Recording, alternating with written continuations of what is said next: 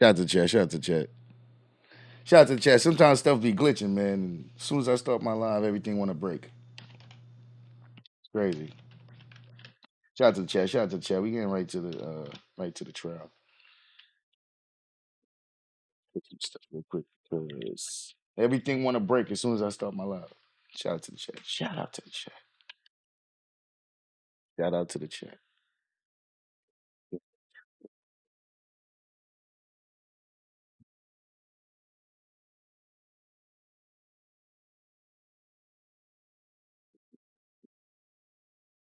And we're back, man. We are here. We are here, man. The trial. Julio Foolio trial. We caught up, man. We on day 7 and they on day 7. The good thing is we get to skip all the stuff that people got to sit through. But at some point we're gonna end up sitting through some of that shit too because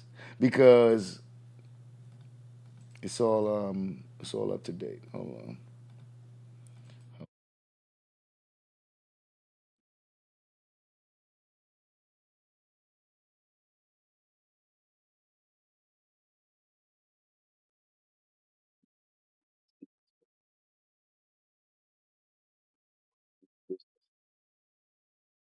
Mind people business, man. Not in here. Maybe in the other chats, but not in here. Shout out to the chat. Shout out to the chat. I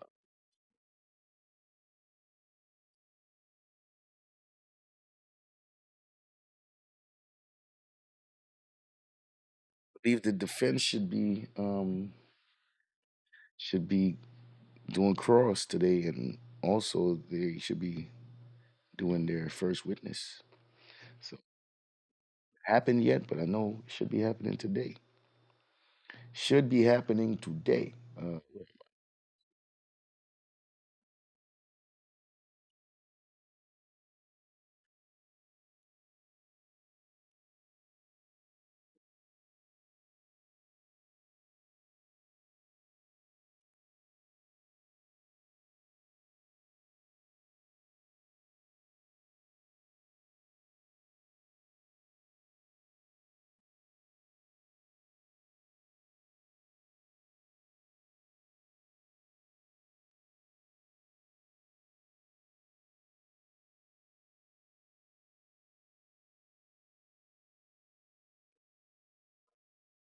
Get my let me get these let me get this stuff ready.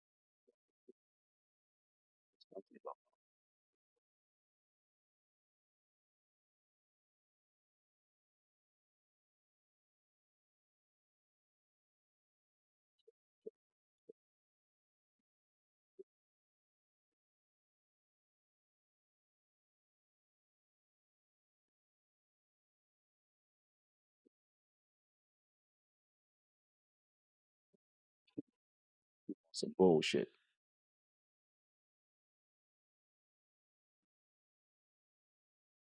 Should be good. All right, let's get to the trial, man. Shit. Hey, listen. You know what we doing. If you think I'm here to play around with y'all, god damn it, I'm not. You know what we doing, man. Come on. We get right to it, man. Julio Foolio murder trial. Alicia Andrews is on trial, man. We on day 7. We on day 7.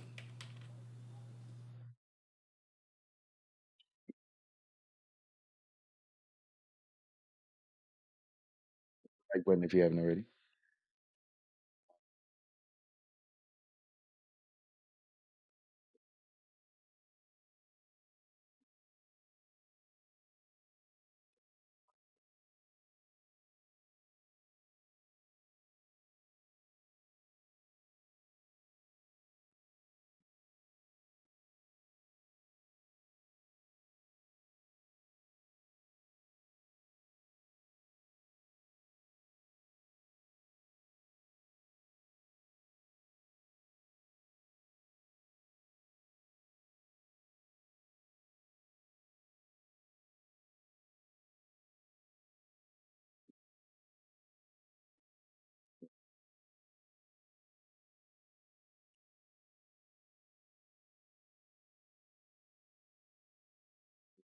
Getting right to it, man. They said they were starting early, and then took them a long time to start.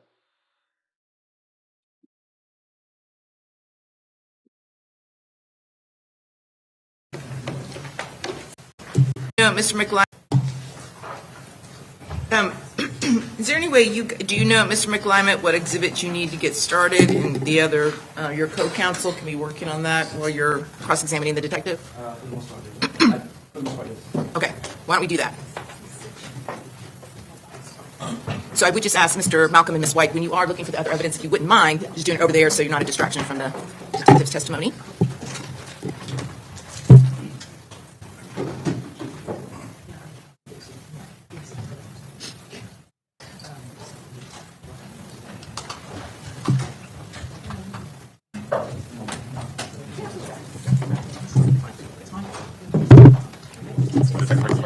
Yep. Oh, I think there's one in there. There's a computer drive on that computer. You see that toy right there? There you go. And there's another drive.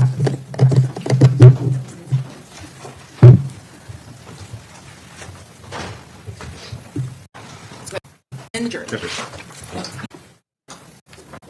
Welcome back, members of the jury. Mr. McLymet. Anticipated, I have caught in traffic, so this one's on me. Okay? All right, well, with that, we are ready to proceed. Mr. McLymet. Thank you.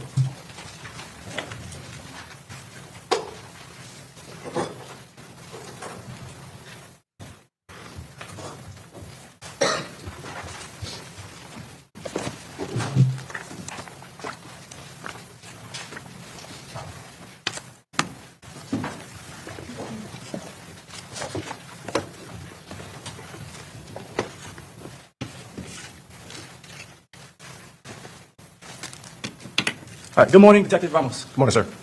All right, so there's no evidence whatsoever that at the time Alicia Andrews was attempting to book an Airbnb that she knew of some murder plot to kill Julio Foolio. Is that correct? He can answer if he knows. There, at the time that she's booking it on Friday, are you specifying, or At the now? time that she sends an Instagram text message to the individual on Instagram at that time. I can't speak to what was going on in her mind at the specific time she's sending that message. All right, there's no confession note anywhere from Alicia Andrews that she knew of any murder plot. That's correct? Correct, sir. There's no incriminating message in her phone that says she knew of a murder plot to kill Julio Foolio Charles Jones. Is that correct? In detail, no. All right. When you say in detail, no. Is there any undetailed or less detailed message in her phone that says she knew of a plot to kill Julio Foolio Charles Jones? I'm aware of the messages that she wished death on the victim, Mr. Jones. Do those messages, 4 years before the murder happened, have any indication that she knew that Charles Jones was going to die on June 23rd of 2024? No. And you have no way of definitively knowing whether she knew that Charles Jones was going to get killed, correct? As a totality of the evidence throughout the case, yes. You do? The evidence would point to her knowledge in the involvement of the crime, her participation. So your testimony today is that there's evidence, I guess in the totality of the evidence, you know that Alicia Andrews, you know definitively that Alicia Andrews knew that Charles Jones was going to die. Again, there's no singular piece of evidence other than a detailed confession that can tell me what's going on in someone's mind. So there's an inference or a logical deduction based off of all of the evidence that we've compiled in this case. So you're making inferences. It's evidence. All right.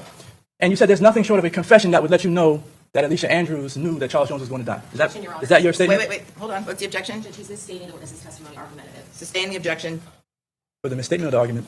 No, for the misstating what the detective just said. All right. Detective, do you mind repeating what you just said? You're going to have to repeat the question prior. All right. So you're saying that in the totality, if I'm saying it incorrectly, correct me. Sure. In the totality of what you have looked at, that there's evidence that Alicia Andrews knew Charles Jones was going to die. Yes. All right. And then you also said that the only thing that would show that Charles Jones knew, or that Alicia Andrews knew that Charles Jones was going to die is a confession. No, your question was if she knew at the time that specifically she sent a message. Overall, if she knew throughout the whole weekend, the evidence would point that she knew. All right, but I'm talking about your mention of a confession earlier. You mentioned that short of a confession, there's no evidence that would show definitively that she knew. No, that's not correct. All right, you didn't say that, what you're saying. No, what I'm saying is that the confession would be something that could point at her state of mind. The evidence that we've compiled in the case would lead to the inference or the logical deduction that she didn't know Foolio was going to die that weekend. All right.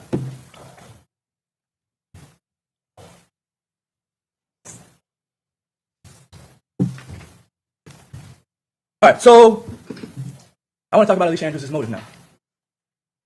There is no motive for Alicia Andrews, in your opinion, other than her connections or loyalty to Isaiah Chance. Is that correct?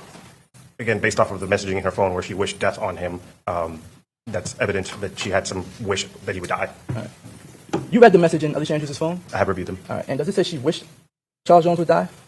I can't recall the specific verbiage. All right. Does it say she wanted to kill Charles Jones? No.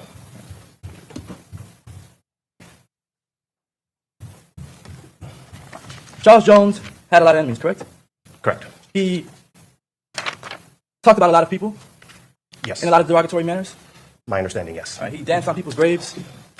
That's what I understand, yes. He made songs about dead people, Correct. mocked dead people, Yes. and therefore, and millions of people saw these things online, correct? Correct. All right, and so millions of people had opinions about Charles Jones, correct? I can't speak to what everyone else felt towards Mr. Jones, only those who participated in his murder. So you can't say whether there were people who felt certain ways about Charles Jones. Objection, speculation. I sustain the objection. All right. So Charles Jones did all of these things, and the only thing that you can speak on is how the individuals in this case felt about him. That's my responsibility to figure out who killed Mr. Jones. I can't speak on everyone else's idea of Mr. Jones. All right. So you can't draw any inferences about how the people felt about Mr. Jones. Outside of the perpetrators in this crime, I can't speak about other people. But you can speak about the gangs, right? You've spoken about gangs that he had problems with, right? Yes. And other people in Jacksonville he had problems with, right? Yes. And that those people didn't like him as well? Yes. All right. And you're speaking about other people's motives. I want to speak about, let's go with Davion and Rashad Murphy. Davion and Rashad Murphy were related to an individual named Spaz. Is that correct? Correct. All right. Spaz's real name, his last name is Murphy, right? I can't recall. All right. But Spaz. I'm aware that they're related to Gerard Adams, who was killed. That's the extent of my knowledge of their personal motive. All right. So Gerard Adams is killed at a football game at Rains High School, correct? Correct. In 2018. That's my understanding, yes. All right. And the person who's alleged to have killed him, or at least was convicted of killing Spaz, Gerard Adams, is Robert Howard, right? Yes. All right. Robert Howard gets arrested, gets convicted, and gets sent to prison, correct? Correct. And he gets out sometime 2023, 2024. Is that right? Yes, sir. That's my understanding. All right. So the Murphy brothers, from the evidence that you've seen in their phones, they felt a certain way about Spaz being killed. Is that correct? That's my understanding. All right. They were angry that Spaz was killed. That's my understanding. All right. And they knew that Robert Howard was convicted for killing Spaz. Is that correct? I would assume so. So Robert Howard and Charles Jones, they're close friends, right? Correct. So Robert Howard gets out of prison for the killing, right? Yes. And then him and Charles Jones, they start to get together and hang out. Is that correct? That's my That's what they understanding. were doing the night that Charles Jones was killed, correct? I didn't even know all this. Robert was accused of killing. Wow. Mr. Howard and Mr. Jones were hanging out the night that he was killed, yes. All right. And so much so that Robert Howard was on one of the flyers for Charles Jones's parties. That is correct. Robert Howard and Charles Jones were in the same vehicle that night? At some point in the beginning, I believe they were in the same vehicle or maybe on the drive down, but at the actual time of the murder, no, sir, they weren't in the same vehicle. All right. So Robert Howard and Charles Jones, they go from the Airbnb to Teasers together, correct? No. They did not. No, Robert Howard arrived at Teasers at approximately 1:41 a.m. on the 23rd, and Mr. Jones arrived at Teasers at approximately 2:24 to 2:26 a.m. Robert Howard was at the Airbnb with Charles Jones? Yes.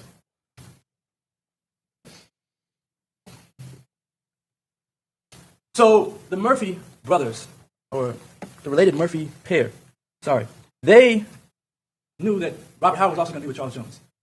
I'm not sure if they knew. Well, they saw the flyer, yes. Yeah, surely because Rashad Murphy, he presented evidence that his Instagram account was searching Charles Jones's Julio, Instagram page. Yes, correct, sir. Right. So we know Rashad Murphy was looking at Julio Foolio's page, his Instagram page. Yes. And likely would have seen the flyers that were on the page. Correct. Right? And those flyers had Charles Jones and Robert Howard in the same picture. Correct. All right. Sean, I want to talk about Sean Gathright and his motive. Sean Gathright, before this incident, he'd never been involved in any gang activity. He'd never been monitored as a gang member. Is that correct? By law enforcement, I don't believe so. All right. So Sean Gaffright was not, and he's 18 years old at the time of this? I believe so. Did you ever uncover a motive for Sean Gaffright? As other than his relationship with Isaiah Chance and the suspicions that they were involved in other gangland murders in Jacksonville. Again, nothing specific, not a confession or anything like that. So for Sean Gaffright, it's I guess his connection to Isaiah Chance that is his motive for this shooting in this case? It was my understanding from the research done by Jacksonville that Mr. Gaithright and Mr. Chance participate in criminal activity together. When you say the research done by Jacksonville, are you saying you did not do your own research? Of course I did. All right, so let's talk about, I guess, your research and figuring out what the motive for Sean Gaffright was. Do you have any other motive besides his connection to Isaiah Chance? Like a personal motive between Sean and Mr. Jones? I'm not aware. Yes, personal motive. So whether it be money, whether it be that someone in Sean Gaffright's family or one of his friends were killed by 6 Block or Julio Foolio, anything like that. For Sean Gaithright, no. And then Isaiah Chance's motive in this case. I'm assuming, and you can correct me if I'm wrong, that you believe his motive is that his friend Tilly was killed. Multiple members. My understanding is he was very close to 23 as well, signified by his chain and what he's talked on social media, and then Tilly as well. So there's multiple people who have died on Mr. Chance's side that would lead me to believe that he had a motive in this. All right, so you're saying on his side. What is his side? The side of the gang war that he's on. Well, what is the side? What do you mean side? Are you talking about ATK? Yeah, it's well established that there's a rival gang war going on in Jacksonville between the victims' gang, 6 Block, and opposing gangs, ATK, their subset groups, and 1200. So Mr. Isaiah Chance was more aligned with the rival gangs of Mr. Jones. All right, but which rival gang did his, I guess, friends or colleagues die in? Like, There's ATK, NHG, and some other subset groups. so you all have Isaiah Chance in ATK, in NHG, and in 1200? I don't have Isaiah Chance in anything. I believe Jacksonville has documented as a gang member and established his connection to the gangs. All 3 of those gangs? The gangs work like hybrid gangs sometimes. It's not just a clear-cut one gang. You can hop from one gang to another. If you have a fallout with ATK and now you're running with 1200, but they're both allies in the war against 6 Block, that happens. All right, so you're saying that individuals in one gang can just hop out of one, get into another, hop out of that one, get into another gang? From my experience of reviewing gangs, it happens, yes. All right, and multiple of Isaiah Chance's acquaintances have died, and so therefore he wants to kill Julio Foolio. Is that correct? It would speak to his motive. All right.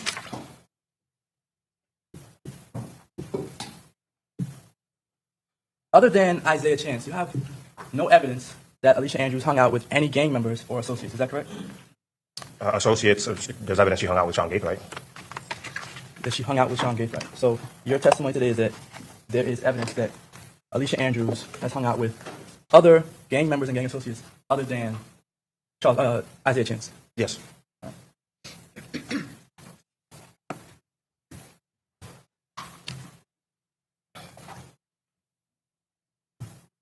Sean Gaffright is a gang member? A gang associate. Who identified him as a gang associate? So there's a documentation process for gang members, but not for gang associate. However, there is statutory guidelines on what could classify someone as a gang associate per Florida Statute 874.03. And when was Sean Gaffright classified as a gang associate? Again, there's no input for gang associate. It would just be an investigation and a collection of evidence and reliable sources of information. And if we go back throughout the last 4 years of Sean Gaffright's relationship with Isaiah Chance and research, there would be enough statutory requirement to label him a gang associate. All right, so the gang associate, you're just placing that on him based off of you feeling like he meets the gang associate. Well, it's not my feeling. It's what the law says. Right, but when did he become a gang associate, according to the law? Again, there's no specific date that someone gets labeled a gang associate. When I learned that he was a gang associate is when I realized, that there's evidence of his involvement in this gang war.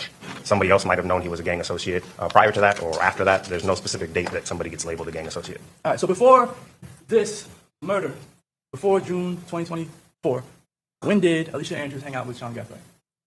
According to her statement to me, there was some kind of gathering at his house that she went to some time ago. All right, that's the only time that she was around Sean Gaffright? What she told me, yes. Right. Oh, and then obviously her hanging out with him throughout the weekend of the murder of Mr. Jones. Right, so but before this weekend of this murder, yes, you know of one incident where Alicia Andrews was around Sean Gaffright? From her statement, yes. All right, and she told you that she went to his house with Isaiah Chance, correct? Yes. She sat in the car? No, specifically that she went to a gathering. But then sitting in the car was she may have been to his house other times and sat in the car at those times. She said she went in and got a plate of food, right? Something along those lines. All right, and that was it? Right? Yes, something along those lines, yes. She's never, before this incident, spent any time with him away, out of town, correct? From my knowledge, I can't speak to that. You don't have any text messages that prove that Alicia Andrews had conversations with Sean Gaffright before this incident? No, not that I can recall. All right. They don't have any Instagram direct messages between each other? Not that I got in for the time period that I pulled. And they don't have any photographs together? Not that I'm aware of. All right. They didn't go to school together? Not that I'm aware of. They don't know each other's parents? I'm not aware of that. So other than going with Isaiah Chance to get a plate of food on one instance, you don't have any evidence at all that Alicia Andrews was hanging out with Sean Gathright? Objection, Your Honor, a statement of the witnesses. Overall, go ahead. Sean Gathright and Isaiah Chance are close friends for years now. So, and the defendant Alicia Andrews has been dating Isaiah Chance on and off for 4 years. So, So you're assuming that because Alicia Andrews and Isaiah Chance are dating on and off, that she must have been around Sean Gathright at some point? I'm not going to make that assumption, no. Okay. Talk about Robert Howard again. Robert Howard was Charles Jones' one of his closest friends, correct? That's my understanding. All right. You don't have any other reason to understand anything different, right? No. And Robert Howard was affiliated with Six Block, Charles Jones' affiliation, same affiliation. That's my understanding, yes, sir. And Robert Howard used to speak to Isaiah Chance on the phone, is that correct? Yes. They spoke to each other on the phone, even though they're in so-called rival gangs. That's my understanding, yes. They spoke to each other on the phone for hours at a time, even though they're on rival gangs, right? My understanding, that's not an uncommon practice. Like, these guys talk to each other via Twitter Spaces and spend a lot of time on the phone talking to each other. So well, if it's not uncommon, is there another example that you have of two rival gang members who speak to each other for hours on end on the phone? Not specifically. Okay, but it's not uncommon.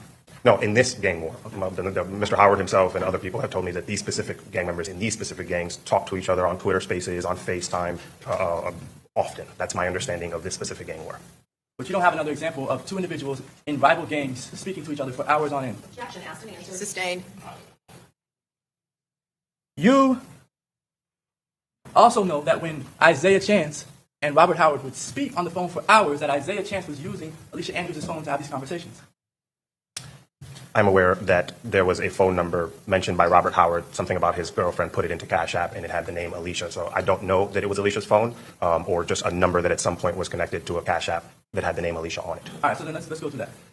Robert Howard, what you're testifying to is that Robert Howard was talking to somebody on a particular phone, talking to Isaiah Chance on a particular phone number, right? Yes. And Robert Howard's girlfriend goes through his phone, gets the number, puts the number in Cash App, correct? Your Honor, I'm going to object as to hearsay. You just testified to this. No. Overall, you can go ahead and answer if you know. Yes, Your Honor. Robert Howard takes the phone number. Robert Howard's girlfriend takes the phone number and puts it in Cash App, correct? This is what Robert Howard is saying. I have no way of verifying that this actually happened or what number it was. But you don't have any reason to doubt what Robert Howard told you, right?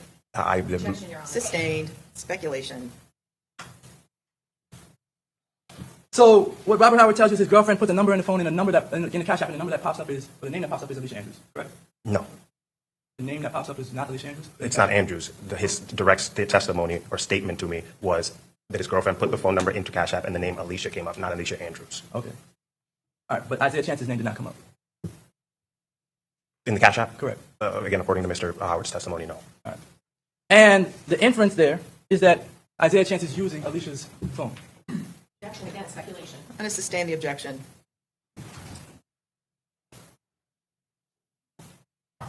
Did you track down the number that Robert Howard was talking to Isaiah Chance on? No. Why not? He didn't. He wasn't able to tell me. And it's not in his phone. I don't have access to Mr. Howard's phone. You don't have access to his phone records? No, I have access to the call detail records that I pulled from the 30-day period prior to this homicide, but my understanding was that Mr. Howard's conversations with Isaiah Chance spanned over a period of years. So no, I do not have years worth of call detail records for Mr. Howard. All right, but you could have gotten those. I'm not aware of how far back I can go. Typically, the rule of the normal process is to pull 30 days. We don't want to be too invasive in pulling records. But you can ask Robert Howard for his consent to get those records, right? That wouldn't have been a material to this investigation. Okay, so it's not material that Robert Howard is talking to someone in a rival gang that is a suspect in the murder of his best friend. No, I'm specifically talking about the phone number from years ago. All right. So you never verified whether Robert Howard was talking to Isaiah Chance? It's just testimony. I have no way of verifying conversations that I don't know the exact dates, what phone numbers were used from years ago. But you didn't attempt to verify it? For this investigation, it wasn't material, no. All right. So it's not that you don't have a way to verify, you just didn't try to do it. Objection, Your Honor, argumentative. Sustain the objection. You went cross-examination. I don't even understand the objection for argumentative if cross. Okay. Well, I understand it, and I just sustain the objection. So please ask your next question. Yep. Judge ain't playing with you, boy. Stop testing the judge, bruh. You're on a sidebar. Sidebar, Your Honor.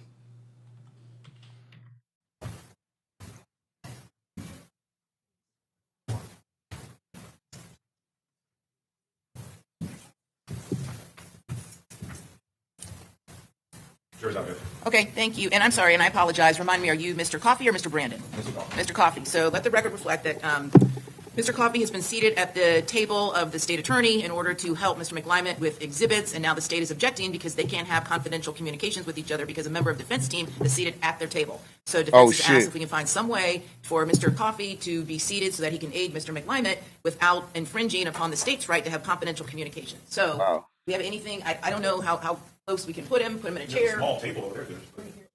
Great. Don't trust him.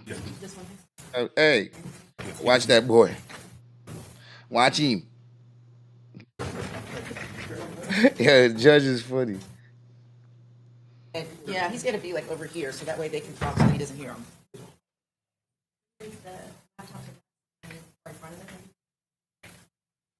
There you go. Yep, put the laptop on the table right there in front of you. Yes, sir. Thank you.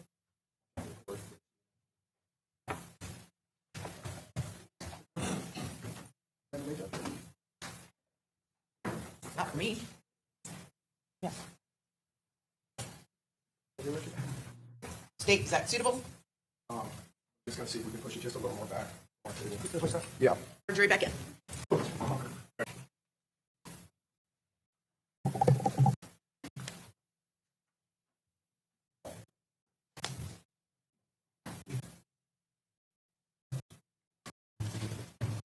Shooting, is that correct? I have.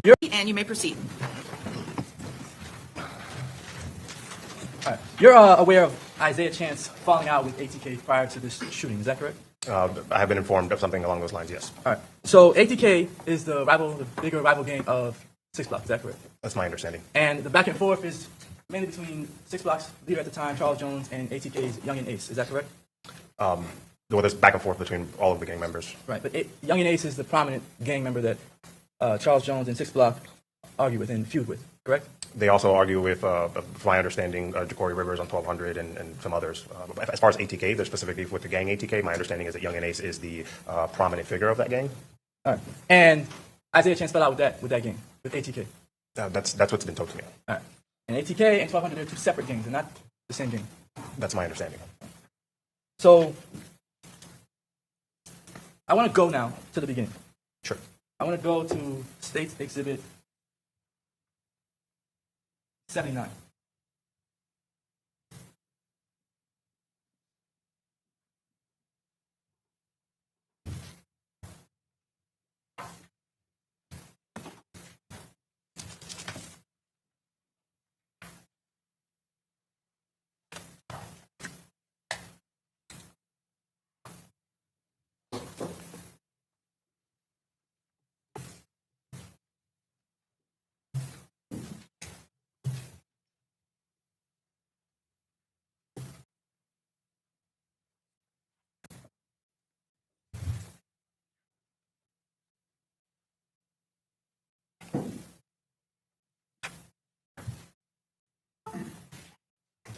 Okay.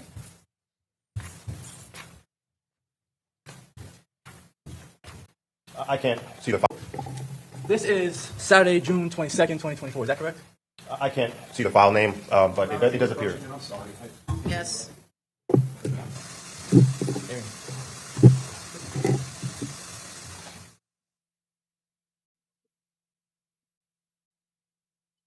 Approach again. What happened, man?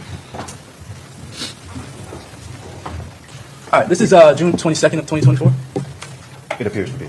right, and this is at Sean Gathrigh's residence. Correct. And this is the part of the video camera where Isaiah Chance arrives at the residence, correct? It appears to be. And he's just gotten out of the vehicle with a firearm tucked it into his waistband. I can't recall at which specific point, like in this clip right here. All right. But that does happen, yes. Okay.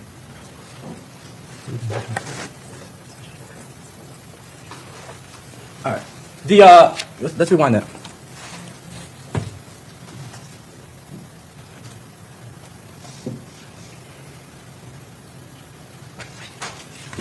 All right. Did you see Mr. Chance tuck the firearm into his waistband? I saw him tuck something from this angle, yes. All right. At this point in time, Alicia Andrews is not present, correct? That is correct. All right. She's at home. That is correct. All right. And this is when Isaiah Chance first arrives. Correct. Isaiah Chance is going inside of Sean Gathrigh's home. Yes. All right. Continue, please.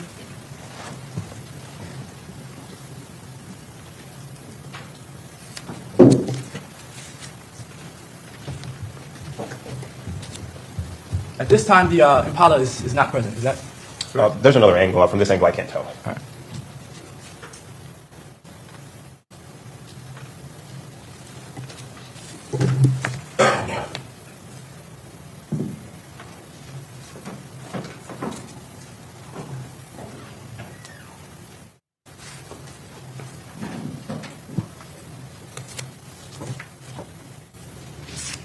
Isaiah Chance grabs bags from his BMW. Is that accurate? It appears that he's grabbing some bags from his BMW. Yes. All right. At this point, Alicia Andrews is still not present on the scene. Correct. And there's a long bag that he's grabbing there. Is that correct? In his right hand. The blue one in his right hand, yes. All right.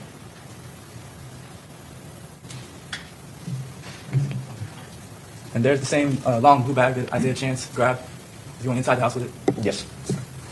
He doesn't take the bag from the BMW and put it straight into the Chevy Impala. Is that correct? Correct. All right.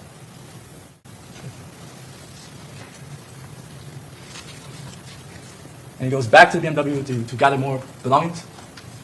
Yes, sir.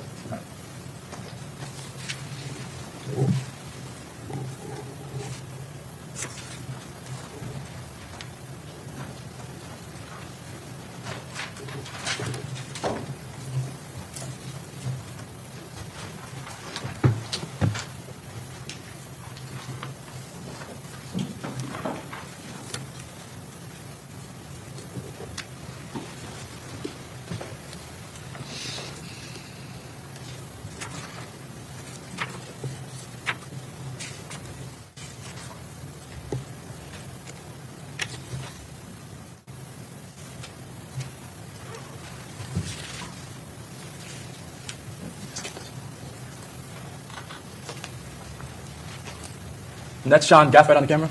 Yes, sir. Sean Gathright is with Isaiah Chance at this time. Yes.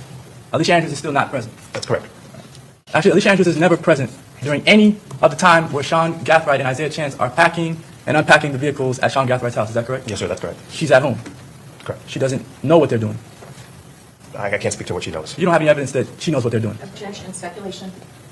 Sustained as to state of mind, you can answer the question as far as evidence you may have or not have. Do you have any evidence that Alicia Andrews knew that Isaiah Chance and Sean Gathright were packing any of these belongings in this car, in this Impala? No. Did Isaiah Chance tell Alicia Andrews that he was packing anything? Do I have evidence of A communication? text message, anything? No. And they're packing these vehicles, they're going back and forth with these bags, they're doing that for a couple of hours. Is that correct? I believe Mr. Chance got there somewhere around 12:30 p.m. And the packing occurs before they leave at 3:54. So yeah, I would say a couple hours. Sure. All right, and for that entire stretch of time, Alicia Andrews is not present. She arrives closer to the right before they leave. Right, but she's not present when they're packing any of the bags for those few hours. Is that correct? For the packing of the bags, no. All right. Or the packing of the cars with the bags. She's not present for this specific sequence of the bags coming out of Mr. Gathright's car and going into the Impala Right. at this time. Okay. All right. So Alicia Andrews gets there around what time? Are we still using this, or are you done? Yes, we are. I'd have to go to the report to give you the exact time. That's fine. 15, 20 hours. 15:20. So that's 3:20 p.m. 3:20 p.m. Yes. All right.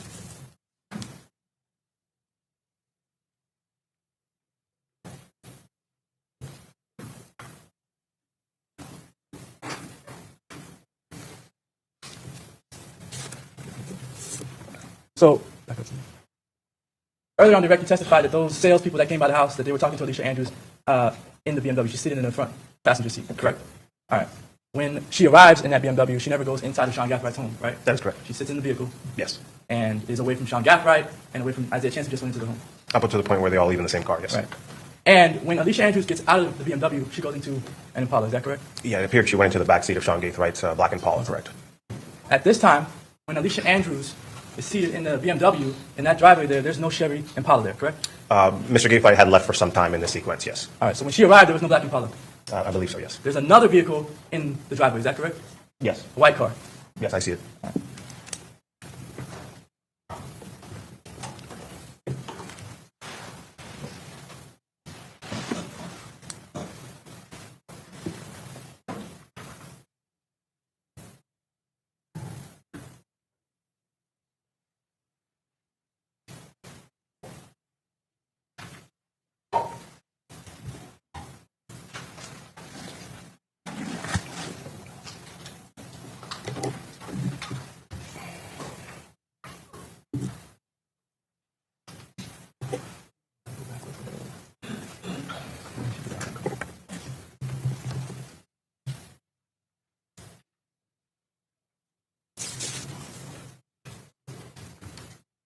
All right, pause it. So the Impala pulls up, right, in this video. You see that? Yes, I'm watching. Yes, sir. All right. And Alicia Andrews is getting out of the front passenger seat of the BMW, Correct. and she goes directly into the backseat of the Impala. Correct.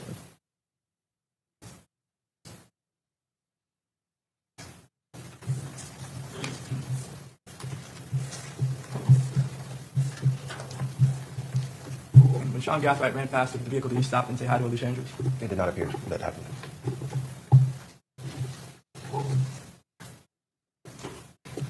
They don't even acknowledge each other. Is that correct? I can't hear if there's But you dialogue. didn't see them look at each other, correct? Objection, argumentative. Overruled. You didn't see them look at each other. It correct? doesn't appear that they have much interaction in this clip. They No, don't sir. give each other a hug or anything like that. There was no hug that I saw, sir.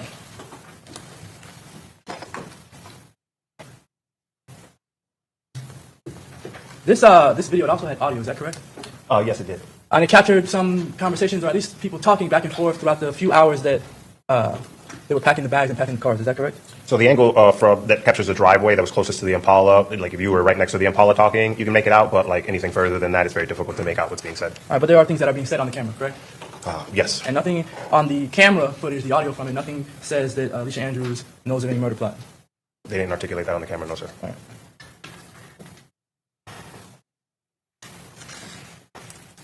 There is in this photo, this is when Alicia Andrews comes back. Yes, sir, that's correct. All right. And there's like a pink bag in the photo there. At some point, yes. All right. This pink bag, you were mentioning it on direct. Did Yes. you ever recover the pink bag? Not that I'm aware of, no. All right, it's not recovered. You know who the pink bag belongs to. No. You don't know if it belongs to Alicia. You don't know if Alicia Andrews. You don't know if it belongs to Isaiah Chance. Correct. No. You don't know if it belongs to Sean Gathright. I'm aware that it came out of Mr. Gathwright's home and ultimately goes back into Mr. Gathwright's home, but I have no way of proving who the rightful owner is of that pink bag. Do you know what was in the pink bag? No. All right. And is that pink bag big enough to fit any of the rifles that are in evidence inside of it? I can't, without the dimensions of the bag, I wouldn't be able to speculate on that. All right, no problem. The pink bag was it uncovered or found during the search warrant of Sean Gathwright's home? Not that I'm aware of. What is the relevance of this pink bag? So, again, there was bags that were loaded into the Impala out of Sean Gathwright's home. Those bags were then unloaded into the Airbnb, and then those bags were taken out of the Airbnb and transported back to Jacksonville. Right, but there was a heavy focus on this pink bag, and I just want to make sure that we understand what the pink bag means. So that pink bag, as far as you know, didn't have any guns or weapons in it, correct? I have no way of knowing what's inside the bag from the video footage. All right. And when Alicia Andrews left Sean Gathwright's home initially, she was not driving the Impala, is that correct? That is correct.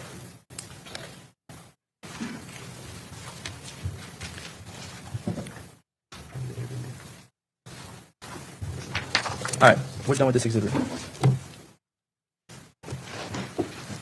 And if counsel would do me a favor, just because we have so much evidence in this case, so many exhibits, I should say, if you're done utilizing something, Mr. Coffey, if you wouldn't mind just handing it back to the clerk to make sure she gets it back, okay? All right, thank you. Let's go to State's Exhibit 61A.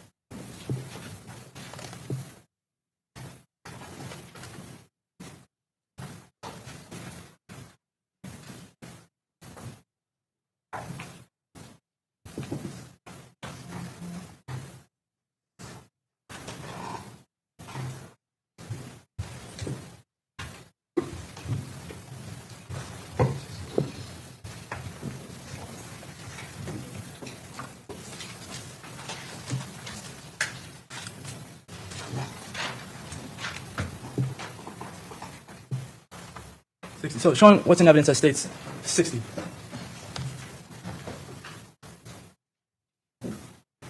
So that's the Airbnb on the left there, correct? Correct. All right, and it has a ring camera. That's what you were showing. Yes. All right. There's parking along the side of the building, correct? Correct. All right. People do park on the side of the building, right? There are spots there, yes, sir.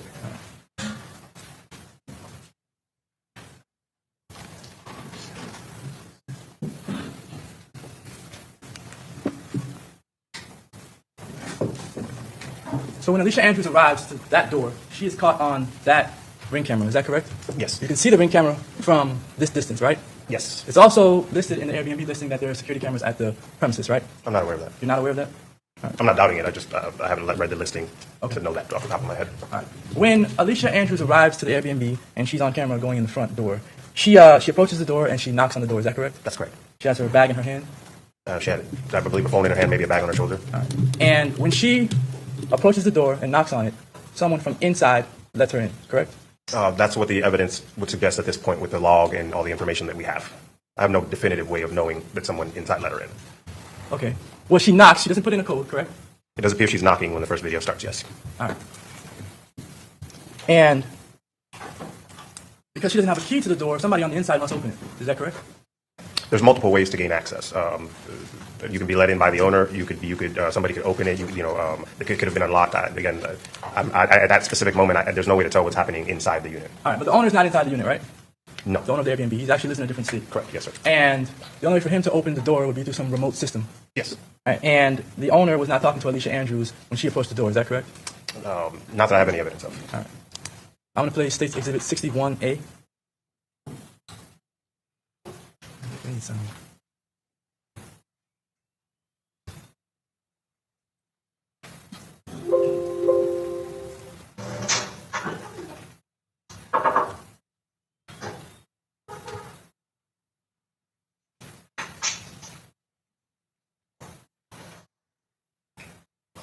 All right, in this video, is Alicia Andrews hiding from the camera? It doesn't appear to be, no. You hear someone say, "My bad," as she walks inside. Is that correct? All right, so somebody was inside. So the Ring camera has the ability to communicate via the speaker. The logical deduction at this point with the logs and all the information we have is that yes, we believe someone was inside at this moment, but there's no definitive way to know whether that voice came from inside or the speaker. Okay, if it came from the speaker, it would have had to come from the owner or one of his employees. Is that correct? Someone who has access to the account, sure. All right. When you were interrogating Alicia Andrews, and up until, I guess, this trial, you initially believed that Alicia Andrews was let in through the intercom, through the remote access device. Yes. All right. When did you come to realize that Alicia was not let in remotely? When I examined the locking mechanism log myself. So like a month ago? I can't recall the exact date, but yes, it was more recent to the trial than I didn't have it in July of 2024. All right. And during the interrogation, you and Detective Campbell said you knew for 1,000% that she opened the door and let everyone else in through the back. Is that correct? Again, so there's logical deductions and inferences that have to be made with circumstantial evidence. That's a part of the requirement. Evidence, it's still evidence. At that time, I was not privy to the locking log that would have shown that the lock was manipulated somewhere in between 55 and 36 when we see it. There's a 36-second buffer that, yes, theoretically, it's possible somebody else put in the code and came in right before she did. And from the logs, we can see that they lock and lock almost simultaneously. So it does appear, now that I have all of the information, that somebody likely came in a few seconds before her. She got locked out, and that's why she's knocking, and yes. All right. But I guess you didn't have all the information about that until a month before trial. Specifically the locking log, the exhibit where we can see the thumb lock turn and unlock. I didn't have that information during the interrogation room while I was in the interrogation. And that locking log changed your perception of what you were seeing in this video, correct? In totality, yes, sir. All right. So is it still your opinion that Alicia Andrews opened the door with a code or was let in remotely and then let people in through the back? No, as far as the entry, those are two separate things. As far as the entry, again, I just testified to the fact that when we analyze all of the data to include the locking log mechanism, it does appear that someone let her in. She didn't put in a code herself. And as far as whether she opened the back door or not, I have no way of knowing who opened the back door. Okay.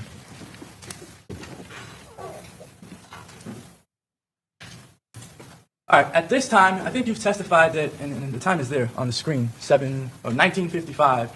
That's 7:55 p.m. Correct? Correct. And Davion Murphy is not on scene yet. The cell phone evidence that I have would suggest that yes, he was not on scene yet. All right. So when Alicia Andrews arrives to the Airbnb, it's impossible for her to see Davion Murphy and whoever Davion Murphy was driving to Tampa with at the Airbnb in the beginning. The Murphys arrived 5 minutes after she did. Okay. At the specific time that she arrives at 7:52, yes, they were not there. She would not have seen them at 7:52. And she would not have seen them when she first walked into the door either, correct?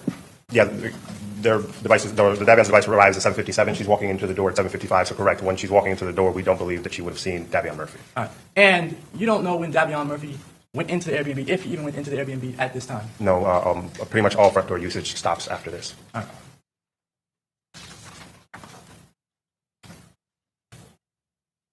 Showing what's in evidence in State's Exhibit 66. This is the locking entries of the door of the Airbnb. Is that correct? Correct. All right. So at 7, let's start at 608. 608, the access code is deleted, correct? That's what it says, yes, And sir. this is June 23rd, 2024, correct? No, sorry. At the very top it starts. The bottom is, June 22nd. so everything below where it says June 22nd, that's all June 22nd. All right, so that's June 22nd, 2024. That's the day that Alicia Andrews arrives to the Airbnb. Yes, sir, correct. All right, and the access code is deleted at 6:08 p.m. Yes, sir. Before Alicia Andrews or anyone else arrives to the Airbnb, right? That was before anyone arrived, correct, yes. So that's a previous access code before a previous tenant. That's what I would assume, yes. Then you see that the door is unlocked by access code at 7:55. Correct. Correct? Yes. And the door is unlocked by access code, but Alicia Andrews is not putting in the code, correct? Correct. And if it's unlocked by an access code, that means somebody is supposed to be at the door putting in the code. Correct. That is not captured on any video, correct? So I'm not sure as far as, I'm not sure what it would show if someone was remotely logged in, but this would imply, unlike by access code, that somebody put in a code, correct? And there is nothing captured on camera of somebody putting in a code, correct? All right. So either the camera did not capture the person who put in the code, meaning the camera is faulty, or the door unlocked by itself with the access code. So again, there's a 36-second buffer that we have to work with, and at this point there had been no activity, an hour. I am familiar that Ring cameras, in order to save battery, put themselves in sleep mode. So in theory, if you were moving fast enough, you could get in before the camera fully boots up and start recording. Because when the recording starts at 55:36, it's actually her approaching right before she knocks. So the evidence would suggest 7:55 unlocked by access code, 7:55:36. She's on camera about to hit the door, that whoever put in this access code and came in from her came in seconds prior, and the camera likely would have been booting up. All right. So the camera did not capture the first person who went in, or maybe first two people that went in. Correct. The camera itself does not show every exchange in and out of the Airbnb.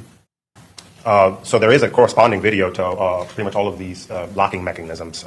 So if there's movement at the door, whether you can beat the movement and the image it's going to capture is just the blank space after you've gotten out of the line of view, but there is a corresponding recording with all of the locking mechanisms and movement at the door.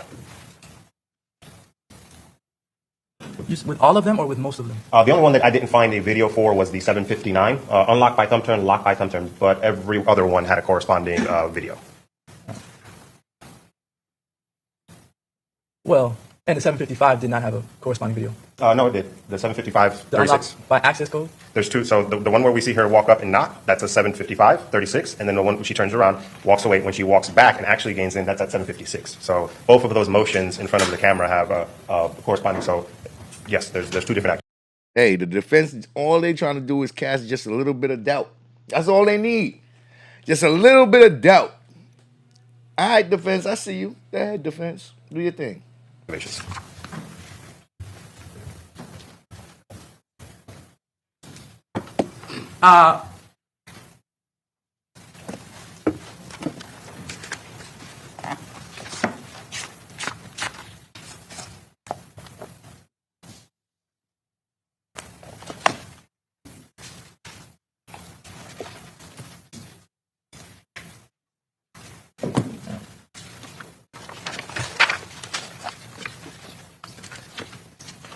This locking log that we see here still states Exhibit 66. You said that it was initially sent to Detective McGill, is that correct? Yes, I had reviewed the email. It appears to have been sent originally to Detective McGill. All right, and you found out about this locking log after there was a deposition taken of the owner of this Airbnb, is that correct? Correct. After I took the deposition. Correct. All right. So during that deposition, there was information uncovered that there was a locking log. That I was made aware of it, yes. All right. And you didn't know about the locking log before that deposition? I was made aware of that the owner had some kind of app where he can track. I personally had not reviewed a log or known that a log was sent. Okay.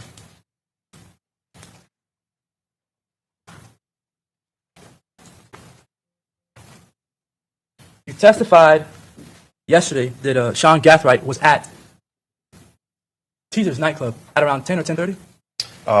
The specific testimony was that Sean Gathright's device traveled up and down Nebraska in the vicinity of Teaser's nightclub between 10 and 10:30 p.m. on Saturday the 22nd. Yes, sir. And Davion Murphy's device was also in the same area? I can't recall at this time about Davion's. All right. So, I believe so, yes. Davion's device, yes.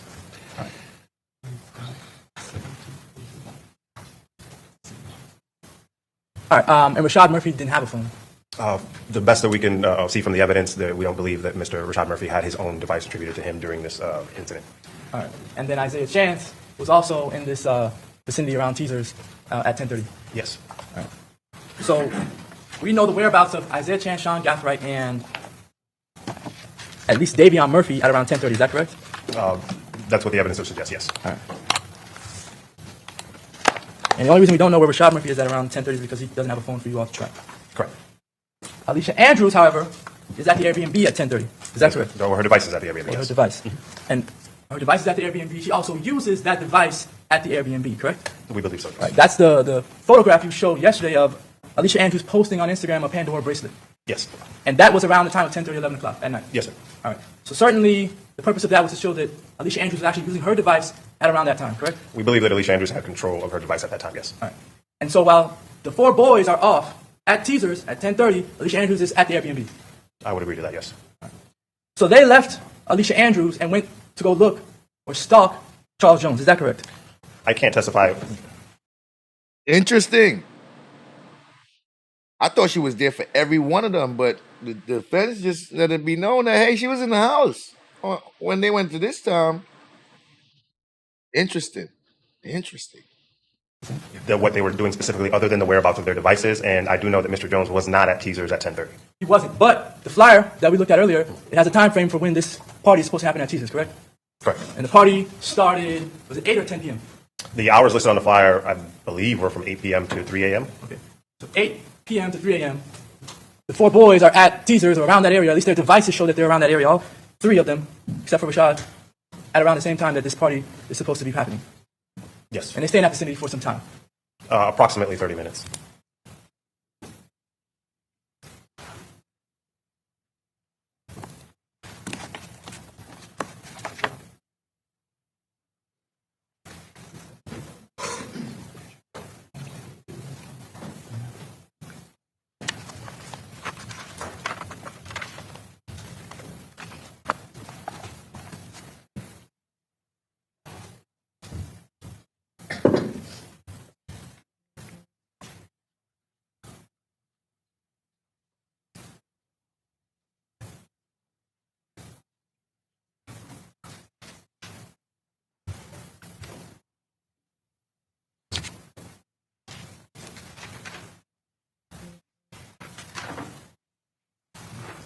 All right, we'll come back to that. Can we get State Exhibit 76, B5 through B7?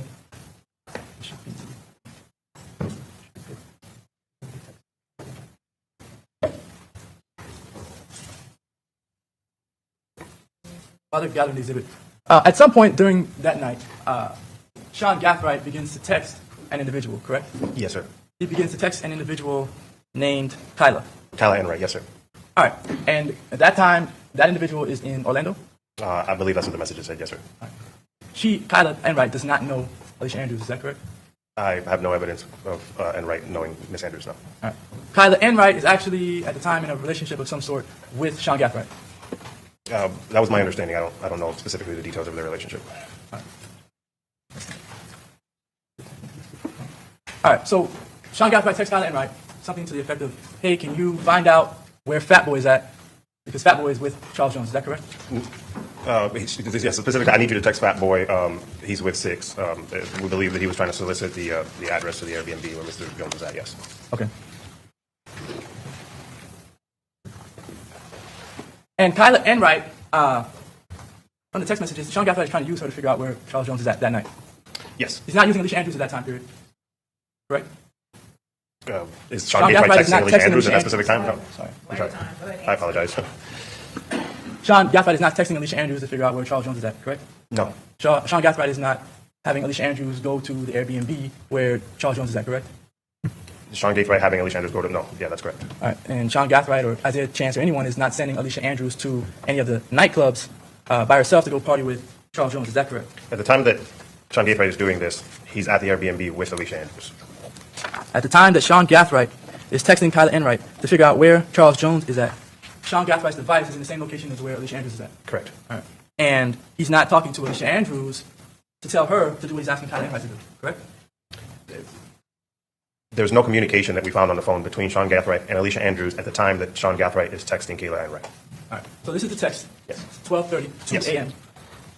This is after Sean Gathright and crew get back to the Airbnb from hanging out around Teasers, correct? Correct.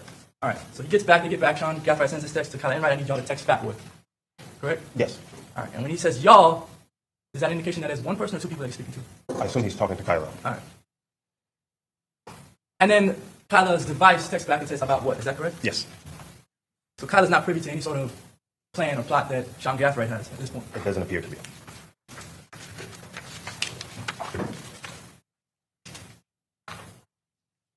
Sean Gathright sends another text to, or at least his device sends another text to Kyla Enright's device, correct? And it says, "Hey sis, I need you. Text Fatboy and tell him you're trying to pull up and trying to see him tonight." You see that text message? Yes, sir, I do. And this text message, it says, "Hey sis," correct? Yes, that's what it says. Kyla Enright is with Sean Gathright's sister, blood sister at this time, correct? I can't recall if she told me that or not, but I don't know of that. All right. And the device texts back and says, "He know I'm gone. I've been FT him while I'm out." You said you don't know what FT means, right? I think it means FaceTime, but I didn't know at the time that I was asked. Okay. So, "He know I'm gone. I've been FaceTiming him while I'm out." Right? So whoever is talking to Sean Gathright on Kyla's device says that she's been FaceTiming someone named Fatboy. Correct? That's what this would suggest. All right. And then Sean Gathright says, "He in Tampa right now." RN is right now, I'm assuming. Yes.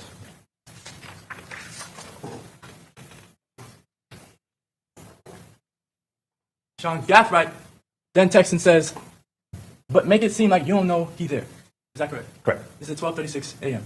Correct. All right. And so Sean Gathright is telling whoever is texting him from Kyla's device to be deceptive about her reasons for contacting Fatboy.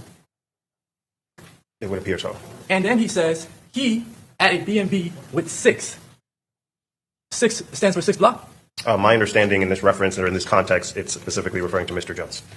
All right. So the he is referring to...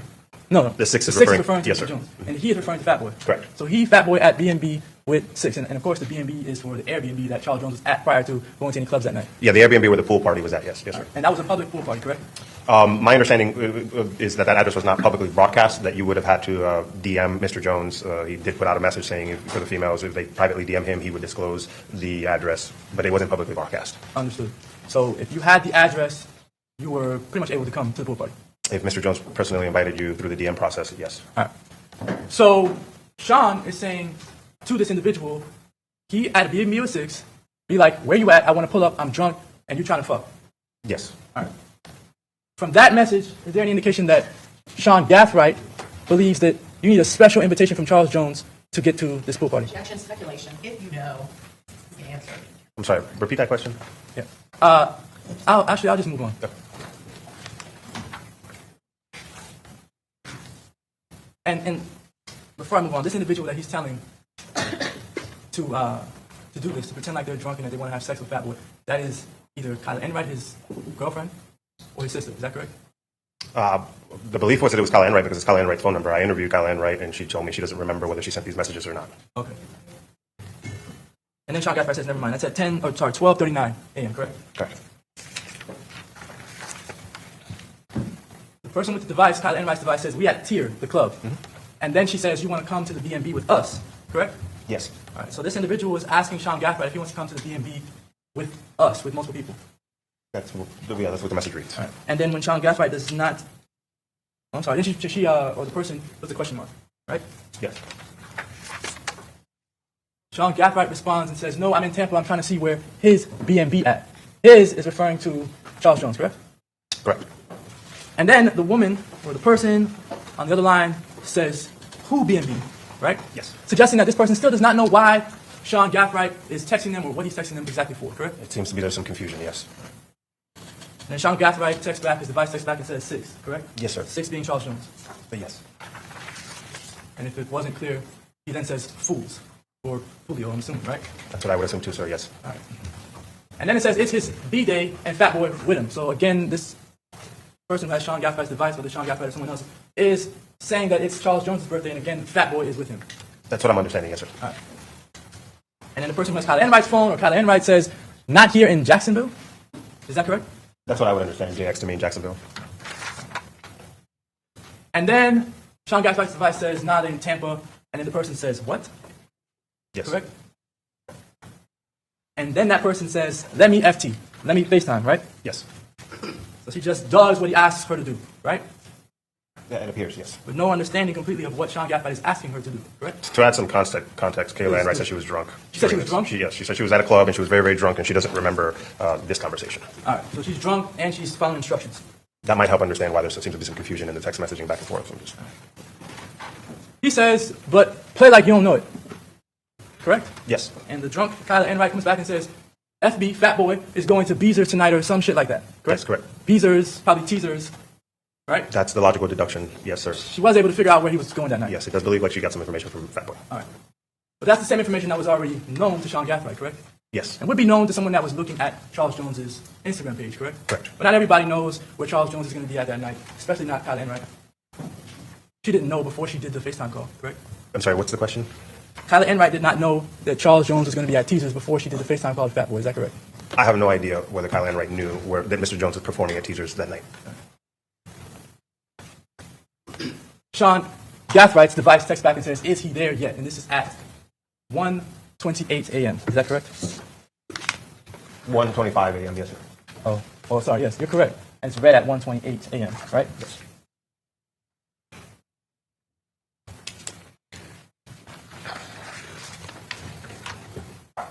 Kyla Enright comes back with more information, and she says no. Correct. All right. So this is supposed to be a well-thought-out conspiracy, right? We believe it was premeditated and planned, yes. Planned for days, weeks, how long? From some messages on John's phone, at least weeks. At least weeks. And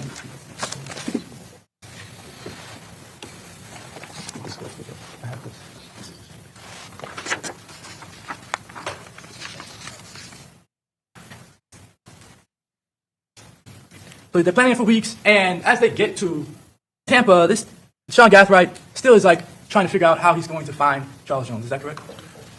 The pool party was not advertised weeks in advance. I don't think anyone knew in advance that there was going to be a private pool party at an Airbnb. But sometime Charles Jones did post about being in an Airbnb, right? Yes. It's pretty vocal about his surroundings and where he's at, throughout his stay in Tampa, right? Yes. He's on his Instagram posting that he's in an Airbnb, right? Correct. That he's drinking in an Airbnb, right? And he also is he wants individuals to come and party with him for his birthday, right? He broadcasted advertising that he was willing to give the address to females who would DM him, yes. All right. So these females, they did not have to be associated or affiliated with 6 Block, right? I'm not sure what Mr. Jones' requirement was for his acceptance of the females. All right. So you're not sure what the requirements were. Did you ask anybody that was with Charles Jones that night whether this was a 6 Block affiliated only party or whether it was open to any woman that looked good enough for them to be there? I didn't specifically ask the people who were with Mr. Jones about what requirement a female would need to meet to be at the party, no. All right. You have no indication that Charles Jones knew Alicia Andrews. Is that correct? No. All right. No, it's not correct, or no, he doesn't I'm know? sorry, I have no evidence that Mr. Jones knew who Alicia Andrews was. All right. And so Alicia Andrews, like any other woman, could have DM'd Charles Jones to get this address for this Airbnb. Is that correct? We're getting into hypotheticals and theories, yeah, sure. Well, I mean, she could have taken her device and went to her Instagram and sent a message to Charles Jones, right? I am aware that Alicia Andrews dated Kay Shorty, and so, there is probably some historical, that would, we're going to, theorize about this. So do I know that Mr. Jones knew Alicia? I have no evidence of that right now. Is it possible that Mr. Jones knew who Alicia was? Yes. All right. So you're mentioning Kay Shorty, and Alicia's past with an individual named Kay Shorty. There were individuals at the party, specifically Aaliyah Albrighton, who had dated the rival gang's most prominent members' blood brother, correct? Aaliyah Albrighton, from the information that I was given, dated Quan is on that side, yes. On the opposing side. Opposing from Fulio's side, yes, sir. And Quan is a rival. No, I'm sorry. Quan is the blood brother of Young and Ace. That's my understanding, that they were at the town center shooting in the same vehicle, yes. And Aaliyah Albrighton was allowed into the Airbnb, correct? Yes.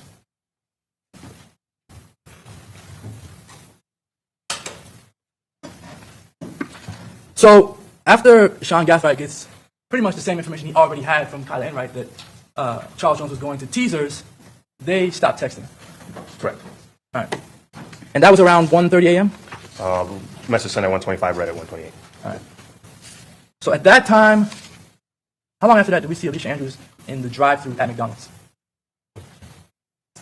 Would have been approximately 15, 20 minutes. I believe the time was somewhere around 135 to 140. Okay. So around the time that Sean Gathright is texting or wrapping up his text messaging with Kyla Enright, Alicia Andrews is getting ready to head to McDonald's. Is that correct? It's in that same hour, yes.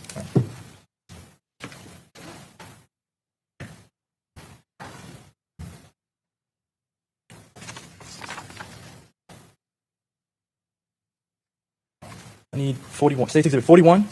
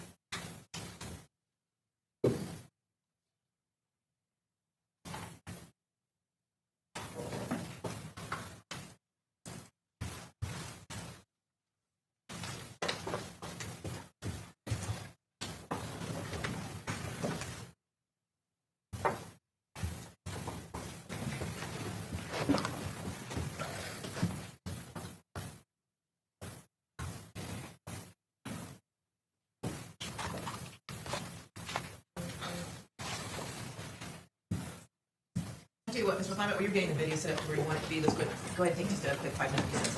Okay? All right.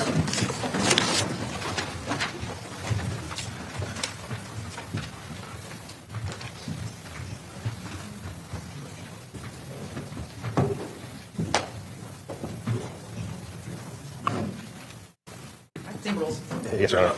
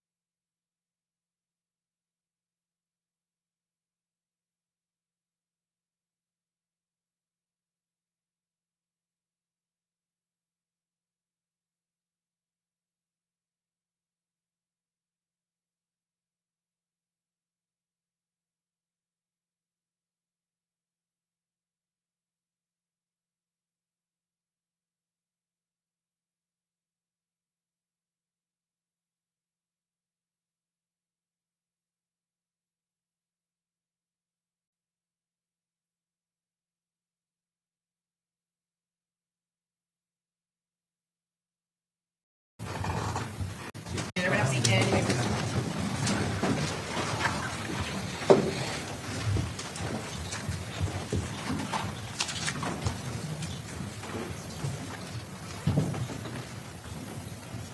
Actually, before we get back to this video, I did want to show, for the purpose of the jury, this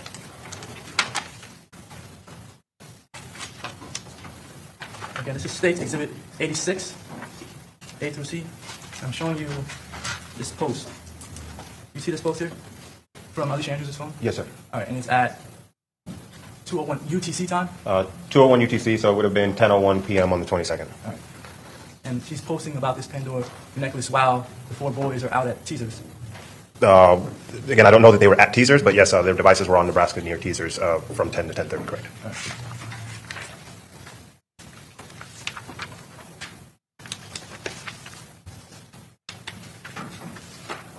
And this photograph shows another post from Alicia Andrews' device, correct? Yes. Trying to figure out why TF is Pizza Hut so MF high all of a sudden. I just want some wings. You see that? Yes, I see it, sir. And that was posted at 2:02 UTC time, Around that same time, yes, sir. around the same time she's posting to Pandora. Yes. So she's worried about food while the others are out near Teasers. Is that correct? I do believe she was hungry at that time, yes, sir.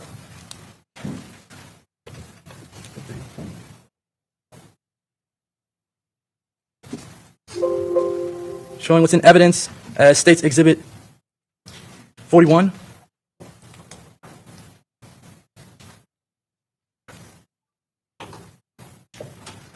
This is the back of the Teasers parking lot, is that correct? Yes, sir, it is.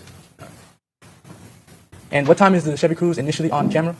So we first see it at approximately 2:17, and then driving through the parking lot, and then it goes out of view, and then it comes back into view at, I believe, around 2:24, the correct time. So, All right, so the silver Chevy Cruze, is that the vehicle towards the back with the driver door open right now? yes, All right. And when it first appeared on camera, that parking spot was taken, correct? yes, All the parking spots that you can see in this camera angle were taken when the Chevy Cruze first came through the parking lot, correct? correct, yes, sir. All right. And the person jumping out of the driver's seat is Isaiah Chance? Yes, sir, correct, All right. Alicia is not driving this vehicle, correct? correct. Alicia Andrews gets out of the front passenger seat, right? Yes.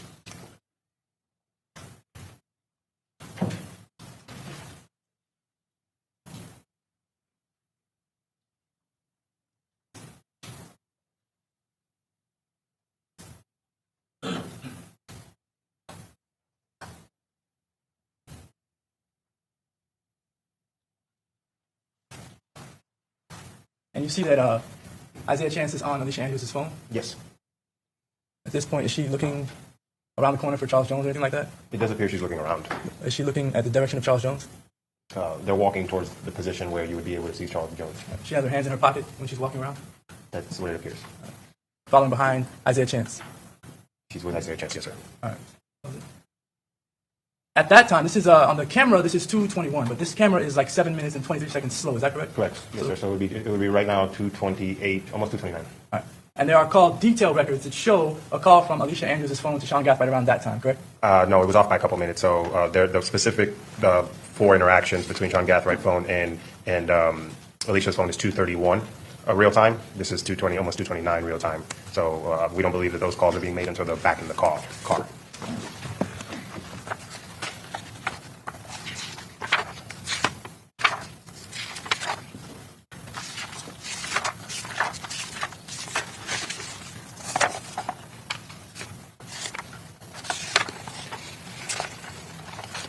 So your testimony is that when Isaiah Chance takes the phone and he has it up to his face area, that there's no call being made at that time, no record of a call being made at that time? Through the call detail records, I can't attest to any other forms of applications. We do believe that there was other forms being utilized that would not be discoverable in her call detail records. Specifically, those interactions at 2:31, there's a message of pick up the phone. So whatever method that they're using apparently isn't being answered at 2:31, and then those messages get sent. All right, so that's, I guess, where we're getting at. When Alicia Andrews is standing next to Isaiah Chance and he's using the phone, there's no record that an actual call was made at that time. Not in the call detail records but it's at possible. 2:28. Correct. But it's possible that there was a call made through some other app, right? That's a possibility, yes, sir. Possible through maybe like a WhatsApp or maybe a Signal or maybe even Facebook or Instagram, correct? Yes, sir. There's a number of apps that can make calls. Yes, sir. That do not show up on the call detail records. Correct. But if you have an iCloud, I guess, search warrant return, can you find out whether there were calls made through any of these other apps? No, not necessarily. It depends on what you back up on your iCloud. So you can back up photos or contacts, not necessarily messages or apps. So the best way would be if we had the actual physical device in the current state that it was in at that time, and obviously we never recovered those devices. And we'll get to that phone part a little bit later. Yes, sir. But there is a possibility that you can recover data that would show calls being made out of the CDR realm. Under the right circumstances, sure, yes. Okay. All right. So there's a text message from Alicia Andrews' device to Sean Gathright around that 2:31 time period. Is that correct? Correct. And the text message says, "Pick up the phone." Correct. That text message is sent twice, Yes. right? An indication that whoever Isaiah Chance was trying to reach out to did not answer the phone. That's what I'm understanding, yes. Right. So Alicia Andrews would not have heard any conversation that Isaiah Chance had with anybody while he was on the phone or trying to use the phone there because there was no conversation to be had. Is that correct? I would not say that. So what would you say? There's apparent continuous communication, so I don't know specifically what phone call he didn't pick up or that specific message, but there's communication throughout the night continuously. So We'll get to the rest of the night. But at least as far as right here in this moment where you have camera footage of Alicia Andrews standing next to Isaiah Chance with her phone in hand, there's no phone call or no records, no evidence that she heard a conversation that he was having. So there's a 3-minute break between 2:28 and 2:31. So I have no way of telling whether there was a successful conversation had near those cars. And then on the walk back, he's again attempting to call, and that's the failed call. So there's no way of telling whether there was a successful conversation at 2:28 in between those cars. So there's like that 3-minute gap, 2:28 to 2:31. Yes, sir. But they're not on camera, correct? And you're saying that there's a No, possible. 2:28 to 2:31, they're on camera. They're just in different spots. Sorry, they're not on this camera. At 2:28 to 2:31. So no, yeah, they briefly come off the screen here to the left, but they started around 2:27, 2:28 in between the cars, right? Walked around. They briefly come off, and then they shortly come after and go walk towards the car. So most of the time they're on camera. The actual 2:31 where the calls are being placed or the messages are being sent, they're in the car. All right.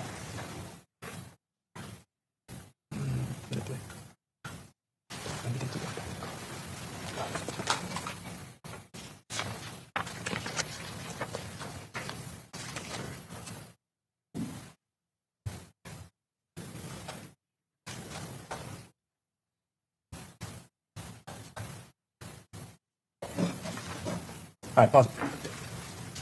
All right, so that is Alicia Andrews and Isaiah Chance again walking towards the vehicle. Yes, sir. Correct. And on the camera, the device surveillance footage, that's 2:22 a.m., so that is around 2:29 a.m. in real time? 2:29:26 to be precise. All right, so they were off camera maybe about a minute. I would say so, yes, sir. All right. She's got her hands in her pockets, sort of following back to the car, is that correct? They appear to be walking side by side, hands in pocket, yes, sir. All right, when he walks back to the car, do you see him attempting to make any phone calls? I can't tell what's happening inside the vehicle from this camera angle, sir. Well, not inside. When they were walking back to the car, did you see him making any phone calls? Again, I couldn't see the front of his body. I Rewind can't that part. speculate on that. So I'll just pay attention to his hands. Okay. They're not by his face with the phone. Is that accurate? Yes, correct. His elbow went up there on the left, but yeah, I would agree that it doesn't appear that his hand's in his face. All right. So they get back in the car. At this time, it's 2:29-ish. Almost 2:30, yes. All right. And then that's when, around there, like a minute after or so, the text, I guess the call detail record shows that there's a call going out. The call detail record showed that there's some text calls that weren't connected, and then that's where the text come in, yes. All right. So at 2:31, they're in the car. The phone makes a call to Sean Gathright. That call does not connect. Correct. And then there's text messages saying, pick up the phone. Correct, yes, sir. All right. And in more colorful language, he says, pick up the effing phone. Yes, Twice. twice, I believe, yes, sir. So he's having trouble getting in touch with Sean Gathright. Again, whoever's using Alicia Andrews' device inside the car at that time is having a hard time getting over Sean Gathright. That's what I'm getting. Well, do you think that Alicia Andrews is using his phone? I can't testify to who's using the phone at 2:31 inside that car right now. And they leave the parking lot at 2:32, correct? It's shortly after this, yeah. I can't remember the exact time frame. Between 2:32 to 2:34, yeah, something like that. All right. So after they leave Teasers, they go somewhere else. When I say they, I mean Isaiah Chance and Alicia Andrews. Correct. All right. Yesterday, you testified that they went somewhere over on Hillsborough. Is that Yes, correct? Correct, yes. All right. They went to another club Objection to called counsel Players Club testifying. Pardon me? Objection to counsel testifying. for cross-examination. Go ahead, overrule. They went to another club called Players Club. Is that correct? No, I don't know if that's correct. I don't know where they went on Hillsborough. I just know that the devices are tracking to the area of Hillsborough. And they stayed in that area for some time, correct? So the device actually moved around a lot. They were only stationary in between 2:30 and 3 in one area for any particular time for 6 minutes. So I don't know where they're at. I don't know what they're doing. All right. You were able to track down that Alicia Andrews went to McDonald's, correct? Correct. That she ended up at Teasers, Yes, correct? correct. That she was at Truth 18, correct? Correct. That she was at USF, correct? The Homes to Suites, yes. Well, the actual The campus USF, was okay, yes, yes, correct, and then, yes, sir. and then Home to Suites, Yes. correct? But you weren't able to track down where she was at during that 6-minute period that you're saying she was somewhere on Hillsborough. We definitely made efforts.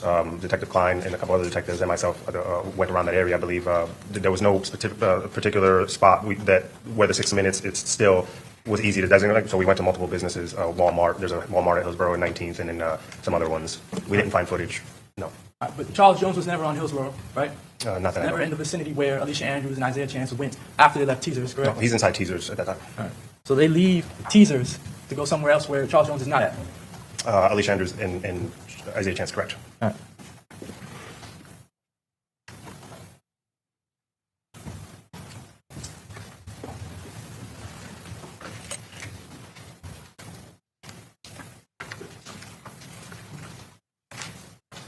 After Alicia Andrews and Isaiah Chance leave the Hillsborough area, they go to Truth 18.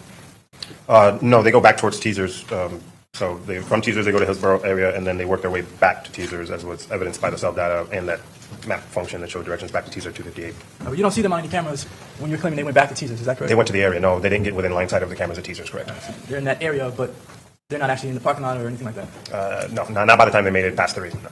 All right. So then at some point, Alicia Andrews and Isaiah Chance end up at Truth 18. Yes. All right. And showing what's in evidence is State's Exhibit 75C6.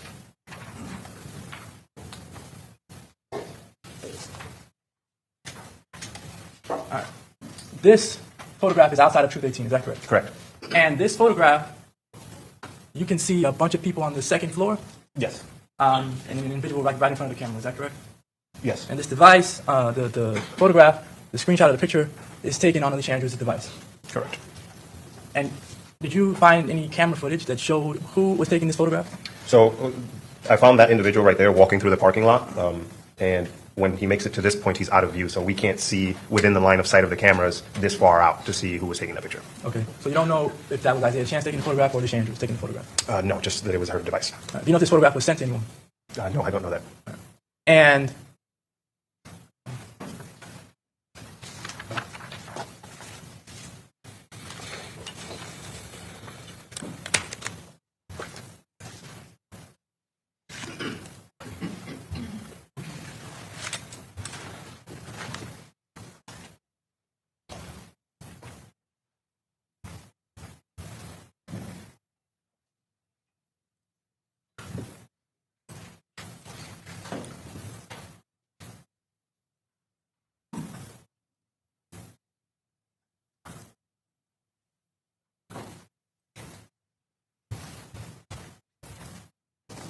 showing what's in evidence is State's Exhibit 44. This one's gonna have a lot of audio. I don't know. Can you turn it down?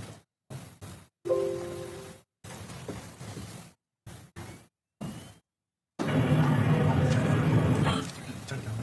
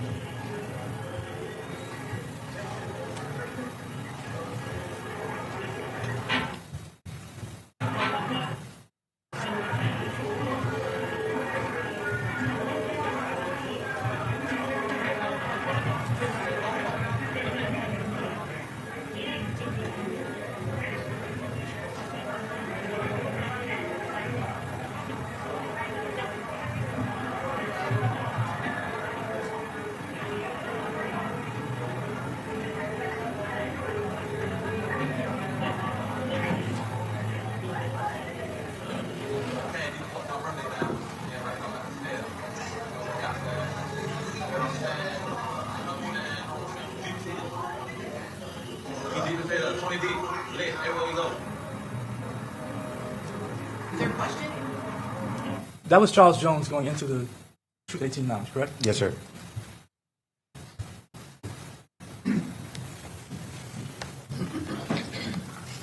And sometime after that, you do see Alicia Andrews and Isaiah Chance walking through the parking lot? Correct.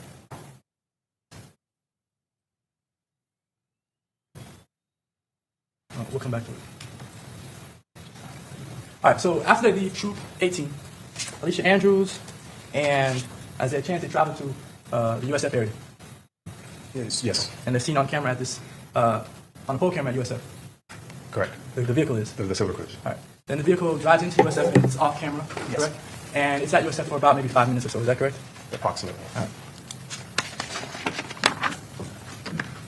You're not sure exactly what they were doing over there, Alicia Andrews and Isaiah Chance? I'm sorry, they followed the victim's entourage to that area, and I would assume they're staging across the street. Okay, when you say staging, you did use that word in direct examination. Yes. What does that mean? That they're parking near the homestead suites to be in the area. Okay. And then after that, Charles Jones is shot and killed at the Home 2 Suites hotel in the parking lot. At some point, yes. After he's shot and killed, there's a bunch of celebratory messages, correct? Correct. Someone says, "I'm coming home, my thirst is quenched, pop a bottle of Don Julio today." Do you remember that text message? I do. Do you remember that it comes from Sean Gathride's device? I do. And you remember that it goes to an individual that one of the Murphy brothers knows? Correct. All right. So presumably Sean Gathright did not send that text message, correct? Correct. One of the Murphy brothers used his phone to send it. I believe they're cousins. Oh, sorry. One of the Murphy cousins uses the phone to send that message, correct? Correct. Is it Rashad Murphy who does not have a phone that sends that message? The evidence, it's actually Davion Murphy. I verified it ultimately. Okay, so it's Davion Murphy that sends that message? Yes. Then there's another message. "I'm coming home, my thirst is quenched, I love you, Murphy." Is that Davion Murphy or Rashad Murphy that sends that message? I'm sorry, so you're correct. So there's two messages, two different numbers, sent around the same time. I made contact with the young lady who was the subject of one of those messages, and she confirmed to me that it was Davion who sent it to her. I don't know about the second one. So, I mean, in theory, Davion could have sent one, Rashad could have sent the other, but I just assumed Davion sent both. Okay. All right. But Alicia Andrews didn't send any of these text messages, correct? Those specific messages, no. All right. And in addition to that, Isaiah Chance posts on Instagram shortly after the murder, correct? Correct. And he posts a picture of Bill Belichick. Isaiah Chance, I believe, was Tom Brady and Bill Belichick. Rashad Murphy was just Bill Belichick, if I'm correct. All right. I have it backwards, but Sure. regardless, well, we have both Isaiah Chance and Rashad posting pictures of either Bill Belichick or Tom Brady, correct? Yes, sir. And in their world, that's a celebration, correct? That was what I understand, yes. All right. Alicia Andrews did not post either of those two posts, correct? No, sir. Then we have an individual, Young and Ace, who releases a song shortly after the murder, correct? Correct. The song's called Game Over? The one specifically right after the murder, on the day of the murder, was Do It. Game Over came a few days later. All right. A few days. So there's two songs that Young and Ace dropped right after the murder. Correct. All right. And in one of Young and Ace's songs, he speaks to what happened. This murder happened at around 4 a.m., a little bit after 4 a.m., closer to 5 a.m. Specifically 4:40 a.m., yes. 4:40 a.m. And Young and Ace's song specifically says, 5 in the morning, got a call. What is this? Dead on the floor, dead on arrival, Mr. Six. That song is a celebration of the fact that Charles Jones is dead, correct? That's what I'm gathering, yes. They call Mr. Charles Jones Mr. Six? Yes. All right. And he's celebrating, and Alicia Andrews didn't write that song or release that song, correct? No, I have no evidence of that, yes. Alicia Andrews does not make any posts celebrating the death of Charles Jones after his death, correct? Not that I have any evidence of, correct. She doesn't send any text messages to anyone celebrating the death of Charles Jones, correct? Not that I found. And she's the only one in the group that does not have some form of celebratory text or post about the death of Charles Jones. Is that correct? I want to be clear, I don't have all of her communication. So from what I have, specifically an old iCloud backup that doesn't include everything backed up, and the Instagram, in that evidence, from what I have, no, that doesn't appear to be a celebratory post made by Alicia Andrews. All right. But you said there's an old iCloud. What do you mean by old? That's probably the wrong verbiage. Just that there's aspects of it that are older than others. So every time you back up your iCloud, you can choose to back up certain aspects of it, and so the backup that she had, a lot of the features of it were older. Some of them were new. The photos, obviously, we got that photo from that weekend, but some of the features were older.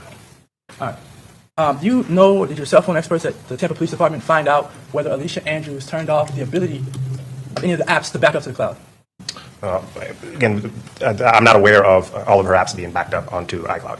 Well, let me ask you a different way. Are you aware of any apps not being backed up to the iCloud? I'm not aware of the app backup situation. I just know that there wasn't anything found pertinent to this investigation.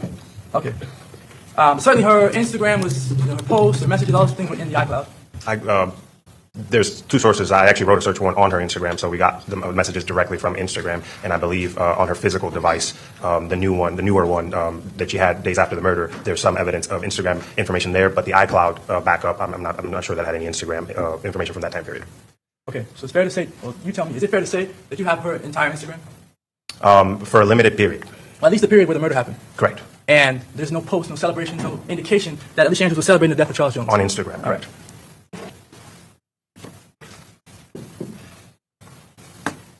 You're obviously a homicide detective, correct? Yes, I am, sir. And you got into the homicide unit a few months before this homicide took place. Is that correct? Specifically February 6, 2024, yes. So about a little over 4 months. Correct. All right. And this was your first homicide case as a lead. Is that correct? As a lead detective, yes. All right. And how many? You had what? 3 homicides in total at this time that you were working on at the time of the murder? I had worked on various. I mean, I got it there in February. We average, somewhere in the neighborhood of 4 a month. And when you're newer to the homicide unit, they typically call you out to all of the homicides. So in some aspect, I helped with almost all the homicides from February to June. All right. So let me ask you this question. Detective McGill, he was a detective on this case, is that correct? One of the many, yes. One of the many. Detective McGill spoke to the Airbnb owner in this case, right? Yes. Brief conversation, correct? Yes. And the Airbnb owner sent Detective McGill an email. Correct. Right? So technically, Detective McGill is on the Charles Jones case, right? Yes, in some capacity. All right. And that counts as him being involved in a homicide case, right? Yes. So if you had other homicides that you were working on, just that little bit of interaction means that you were working on these other cases. In some aspect, yes. But this case would have been the first case as a homicide detective that you had this much involvement in, correct? This is my largest case, even to date, yes.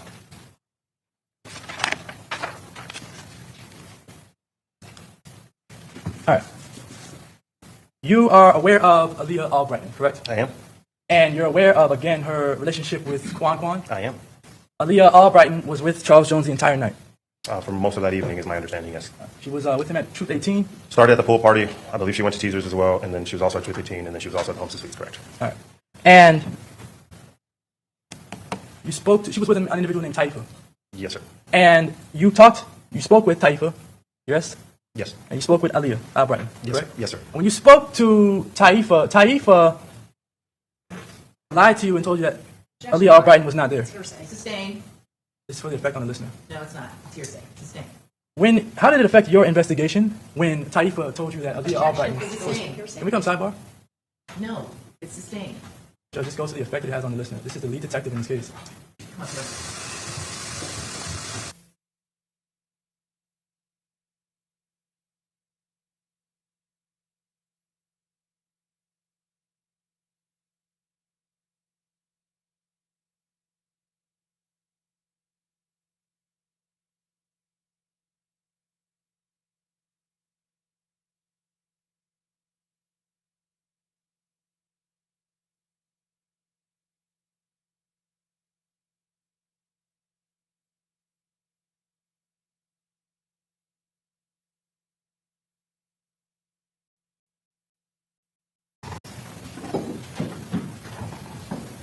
Okay, next question. You know about an individual named J. Dot, Yes, I do, sir. and he paid for the Airbnb in this case? The Cash App records indicate that J. Parisi paid Mr. Isaiah Chance $390 right before Mr. Isaiah Chance paid for the Airbnb. All right, and J. Dot, he was never arrested.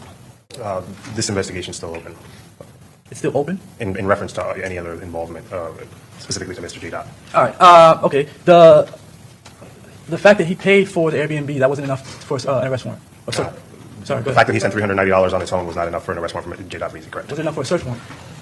I can't. Objection Yeah, to that's. relevance. Sustain the objection. You also know that Young and Ace is the leader of the rival gang in this case, correct? I don't know that he's a leader. I just know that he's a prominent rapper figurehead for the gang. And he also rapped about the killing in detail, is that correct? The Thong Game Over had a lot of details of this specific homicide, yes. All right. And he was never arrested. That is correct. There were no search warrants conducted on his phones There's no search warrants for Mr. Young and Ace's phone, no. or on his iCloud. I can only speak to the 5 defendants who participated in this murder in Tampa. Well, so you're telling me you can't say whether you conducted a search warrant on Young and Ace's iCloud? I did not do a search warrant on Young and Ace's iCloud. Kyla Enright, who sent the text messages back and forth to Sean Gathright, she was never arrested. Objection, Your Honor. Again, relevance. Overruled. You can answer. Caroline Wright was not arrested. All right. Any search warrants on her phones or iClouds? No. And you were never able to identify who the fat boy person was that she was FaceTiming? That is correct. You did interview Miss Enright, is that correct? I did. Was that a recorded interview It was. and a video recorded? Audio recorded. Just audio? Yes, sir. So not like Alicia Andrews' interview? No. All right. Charmaine Steiger, that is Rashad Murphy's girlfriend, correct? Correct. And Charmaine Steiger did she share a phone with Rashad Murphy? Yes. All right. She shared a phone with Rashad Murphy, and that phone was in Jacksonville during the time of the murder, or was it in Tampa? That specific phone stayed in Jacksonville during the time of the murder.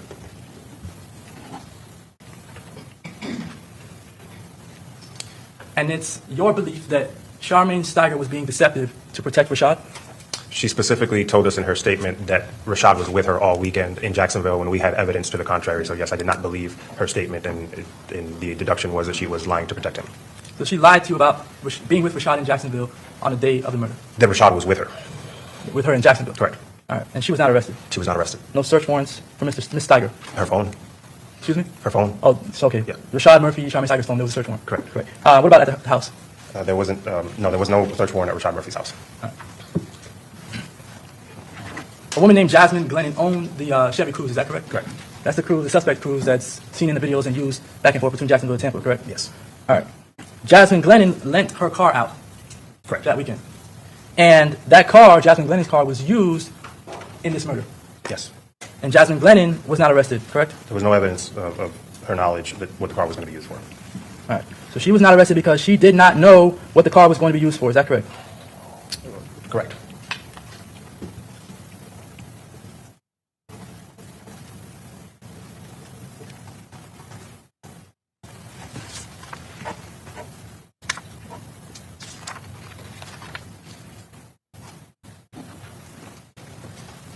All right. Are you aware that out of the 5 individuals who went to Tampa, that Alicia Andrews' phone has the most activity, network activity?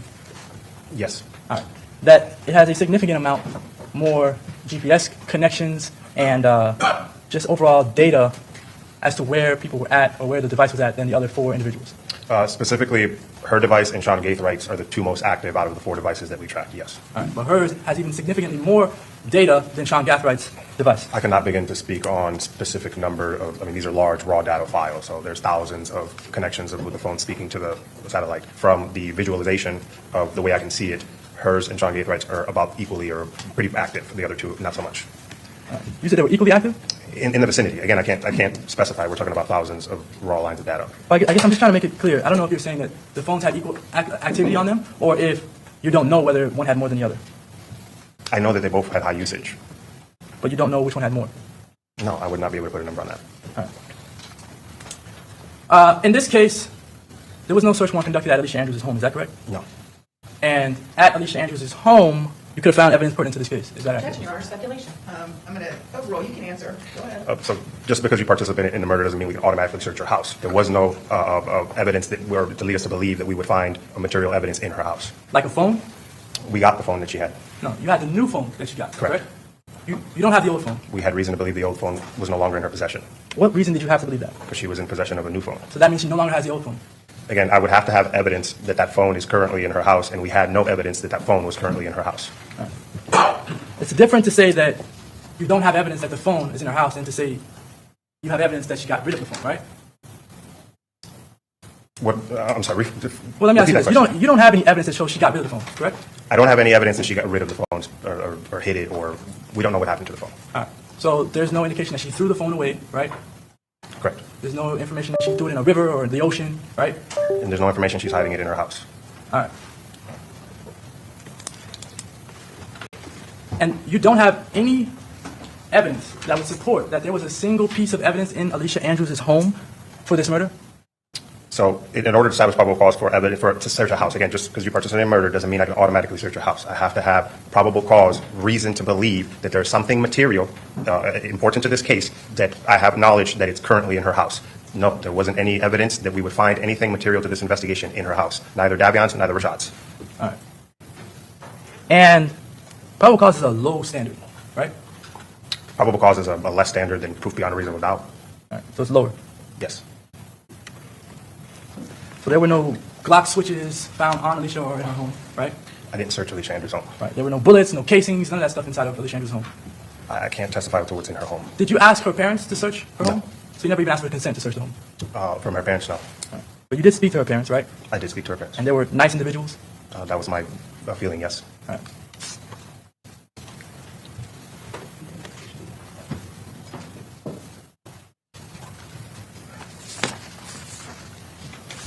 Need State's Exhibit 55. I'm going to publish that to the jury.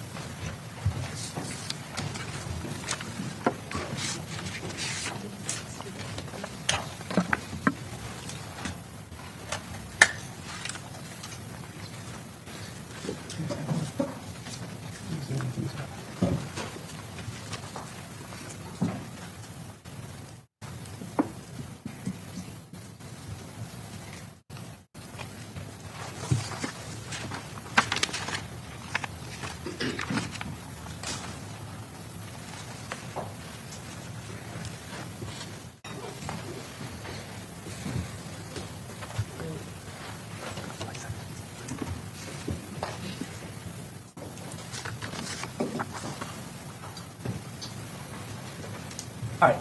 This is Alicia Andrews inside of an interrogation room in Jacksonville, correct? Correct. And interrogation rooms are usually set up the same. Similar, sure. There are no windows inside the interrogation rooms usually, right? Correct. The defendants are usually seated with their backs against the wall, In view of the camera. with their backs against the wall as well. It would depend. The primary purpose of where we seat them is so that they're in view of the camera. It could be that their back is against the wall in a different room. It could be something else. In this specific situation, her back is against the wall, yes. All right. And there's also a wall to her left. Correct. And then when you and Detective Campbell come inside, you're pretty much seated on her right, correct? I'm to her right, yes. All right. So she's surrounded, correct? And she's 21 years old at this time. Yes. She's in custody, yes. All right. But at this point, she's not in custody for a murder, right? She is in custody for a local charge from Jacksonville's officer. She was under arrest at that point. But not for this murder. Not for this murder. Your Honor. Sidebar, please. Okay.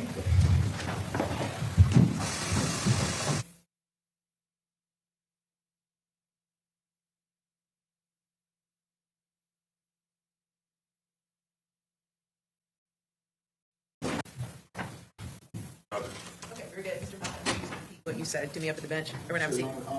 Most of this trial, so today, Ms. Julio, Ms. Charles Jones' mother's attorney, I believe, is sitting right behind the fence. And throughout this cross-examination, at times, aiming his phone, not saying he's doing anything to it, but aiming his phone in this direction.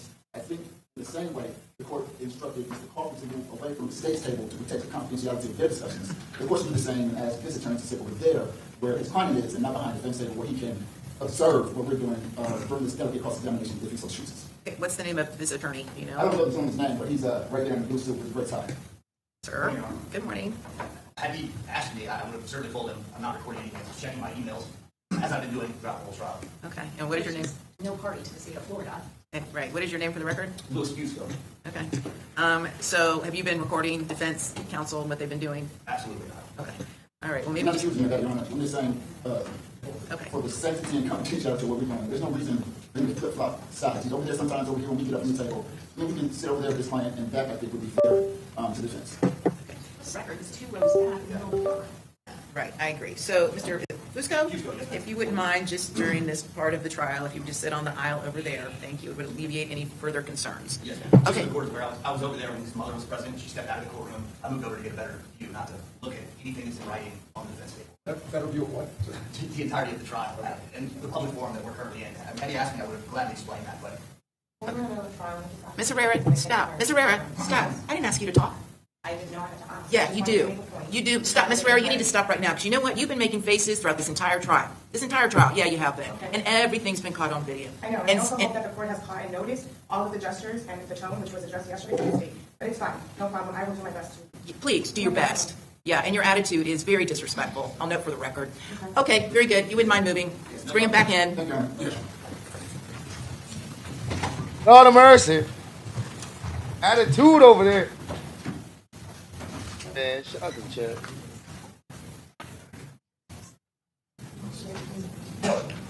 All rise.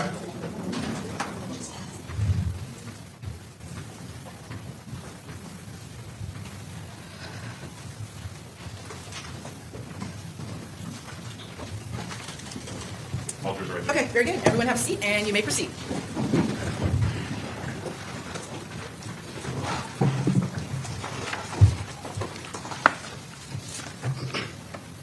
All right, Alicia Andrews in the interrogation, again, she's 21 years old.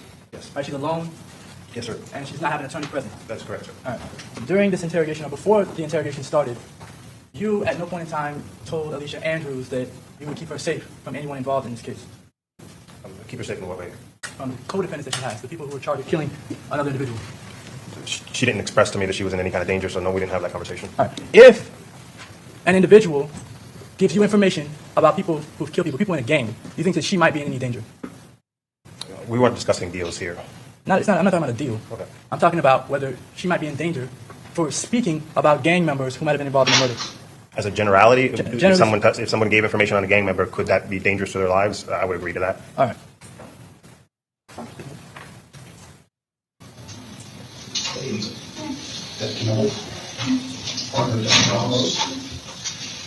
Take these gear, get you here? Yeah. Am I nice? Okay, stop. Is there a question on the table? What's the I'm question? waiting until I'm publishing it to the jury, and I'm waiting until it gets to a part that I can ask a question. Well, can we get to that part, and then you ask the question? Judge, As I put opposed this to, entire interview yesterday for an hour and 22 minutes without a question. I'm just trying to get to a particular part I want the jury to see, what's happening now, and then I'm going to ask a question about it. Great, can we get to that part? That's what I'm trying to do. Okay, well, we're not just going to play it. Can we fast forward to the part? In this moment, right, God, as an okay, I know that you were in a relationship with Isaiah Chance, okay, and I know he's probably already talked to you, and probably trying to tell you what to do or what to say, okay. But I want you to understand, right, in this moment, right, God isn't in this room, and He can't do anything, to help you in this situation. You have to make that decision for yourself. You know what I mean? I think that there's a lot of stuff that we have to show you that you would probably want to see, and I'm willing to be as open can be to show you everything that we have. You know what I mean? Because I want you to make an informed decision about your life and where it goes from here. Okay. And also, you've never been arrested before. The situation here, as it stands, okay, is we want to show you the stuff we want to show you, and we want to give you the opportunity, and it's your choice, okay. But before we can go into those details, we are going to read your rights, okay? Don't you understand some of your rights? You're the driver, so you know that. All right. To your right is Detective Campbell, right? Correct. And he is about to talk to Alicia Andrews and tell her about her rights, correct? Correct. Okay. Talk about what you want to talk about. You want to talk about what you want to talk about. And he tells her, talk about what you want to talk about, and you don't have to talk about what you don't want to talk about. Is that correct? That is what he said. All right.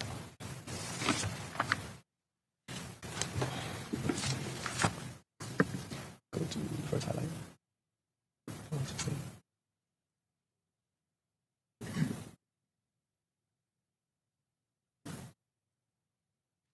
Does he go back? You don't call me never call him that? Just be honest. I had to remember so he asked this one. Who's he? My boyfriend. Got him? Yeah. All right. When you asked Alicia Andrews who her boyfriend was and if it was Gutta, she says yes, right? Her initial response there, yes, correct. All right. So she's not trying to hide or pretend like she doesn't know who Gutta is. She answered your question truthfully. At that moment, yes. All right. What do you got? All right. Since she asked, why are y'all calling him that, right? Yes. Do you take that to mean that she's trying to say she doesn't know who he is? My next question was, you don't know him by Gutta, and she said no. So. Say. He lied. Does he go back? Just be honest. I had to remember so he asked this one. Who's he? My boyfriend. Got him? Yeah. I ain't gonna lie. This detective and this and this lawyer having a whole battle up here, man. What do you call me? What do you call him? Zane. Say. Does he go back? You don't call me never call him Gutta? No. That's not like good. So you did ask two questions there. You started to ask, do you know him by Gutta? And then you started to say, the question finished as, do you call him Gutta? Correct? Specifically, you never call him Gutta, and she shook her head no. Right. And your impression of that is that she's lying to you about knowing Gutta? No, she just said she did know Gutta a second ago. It's just there seemed to be some evasiveness about the usage of Gutta. Well, I mean, have you ever seen a text message in her phone where she's talking to Isaiah Chance and she calls him Gutta? Her phone has the word Gutta in it many times. Right, but when she's talking to him, does she call him Gutta in any text messages? I can't recall the specific text message where she sent to him calling him Gutta. Right.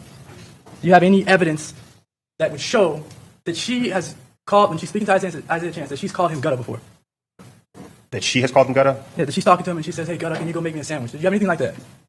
No.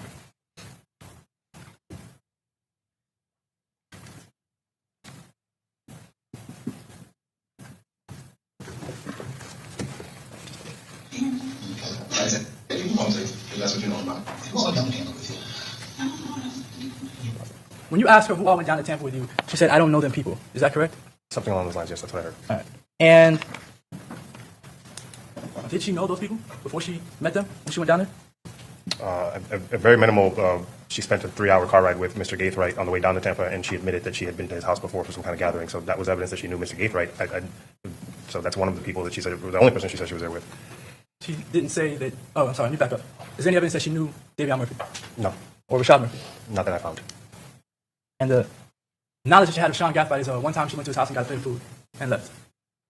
That's from her statement. Okay. I mean, well, do you have any other evidence that shows that she was ever Video around footage Sean of her Gathright? getting in a car with Sean Gathright. You spent, the 24 hours with Mr. Gathright, or approximately from the ride down. So that's evidence that she's seen him before. She's hung out with him before. Right. Just because you see people, does that mean you know them? It depends on how much time. I mean, if I rode in a car with somebody for hours and spent a day with them at an Airbnb, I'd know enough to recognize them. Well, Alicia Andrews did not spend a day with Sean Gathright right at the Airbnb, correct?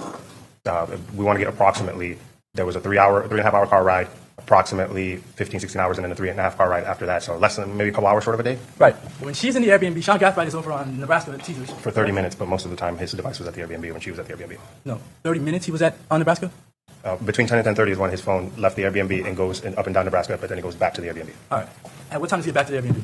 I can't recall at this point. We'd have to open up the cell mapping, but it was somewhere in between 10:30 and 11. All right. And then she goes to McDonald's. Sean Gathwright's not with her there. Correct. And Sean Gathright is not with her in the Chevy Cruze. Correct. All right. And when, I guess after everything is done, do you know if Sean Gathright and Alicia Andrews hung out in the Airbnb together? There's evidence that they were all in the Airbnb after the murder. What Mr. Gathright and Alicia were doing inside the Airbnb, I can't speak to. We have no way of knowing. All right. So they weren't like sitting next to each other for 24 hours in this Airbnb. Objection, that's a speculation. You can answer if you know. I don't know what they were doing in the Airbnb. All right. No problem. So during the interrogation, you made some threats to Ms. Andrews. Is that correct? I wouldn't call it a threat, no. Okay. Well, there were questions that applied pressure to Ms. Andrews. Is that correct? It's an interview tactic. Okay. So interrogation tactic. Yes. So you're taught how to interrogate individuals. I'm taught different methods of interrogation tactics to try to elicit information from the person I'm interrogating, correct? All right. And the purpose of those interrogation tactics and an interrogation is to get an individual to confess, right? The ultimate goal in any interview is to get the truth out of the subject you're interviewing. All right.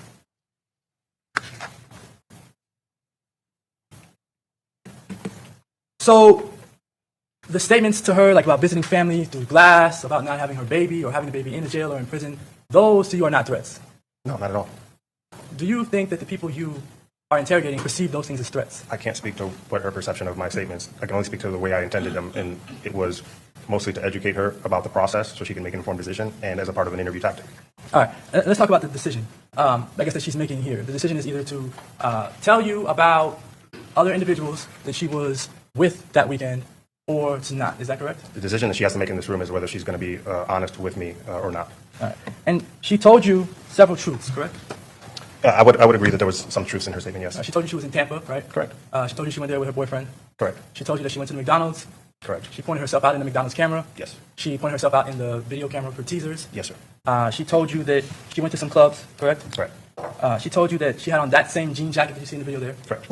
She told you that she sent a text message to someone inquiring about an Airbnb, right? Yes, sir. She admitted to taking an Uber back home. Correct. She admitted that she had met Sean Gathright prior to going down to Tampa, right? Yes. She admitted to going through the front door of the Airbnb.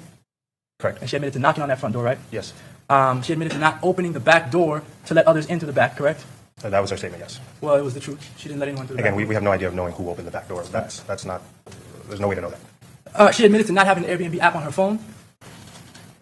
I'm sorry, I don't recall whether we spoke about whether Airbnb app was downloaded on her phone or not. She says it in the interview. Okay. But let me move to a different question. Sure. When Sergeant Campbell asked her about how to get into her phone, he referenced using facial recognition to get into the phone. I believe, yes, he was asking about how she unlocked the phone for Mr. Chance. Yes, sir. And she corrected him and said, it's not facial recognition, it's a password that I put in. Correct. All right.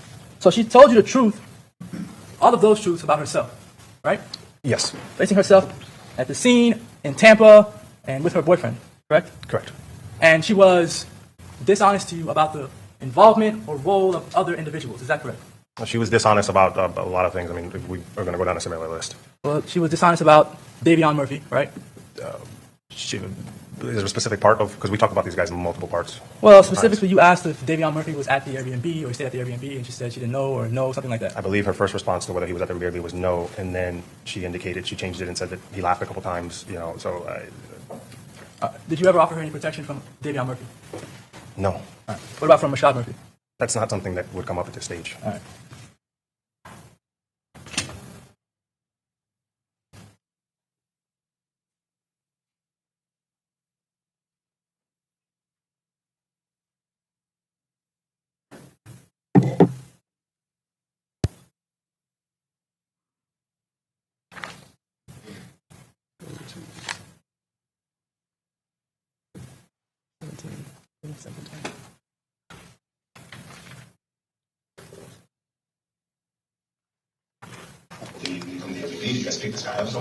So, at the time of this interrogation, the video footage that you saw was Alicia Andrews in and out of the silver Chevy Cruze. Is that correct? At which specific point, sir? Well, for any video footage you saw from either teasers or from the You accept for home to speech. Your idea, your opinion was that Alicia Andrews was associated with the Silver Cruise. During the active stalking of the victim and the murder, yes, Alicia Andrews was in the Silver Cruise. All right. And at the time of this interview, this interrogation, did you have footage from Sean Gathwright's home? No. All right. So at the time of this interrogation, you believed that Alicia Andrews traveled down from Jacksonville in the Silver Cruise. I didn't know what vehicle she traveled down from Jacksonville, and I just knew that there were two vehicles that came down. All right. And when... Go ahead. Do a second. Was that silver car that you're in the drive-thru in? Is that the car that you and Zay traveled down from Jacksonville in for the weekend?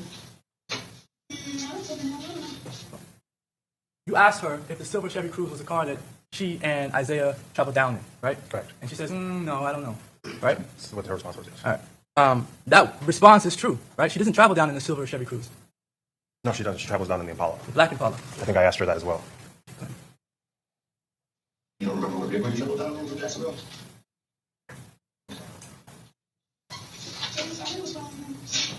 What's that? You were calling Zay? He was kind of leading the activities. Were you in a different car than Zay on the weekend? No, I just asked what they put me on the weekend. Just came down. Is this Zay some problem? When you showed Alicia Andrews a photo of Sean Gathright, you showed her a photo of Sean Gathright with little to no hair. Is that correct? Shorter hair, yes, that's correct. Shorter hair. And you know that Sean Gathright had long hair at the time of the murder in this case. At the time of the murder, he had longer hair, yes. Right. At the time that he and Alicia Andrews would have been around each other, he had long hair. Is that correct? Yes. All right. And you showed her a picture of Sean Gathright with short hair. That's the only photo I had. Right.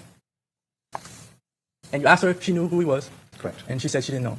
Correct. But throughout the interview, she does refer to Isaiah Chance's little brother throughout the interview. So she does refer to a third person being in the vehicle with them as they're coming down from Jacksonville. Is that correct? It's my understanding that little brother was Sean Gathright. She just wouldn't identify him from the photo. Okay. But she told you there was another individual there. Specifically in the beginning, it's supposed to be them three, just her, Isaiah, and little brother. And when they left Jacksonville, it was just them three, correct? Correct.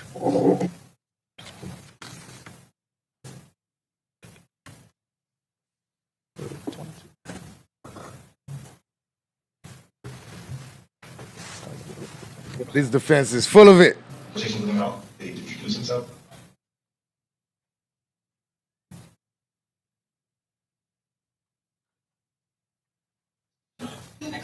All the way back to Jacksonville. So you drove down in a car you don't remember, and then you took I it told over? you I followed him. Okay. All right. Did you say no? I'm ready to go. And I was already going there. We kept running. You heard her say that she was ready to go because they kept arguing, correct? Yes. Is this the gentleman that was driving the cruise at McDonald's? Yeah. All right. You're showing her a photograph of Davion Murphy, Correct. and you ask her if that's the gentleman who was driving the cruise in the McDonald's, right? Correct. And she says it probably was. Correct. All right. So that, again, is a truthful statement. Yes.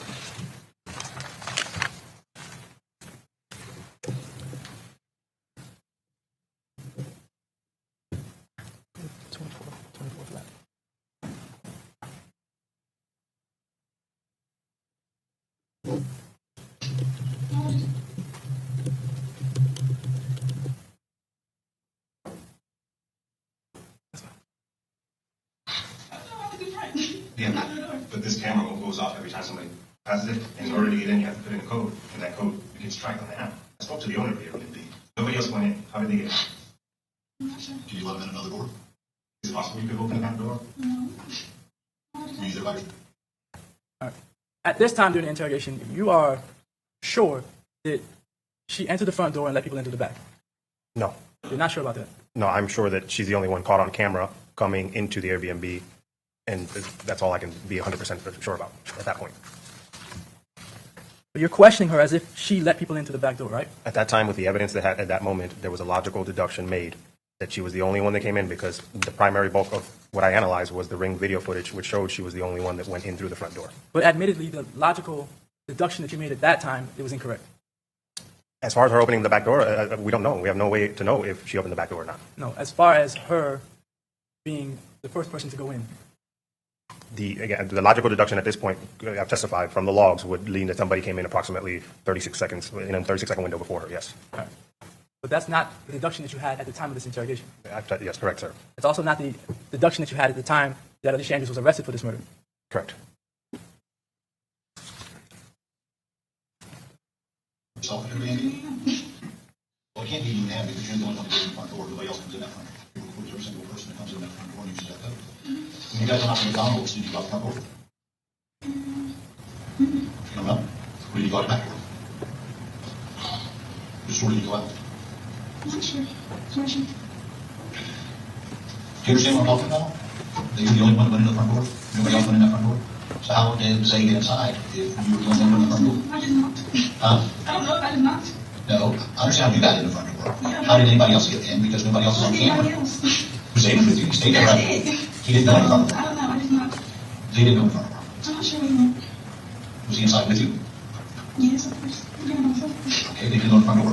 Why?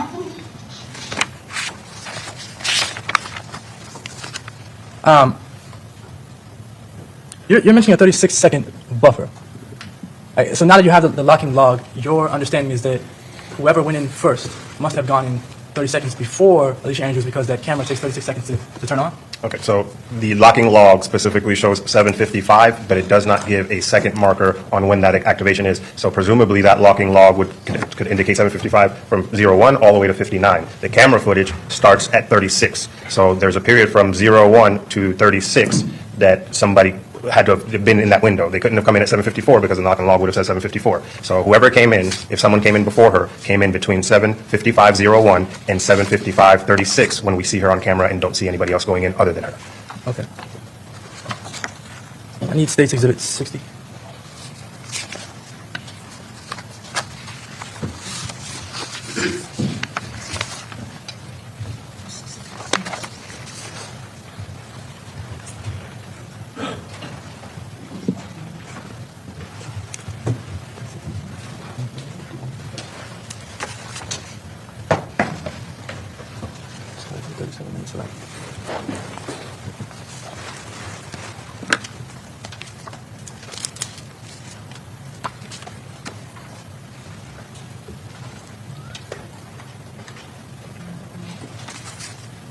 That's went to the front door. That's fine. That's went to the front door. I'm just asking one thing that I know is 100% truthful. And you can't answer that. Yes, give me the code.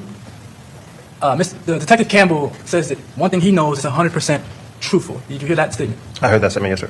Okay. Code ring detection is audio, so that you have to get the code to get in. He gave you the code. Oh, it's audio recorded. It's on I audio. don't have the code. You got to give me the I code. don't have my code. I don't have the code. It's on audio. Okay, go back and listen. What code you didn't say? I can tell you this. Honeymoon. So when she's telling you all repeatedly that she did not have a code and you keep confronting her about this code, she is telling you the truth.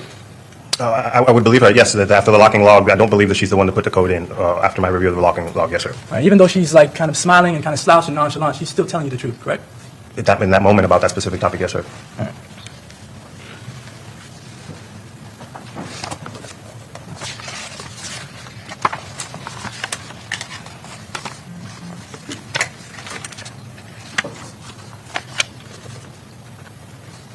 And this is for the record, State's Exhibit 60 that I'm publishing. Put this back. No. It's 60. I'll come back to it.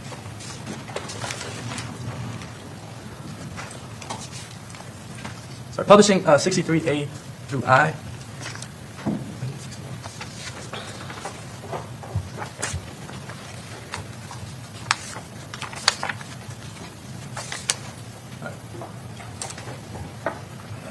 This individual in 63, sorry, 63 I. Who is that? That's Davion Murphy, sir. And that's him entering the Airbnb? Yes, sir. This is when they're leaving? This is in the afternoon after the murder when they're in and out before they leave, yes. And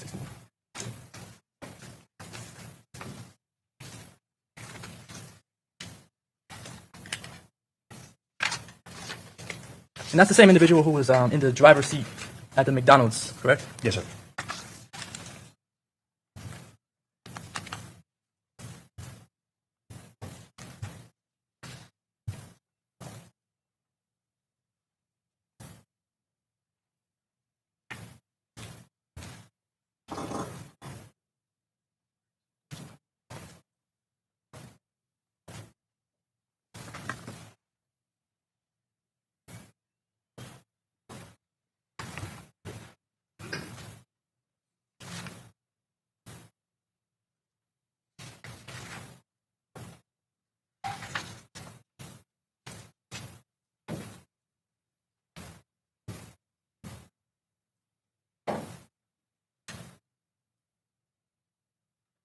while this is loading, I know that you said yesterday that you are aware or know for sure that all 5 individuals were at the Airbnb. Is that correct? Correct.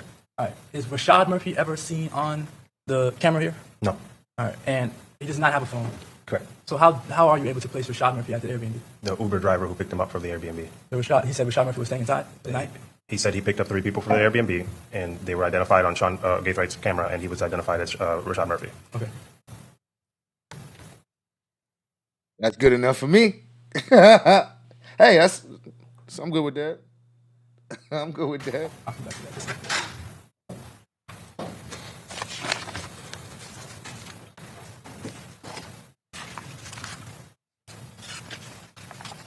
All right, during the interrogation, you also discussed with Alicia the possibility that one of her co-defendants might take an opportunity to cooperate against her. Is that correct? That's always a possibility, yes, sir. All right, and in this case, there are no cooperating witnesses against Alicia Andrews. Up to this point, no. All right.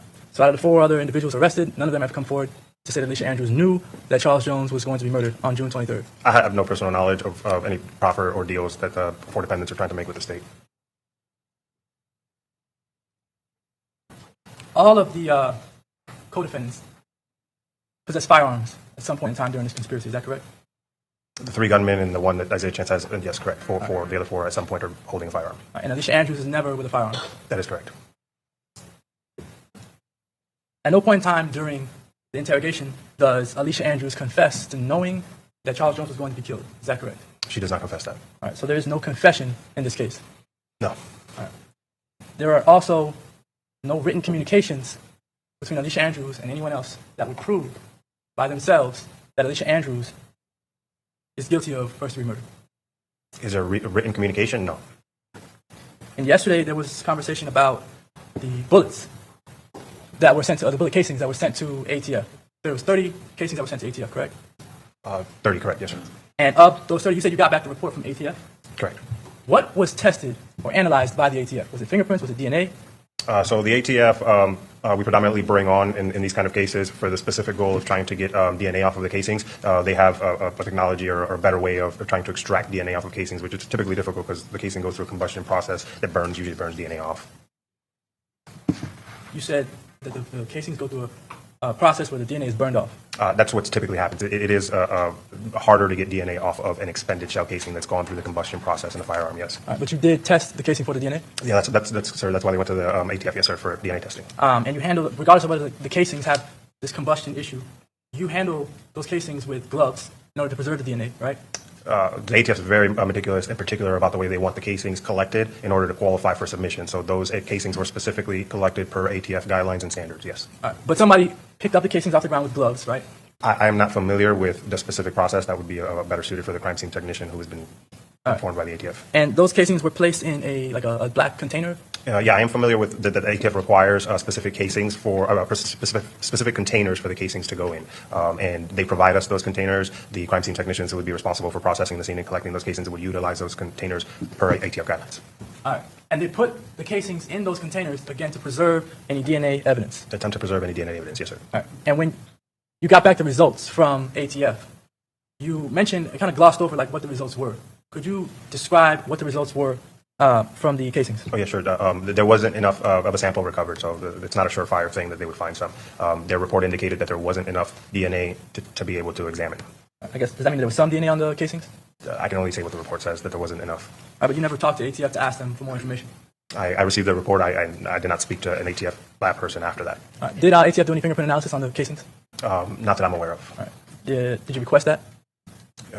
No, not from the ATF. What about the one casing that Tampa Police Department collected and kept? Was there any fingerprint analysis done on that one casing? That one would have been an attempt, I'm sure. Okay. Do you know what happened? There was no fingerprints recovered from that casing. All right. And what about DNA? There was the casing analyzed for DNA with TPD, the one casing? No. All right. Why not? Because we sent the other 30 off to be analyzed for DNA. That one was spared for the specific purpose of entering it into NIBIN to get the ballistic information off of it. So if you enter the casing into NIBIN, you can't test it for DNA? There might have been a swab done, but not one that I determined that there would be any value in sending off because I sent off the other 30. All right, so I guess you figure because the other 30 were sent to ATF, there's no need or purpose in testing the one casing that you did have for any DNA. That specific casing was set aside to try to extract the NIBIN information of it. It was rushed to NIBIN to get the NIBIN information. I guess what I'm asking yes, sir, is whether you decided not to analyze the one casing that you had for DNA because you sent the other 30 off to ATF? Objection asked and answered. Go ahead. I'm sorry, the one casing was not sent for DNA analysis.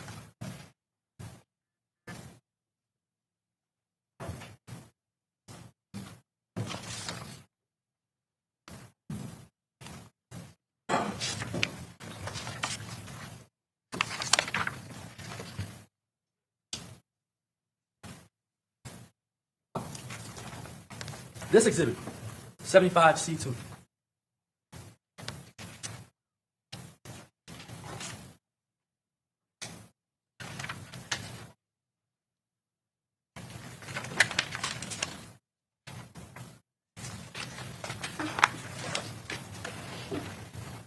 The exhibit where Alicia, at 17 years old, says that Foolio needs to die.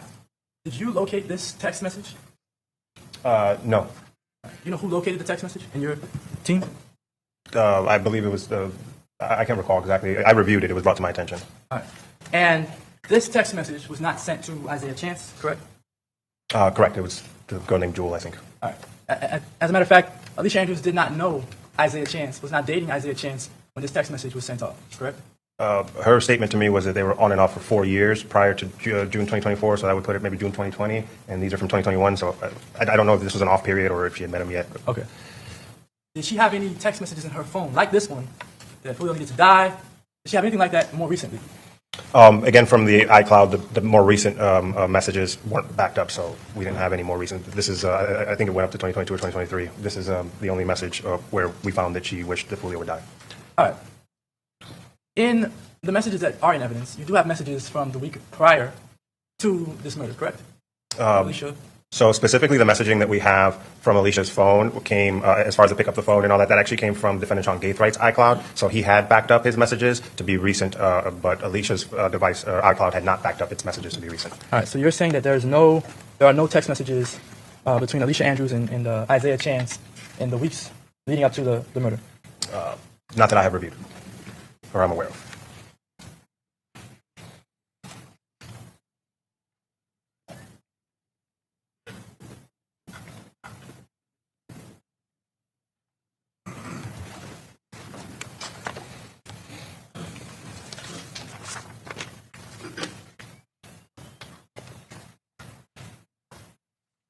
A brief moment to confer. Yes.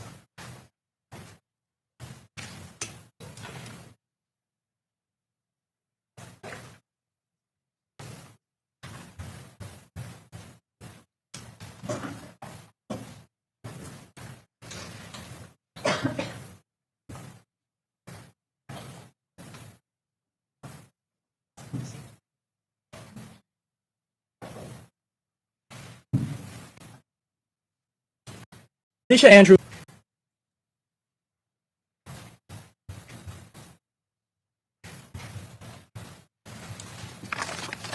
All right. Alicia Andrews was not with the group when they first went to teachers, correct? Alicia Andrews' device remained at the Airbnb when the other devices drove up and down Nebraska near teasers. All right. And then she wasn't a part of the second plan with Kyla Enright, correct? I have no evidence of that. And you don't have any evidence that Isaiah Chance told her, we're going to go out so that we can look for Julio Foolio to kill him, correct? The totality of the evidence indicates that the purpose of the entire trip was to kill Foolio. Right. You don't have any evidence that Isaiah Chance communicated that to Alicia Andrews? A specific written message? No. Right. No further questions. Thank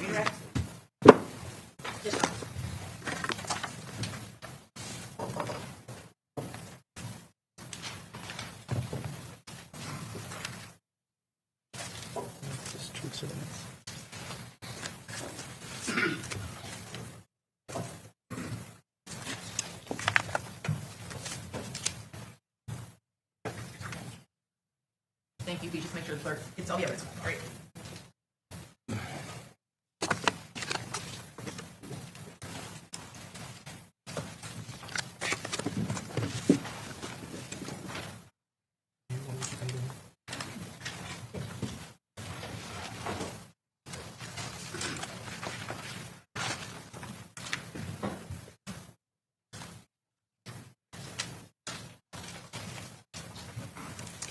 Detective Ramos, you were asked about whether or not Alicia Andrews knew Rashad Murphy. Is that correct? Yes, ma'am. She certainly was in a Uber with Rashad Murphy for 3.5 hours. Is that correct? That is correct. And during that time period where you were interviewing her and you're asking for names, did she ever mention another person that was in a Uber with her and Isaiah Chance? In the Uber with Isaiah? No, she did not. Did she ever mention in your interview with her a name of Rashad? No. Rashad Murphy, just a first name Rashad? There was a question about, yes, she did say, I didn't talk to Rashad's girlfriend, and then my response to that was, how do you know who Rashad's girlfriend is if you don't know Rashad? But that was after you had brought it up, correct? Correct, yes. And when we talk about those truthful things that you said that the defense attorney went over with you, when she is admitting to being at that location, is she admitting that after you show her a video of herself at the location? Yes. So, for instance, she's not admitting she's at this Airbnb until you pull up her photograph on a Ring camera. Is that correct? That is correct. And when you first asked her about whether or not she sent a message to book an Airbnb in Tampa, what was her first response? No. She said no, right? She said no. Was she being truthful to you in that moment? No, she was not. And when is it that she admits that, yes, I did that? We were telling her that we had the messages. Okay. And so when you were questioning her in that interview, did she ever indicate to you that she was fearful of her boyfriend? Never. Was she ever scared or upset or emotional when you were interviewing her in that interview? No, ma'am. At some point, did she just say she's annoyed? She appeared annoyed, yes. Did you make it clear to her that you're questioning her on a first-degree murder charge? Very clear. Did you make it clear to her in that interview that there was evidence to convict her of a first-degree murder charge? Yes, ma'am, I did. Did she seem afraid? She did not. Did she cry? No. You're also asked about Davian Murphy, whether or not she knows Davian Murphy, correct? Correct. She certainly was in a car with him when she went to McDonald's, correct? Correct. She stayed at an Airbnb with him? Correct. She stayed at an Airbnb with Rashad Murphy? Correct.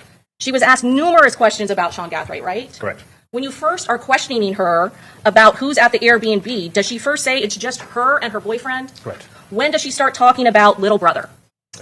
Further into the questioning, we're bringing up information that we had that we knew somebody else was there. In fact, during that interview with the defendant, does she ever mention the word Sean? No. First name? The whole name, Sean Gathright, ever come up? No. This is the same person that she is in a car ride from Jacksonville to Tampa in his car, correct? Correct. The video that they just showed you of SeanGathright's house when she goes from the BMW into the black Chevy Impala, is there anywhere in that video where somebody is showing her where she needs to go? No. So at some point, there has to be some communication that that is the car that she's using, correct? She begins to open the door as soon as the car starts coming into line of sight. You said that there was indication that Alicia Andrews, the defendant in this case, was aware of gang activity. Is that correct? Correct. And that is not until you got a look into her Apple iCloud account. Is that correct? Correct. Were you questioning her specifically about a gang rivalry, a gang war that occurred in Jacksonville? Yes. Did that come up in the interview? It did. And when you talked about Charles Jones and used his nickname Julio Foolio, did she indicate to you whether or not she had a lot of knowledge about him? She led me to believe that she didn't really know of him. And then going back to Gutta, is that the name, the stage name of Isaiah Chance? It is. And when you were talking to her about Gutta, at some point, does she appear to have some kind of confusion and question you, why are you calling him that? Correct. And again, that is a name that associates her boyfriend with this gang war. Is this correct? Correct. And when we're talking about the most phone activity, that is certainly her phone. Is that correct? Yes. And of course, she is not a high-profile member of either gang. Is that correct? Overall, go ahead. Is she a high-profile member? Not that I know of. Is Sean Gathright a high-profile member? Not that I know of. As far as Rashad Murphy and Isaiah Chance and Davian Murphy, are they purposely limiting their phone use during the time when the actual stalking and hunting of Charles Jones is occurring? That is what the evidence suggests, yes. You were asked questions about Kayla Enright, Sean Gathright's girlfriend. Is that correct? Yes, ma'am. Shown these text messages. Yes, ma'am. So Sean Gathright was using his girlfriend to assist him in tracking Julio Foolio, Charles Jones, the night of the murder. Is that correct? That's yes. And while there might have been some confusion as to why he wanted to do that, when he said he was looking for 6, did she ask any sort of questions about who 6 was? No. So she knew exactly who 6 was, right? Yes. So she knew that he was looking for Julio Foolio, Charles Jones in Tampa. There isn't one response. Who's 6? It's known who 6 is, correct? It is known who 6 is, correct. You were shown the video footage of all those heavy bags that Isaiah Chance and her boyfriend Isaiah Chance and Sean Gathright are loading up before she gets there. Is that correct? That is correct. Judge Albrecht. The jury can determine whether or not the bag's heavy or light. How many bags were seen being loaded into that car? Numerous. Bags big enough to contain AR rifles? There was bags of all sorts of dimensions. Sure, there was some in view that were apparent that they could contain rifles, yes. And you were shown a video of the Airbnb, is that correct? Correct.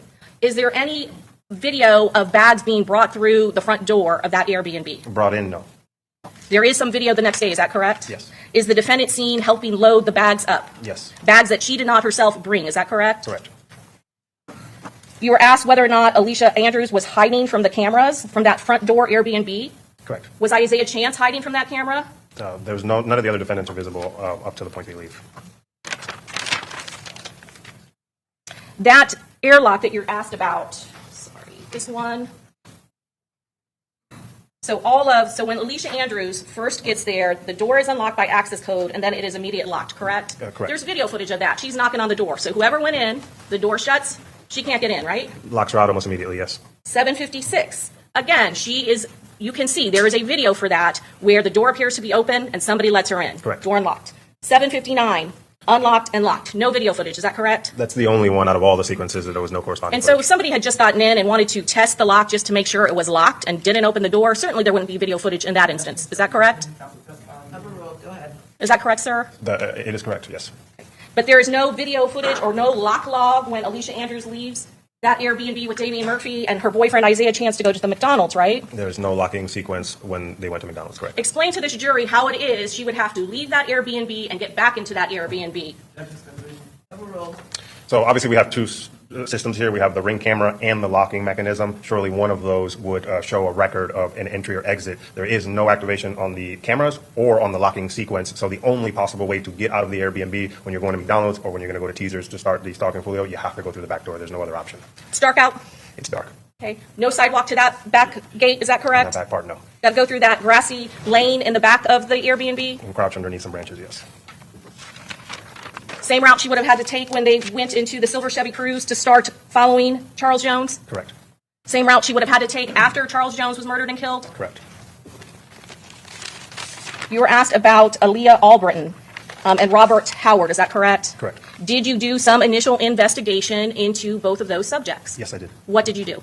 I pulled called out detailed records for them and looked for any evidence that there was any communication with any of the defendants. They were investigated and they were cleared. And when we're talking any of the defendants, we're talking about the three known shooters in this case, Sean Gathright, Rashad Murphy, and Murphy. Is that correct? Correct. Any communication with the two people that were tracking them in the first vehicle, Alicia Andrews and Isaiah Chance? No. No communication between any of those parties and Aaliyah Albritton. Is that correct? Correct. No communication with any of those parties and Robert Howard. Is that correct? Correct. You were asked about probable cause or why Jasmine Glennon was not arrested. Is that correct? Correct. Did Jasmine Glennon travel to Tampa with one of the gunmen and the other person who was actively stalking the victim in this case? No, she did not. Did she stay in an Airbnb with all four of the other co-defendants in this case? No, she did not. Did she actually get out of the vehicle at every single location where Charles Jones went to in Tampa that was advertised? No, she did not. Did she get out of her car and look at the front door and never go into the club? No, she did not. Did she actually provide the phone that her boyfriend could use to communicate with the people in the assault vehicle? Lord of Did mercy. she actually give a passcode when the phone locked up in that parking lot at Teasers? No. Damn. Was she in listening distance of when that person was communicating with the assault team in the black Chevy Impala? No. Let's ask those same questions about Charmaine Steiger. Did Charmaine Steiger come to Tampa when Charles Jones was killed in this particular case? No, she did not. Did Charmaine Steiger ride in a vehicle 3 hours before with Isaiah Chance and Sean Gathright, one of the gunmen in this case? No, she did not. Did she stay at the Airbnb with all four of the other people charged with first-degree murder? No, she did not. Did she go into a vehicle and track the victim to all three locations that he was publicly known to be? No. Did she provide a phone so that the main person who was tracking the victim could communicate with the assault team in the other vehicle? No, she did not. And so going back to this most phone usage, Alicia Andrews is not a high-profile member of this gang. Is that correct? From the information that I have, she is not well known in the gangs, correct? So there'd be no reason for her to not let somebody use her phone in this instance. Is that correct? Overall, go ahead. Correct. Her boyfriend, Isaiah Chance, was immediately a suspect. Is that correct? Yes. One of the first persons you looked for. Is that correct? Correct. Was there evidence, the same amount of evidence on his phone that there was on Alicia Andrews' phone? No. when you are getting a search warrant and developing probable cause to look for firearms, for murder weapons, for projectiles, you talk about probable cause. Is that correct? Correct. Part of the basis of probable cause means that the items that you are looking for, that you have a reasonable belief that they will be at the location. Is that correct? Yes. Did you know where those heavy bags were unloaded? Yes. Did you get a search warrant to search the Chevy Impala? Yes. Did you have the Toyota 4Runner stopped in Jacksonville? Yes. And after obtaining those results, were search warrants eventually executed on Sean Gathrigh's house and Isaiah Chance? Correct. Did you ever do a search warrant for Damian Murphy? No. Did you ever do a search warrant for the house of Rashad Murphy? No. Had there been guns that we were believed to be used in this case already confiscated at the co-defendant Sean Gathrigh's house? Yes. The appearance of the rifles that were the automatic platform rifles that were found in Sean Gathrigh's safe, do they match the description of what was seen in those videos? Yes. Has the automatic, semi-automatic Glock with the switch, has that ever been located? No. Any reason to believe that Alicia Andrews handled any of the firearms in this case? I have no evidence of that. What was her role in this investigation? She was a part of the surveillance team that stalked the victim leading up to this murder. Facts.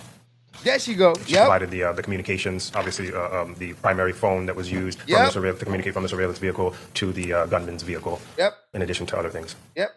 You were asked about immediate messages between the defendant and her boyfriend, Isaiah Chance. Is that correct? Correct. You are aware that Isaiah Chance had a other number other than the one that he was using during this time period, the 7407, the one ending in that number. Is that correct? Yes. I'm going to show you it's already been introduced into evidence, States Exhibit 75C10.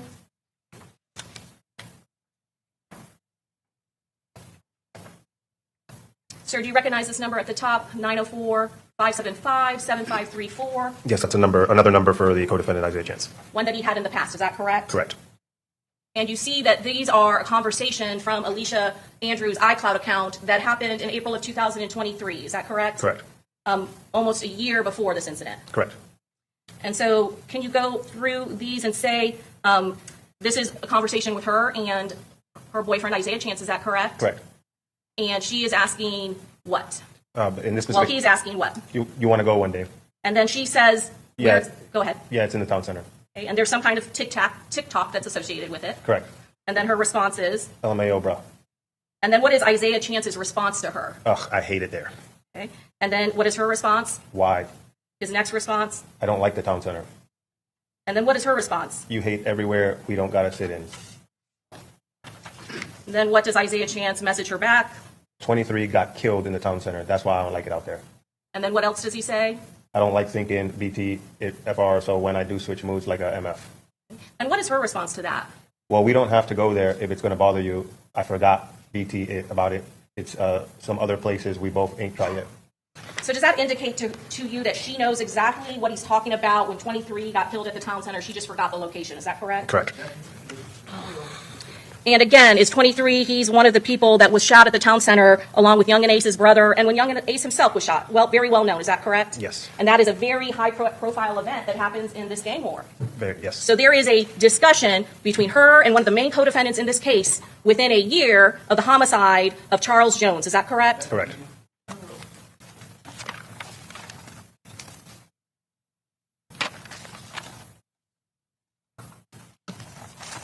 You were asked about the Instagram that Charles Jones was putting out there about the Airbnb, right? Correct.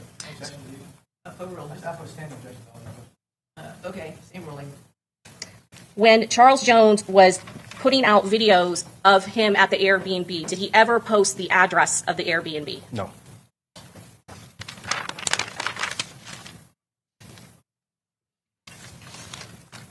You were asked about Young and Ace's video, is that correct? Correct.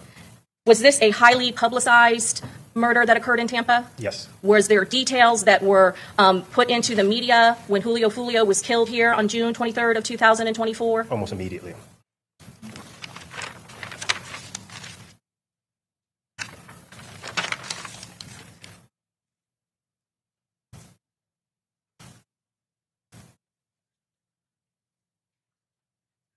And while you said when you looked at Alicia Andrews' messages, her text messages, the ones that are not backed up, covered the time period of the murder. Is that correct? Correct. Not being backed up is one of the reasons why that may not be on there. Is that correct? Correct. What's the other reason why specifically the text messages surrounding the time period of the homicide may not be backed up to her iCloud account? They can be permanently deleted. And it's that specific time period, right? Correct. There are thousands of other messages that are backed up on her phone, right? Yes. But out of fairness, the reason why that time period may not be on there is a potential backup issue, correct? Potentially, yes. But there's another possible reason, correct? Correct. And that is they were deleted. That is a possibility, yes. You are aware of the messaging that occurred afterwards where she's very happy that you have her new phone, right? Yes. She's LMA, laughing out loud, right? Correct. That you have her old phone. I'm sorry, her new phone, not her old phone. The messages indicated that she was laughing that the phone that we seized was not the phone used during the murder, that it was her new phone. So while you don't have... Oh my God, man, drop a bomb with it. You specifically do not have the text messages surrounding the time period of the murder. You do have, and I'm going to show you 75C1, you do have a Text Now message that is on a Text Now app that occurred afterwards, right? Correct. And this is between her and Isaiah Chance, and I'm showing you 75C1. And this is me, this is her, correct? This specific message is dated 6/17/24. Right, to Isaiah Chance. Correct, yes. This is from her to Isaiah Chance. And what is she saying to him? Bitch, you a sicko. Why you blocking me over a call I didn't even initiate, trying to act like you mad and I make people comfortable. I didn't do shit to make nobody feel comfortable. It was out of the fucking blue. Why the fuck are you acting like it's my problem? You just wanted to have a reason to talk to them ugly bitches. You talk everybody to everybody you come across and touch. You fuck them up. You not even mentally there and stable in the head for no relationship. Even when I didn't do shit to your ass or start conversation, you still fucking mad the fuck. Okay, and then what is her next message to him on June 17th of 2024? And you acting like I'm not pregnant. You gonna talk to me one day, so I don't give a fuck about your little attitude. Bye, bitch. Does she appear to be afraid of Isaiah Chance on June 17th of 2024? No. And not by the context of this message, no. Can we have one moment? Yes. Your Honor, I have nothing else. Okay, thank you. May this witness be excused, subject to recall. Yes, Your Honor. Okay, thank you very much, Detective. You're excused, subject to being recalled. Okay, so we're going to take a little quicker lunch for you guys today, so we'll be back at 1:30, all right? And just remember my previous admonitions. Don't talk to anybody about the case. Don't read, watch, listen to any news accounts, and don't do any independent investigation. All right, see you guys back here at 1:30. All right.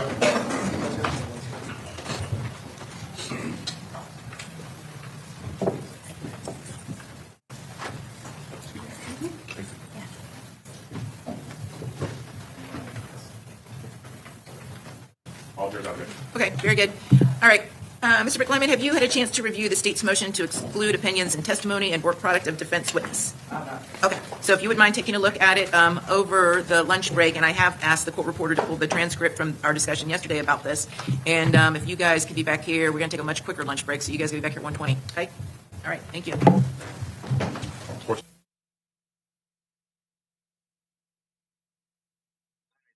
We going on break, y'all. We going on break. They still on break right now. So when they come off break, I'm leaving it, let it run. So go do what you got to do, and I'll be in the background. So as soon as they come back, I'll be here. So this is the part that shit we would have to go through this all day. 3 minutes they should be back. Yeah, right. Well, maybe now they should be back soon because they was gone for a little bit, but we'll see. Right now, we actually live with them right now. So we live as they live. We got the full. We up to the time. We are up to the time.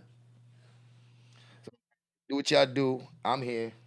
When they come back, we'll be. Shout out to the chat. We can play some music in the background.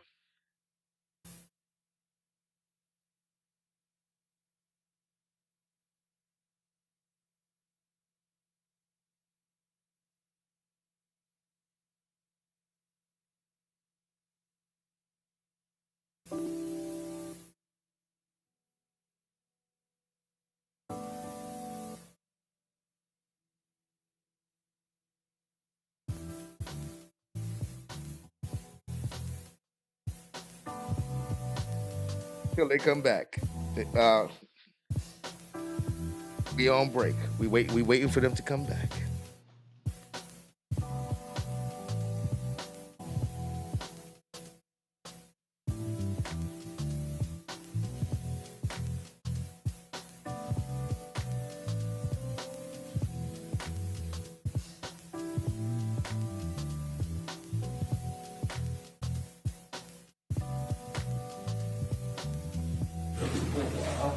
Yes, sir.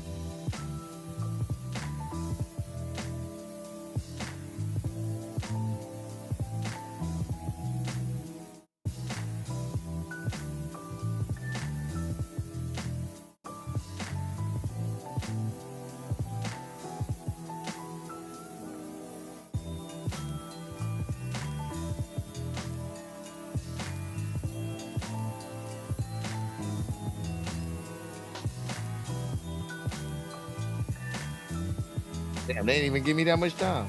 Shit.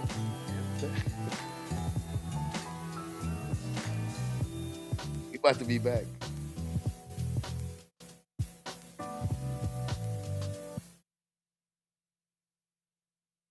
3 minutes, you damn right. You damn right.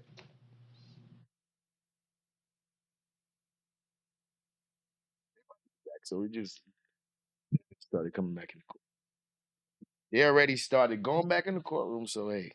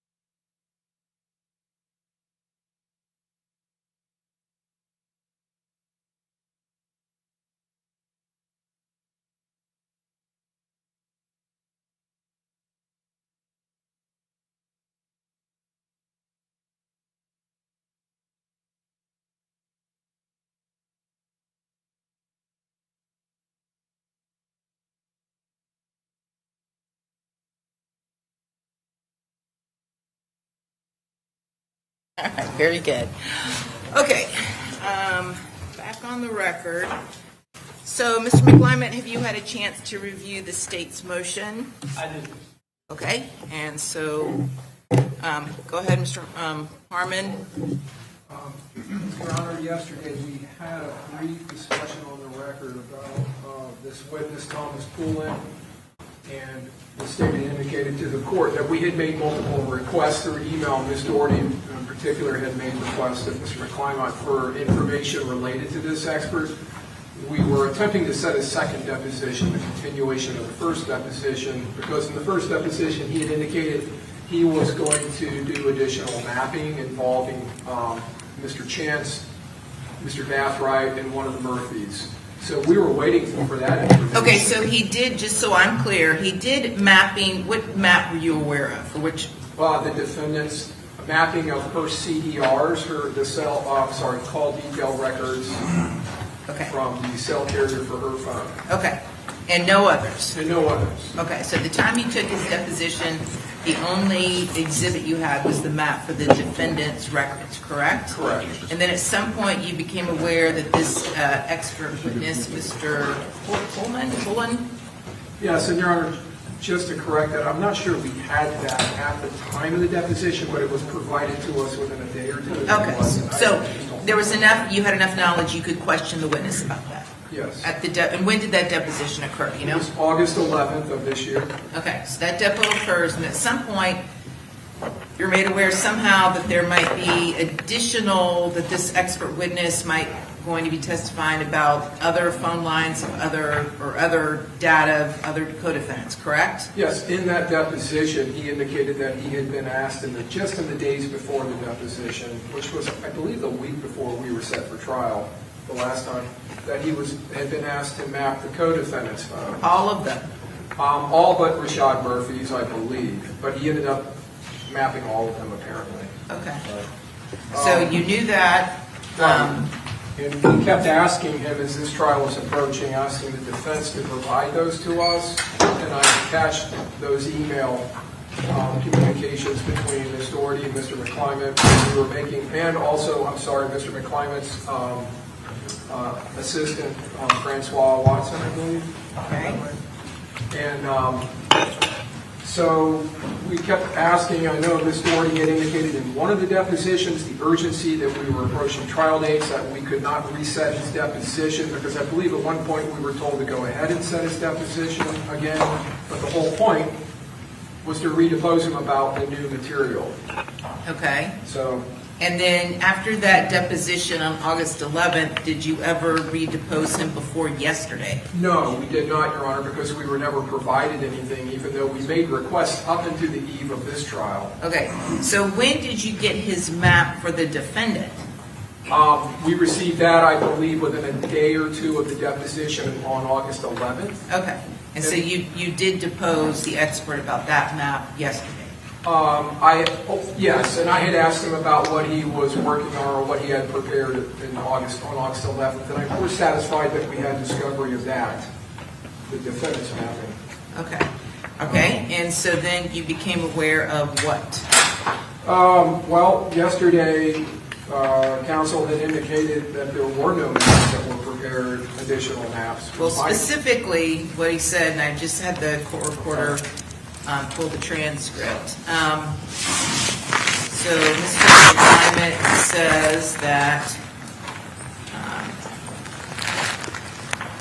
he says, begins at just page 21, line 20. It's not one response, it's several emails back and forth, and Ms. Doherty and I were on a Zoom together discussing this issue on the phone, one of the two, or on the phone, one of the two, so that's a misrepresentation. In addition to that, there are maps that he said he created for the other individuals, like timing maps. It shows the trajectory of where they were at certain particular points in time during the course of this conspiracy. He did not create the maps, and so we're not using the maps. So whatever he's testifying to comes from the evidence, comes from the cell phone extraction, right? That's what he said. And let me look here.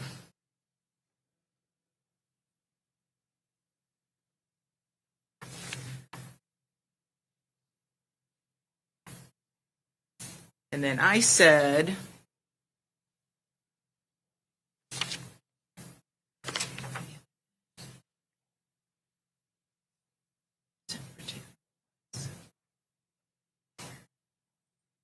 I know, but if it's an expert opinion, specifically, is he going to testify to anything regarding the cell phones of the co-defendants? And Mr. McClimate said yes, but he doesn't have to provide a map for that. And then I said, I'm not saying that. They're saying that they asked you about that and that you didn't respond. Mr. McClimate said, well, I just said that's not true. He didn't say I did not respond. He said I responded one time. That's not true. I responded a few times back and forth. That conversation was just about whether I was going to produce these interactive maps, and I told him I don't have them. And then I asked Mr. Harmon, did you depose him? Mr. Harmon said, I did, Your Honor. And I asked him if he had developed any further opinions or other work to let us know. We could take a deposition of him, and I reserved the right to continue the deposition. So, and then I said, and were you ever notified after the deposition that their expert was now going to offer opinions as to the cell phone data of the co-defendants? And Mr. Harmon said no. And I said, until today. He said, and Mr. Harmon said no. And I said, the middle of the trial. And Mr. Harmon said yes. And then Mr. McClimate said there's a difference between him offering an opinion about. And then basically I said, listen, we've got to get going. We'll cross that bridge at a later date. State you need to file whatever appropriate motion you deem necessary regarding that. Okay? So, are you intending to produce any maps that were not already produced to the state? No. Okay. So there's no additional exhibits other than the one you've seen? Yes, but there's a whole other issue because I deposed this witness last night at 5 o'clock. I accommodated his time, 5 to 5:40 was the available time I had. He indicated that he has prepared, and I put this in my motion, 4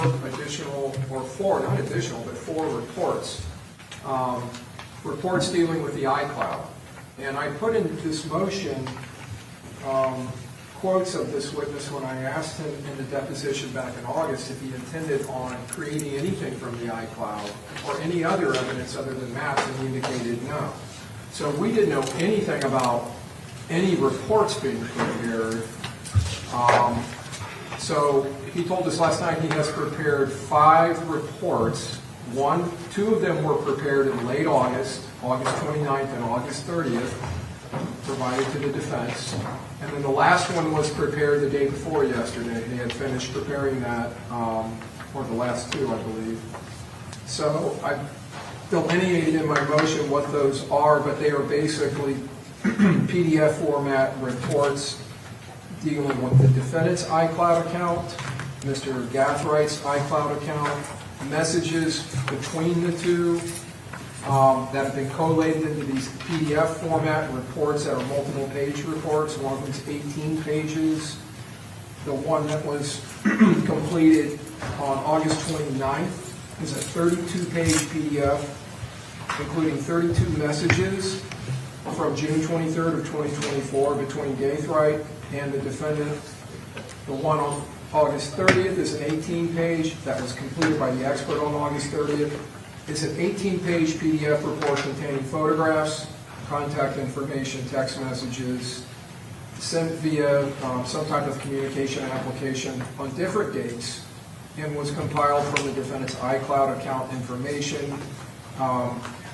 The one that was a report that he completed on October 28th is a 3-page PDF containing screenshots from CDR records and FaceTime calls between Mr. Gathwright and the defendant, compiled from the iCloud account information. And then the last report that he completed was a conversion of the Celebrite iCloud information to PDF Adobe format.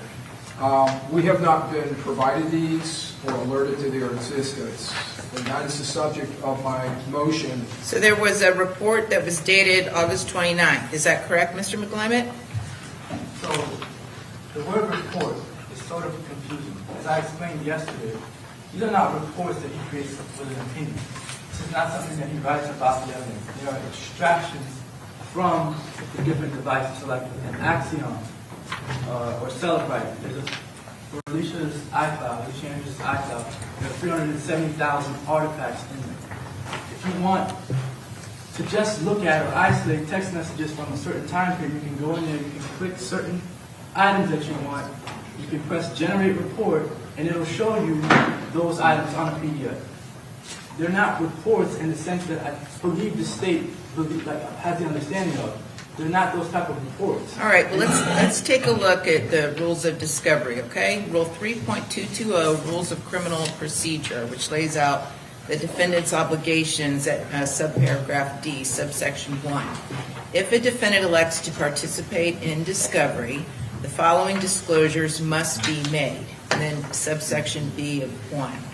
Within 15 days after receipt of the prosecutor's discovery exhibit, the defendant must serve a written discovery exhibit which must disclose to and permit the prosecutor to inspect, copy, test, and photograph the following information and material that is in the defendant's possession or control. Subsection 1, the statement of any person listed in subdivision D1A other than that of the defendant, and 2, reports or statements of experts that the defendant intends to use as a witness at a trial or hearing made in connection with the particular case, including results of physical or mental examinations and of scientific tests, experiments, or comparisons. So you're telling me that what he prepared doesn't qualify under 3.220 D1B2. Is that what you're telling me? If that's the section that refers to reports that the defense intends to use at trial, then that's correct. For two reasons. One, because it's not a report. And two, because I don't intend to use the documents that he's referring to in trial. So it does not fall under our reciprocal discovery obligations. It doesn't say you have to intend to use it at trial. It just says reports or statements of experts that the defendant intends to use as a witness at a trial. It doesn't say you have to use the report at trial. It just means a report generated by the expert you intend to use at trial. So were these not reports generated by an expert you intend to use at trial? Well, I think they are. How would you know that if you don't know what I'm going to ask him on the stand? Because they're reports that were generated by your expert. This actually isn't tricky. I don't see this as being difficult. So they're also under subsection J, continuing duty to disclose. If subsequent to compliance with the rules, the party discovers additional witnesses or material that the party would have been under a duty to disclose or produce at the time of the previous compliance, the party must promptly disclose or produce the witnesses or material in the same manner as required under these rules for initial discovery. This duty includes any additional recorded or unrecorded statements of any person disclosed under subdivisions B1A or D1A of this rule that materially alter a written or recorded statement previously provided under these rules. So what are you asking for, Mr. Harmon? Judge, the term report is the witness's term from the deposition. That's not the state's. He indicated he prepared reports and then he described them as reports. So, well, it sounds like counsel's saying they're not going to utilize these through his testimony. That's fine. We're going to move to exclude them, have the court exclude use of the reports and the information contained. But I would ask that the expert be not allowed to testify to anything from those reports if they're not going to be provided to me to utilize in cross-examination. And now at this point, like indicated in the report, if they're going to have them testify to something that's contained in the report, we haven't had a chance to properly prepare for cross-examination. The documents, it's documents in the report, they're PDFs from the state's discovery. They are PDFs. All they are is an extraction of the very evidence that was turned over to us by the state. So then why do you object to him reviewing it? I never objected to him reviewing the exhibits. Okay, then great. The reports or great. the PDFs. Then just produce it. Then just produce it. I don't have a problem with that. He never said, hey, can you give me the report? Just filed the motion. Okay. Okay, so do you have the whatever the witness, and is his name Pullen? Pullen, P-U-L-L-E-N. Okay. Whatever Mr. Pullen referred to in his deposition as far as reports that he used on the dates in question, any and all reports, but just to make sure we're all on the same page, August 29th, August 30th, October 28th, and was there another date, Mr. Harmon, you're aware of? Yes, August 29th, 30th, and October 28th. Okay, so any and all reports referenced in the expert's deposition need to be disclosed to the state before he testifies. Do you have those available here? He's outside, so I'm going to have to email it. And honestly, the 4 reports that he's mentioning, these are, again, reports that he created. I don't even know that he gave them to me. They're just to assist with displaying information that is in the axiom and in the cell record. Okay, let's bring them in here. I'm just going to tell him to email them to you. Okay? That way you have them, and so he can't testify until the state's had a chance to review that evidence. So,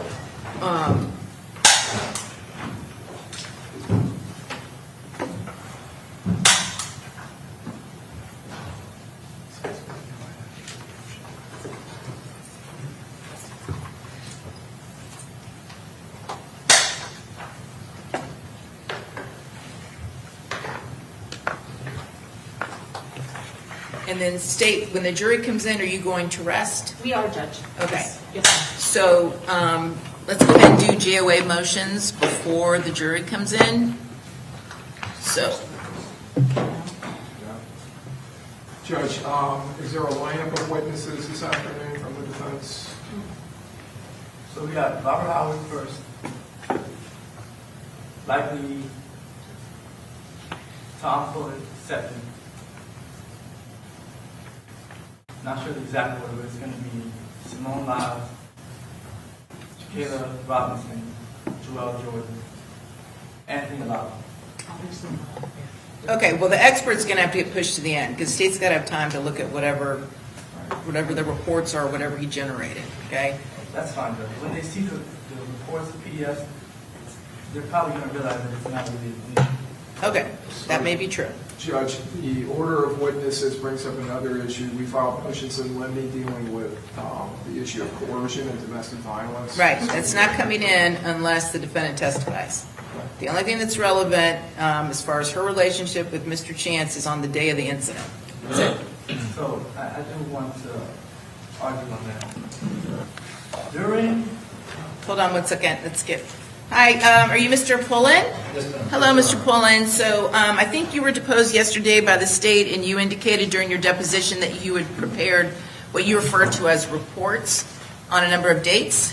Yes? Yes, Your Honor. Okay. So the state has not seen those yet. So Mr. Harmon's going to give you his email address, and I need you to email him everything, every report that you produced in this case before you testify, okay? Yes, Your Honor. Okay, they're going to hand that to you.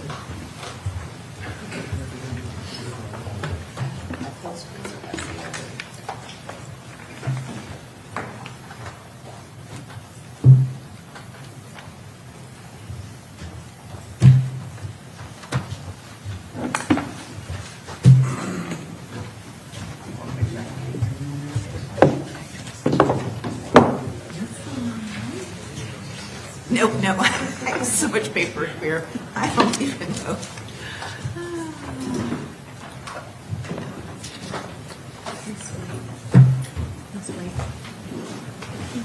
Okay, very good. That's handled. So let's talk about, Mr. McLyman, let's go ahead and deal first with the GOA issue. Let's just, so we don't have to send the jury back out again. Are you making a motion for GOA? I am. Sure. Helen will be right with them. Yes, Judge.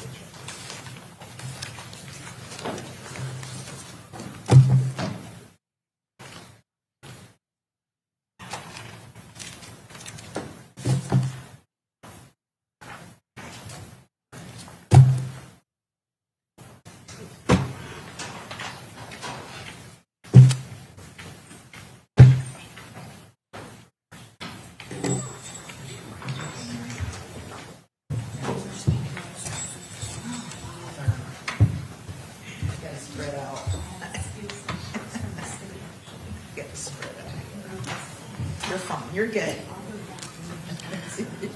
And then you're fine, because I'm going to tip over, and then on my paperwork.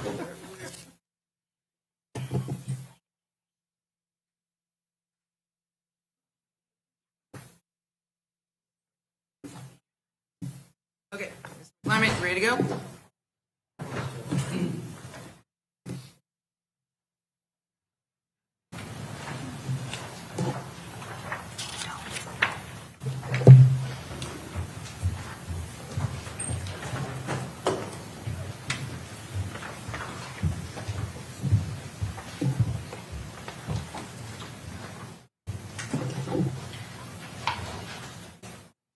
The defense moves for its first motion for judgment of acquittal, recognizing that the standard at this stage of the case is that all the evidence is to be held in the light most favorable to the state. The state does have to prove a prima facie case in this case of all the elements of the two charges, which are first-degree murder and conspiracy to commit first-degree murder. In this case, Alicia Andrews is not charged as a shooter. She's charged by indictment as a principal to the murder of Charles Jones. The state presents a circumstantial case here. Circumstantial claims against Ms. Andrews to prove first-degree murder charges against her as a principal. Ultimately, the evidence that was presented shows nothing about Alicia Andrews intending or knowing that the individuals who ended up shooting and killing Mr. Charles Jones, or even individuals that planned it, there's no evidence that shows, direct evidence that shows that she knew that was going to happen, that she planned it with these individuals, that she discussed it with these individuals. There is only circumstantial evidence that has her at or around the scene, only circumstantial evidence that has her at or around people who are making phone calls to other people at times that don't connect, at times that the state is assuming there were connected calls and there were conversations being had back and forth with individuals, with their co-defendants. In Staten versus State 519 Southern 2nd, this is 622 at 624. It's a Florida Supreme Court case from 1988. The Florida Supreme Court acknowledged the general rule that in order to be convicted as a principal for a crime physically committed by another, one must intend that the crime be committed and do some act to assist the other person in actually committing the crime. See also the Florida statute 777.011 and Collins versus State 438 Southern 2nd 1036. It's a second UCA case from 1982. The Staten court noted that neither knowledge that the offense is being committed, nor mere presence at the scene, nor a display of questionable behavior after the fact is equivalent to participation with criminal intent. And that's at 624, page 624 of the Staten case. It is, in the defense's view, undisputed that the state does not have any direct evidence that Ms. Andrews knew of her co-defendant's plans. It's also undisputed that the state does not have any direct evidence that Ms. Andrews agreed to cooperate with the efforts to kill Charles Jones in this case. There's no written communication between Ms. Andrews and her co-defendants or anyone that would show she intended to kill Charles Jones during the times laid out in the indictment in this case. There is no confession, and there are no witnesses that would testify to that fact. Alicia Andrews did not have a motive to kill Charles Jones. There was this back and forth war that the state has put on for the entirety of this case, where individuals are shooting at each other, killing each other, rapping about it, and Alicia Andrews is not in any of the rap videos. Alicia Andrews is not personally or deeply connected to any of the individuals who died, and Ms. Andrews herself was never brought up in any of these rap videos, was never brought up in any of these back and forth arguments and whatnot with the individuals that she's being tried with, or not necessarily tried with, but that she's being indicted with. They, on the other hand, have different issues and different motives to kill. Alicia Andrews apparently has none, other than what the state posits as her relationship with her boyfriend at the time. Ms. Andrews is not a gang member or a gang affiliate, as testified to by all of the witnesses in this case. And again, the state's case is purely circumstantial. To prove that Alicia Andrews is a principal to the murder of Mr. Jones, the state must prove that Alicia Andrews aided and abetted her co-defendants. The evidence shows that Alicia Andrews was someone that was taken advantage of, someone who did not know to conceal her face or her identity from an Airbnb camera in the front door, someone whose phone was used primarily throughout the conspiracy and throughout the plot, but really against her knowledge that they were doing these things. There's no evidence that she knew that they were doing these things behind her back. The evidence shows she was not with the defendants when they were packing bags or packing the cars to leave Jacksonville to come to Tampa, that she was at her house. She was then picked up after all of that planning was done, put in a car, and went to Tampa. There's also, I guess, this idea that the defense has said that at some point Alicia Andrews was going on a romantic getaway, and that is not what the defense ever said. That's what was said in opening statement, because I wrote it down. It was not. It was a weekend of, quote, reckoning and reconciliation, close quote. Right, that's not romantic. So, as you see from the evidence, on June 17th of 2024, there was argument back and forth with Isaiah Chance and Alicia Andrews. And after that, a few days after that, they do go to Tampa. So our statement in opening statements that this was a weekend of reckoning and reconciliation is consistent with the evidence. There was no romantic getaway. That language comes from Detective Ramos during the interrogation, where he says and uses the word romantic getaway. Alicia Andrews never says those words in her interrogation. Okay, well, let's just stay focused on the JOA motion. All right. When the state relies on aiding and abetting theory, it can prove intent either by showing the defendant had the requisite intent herself, or that she knew the principal had that intent. So that she knew that the other individuals had an intent to do these things.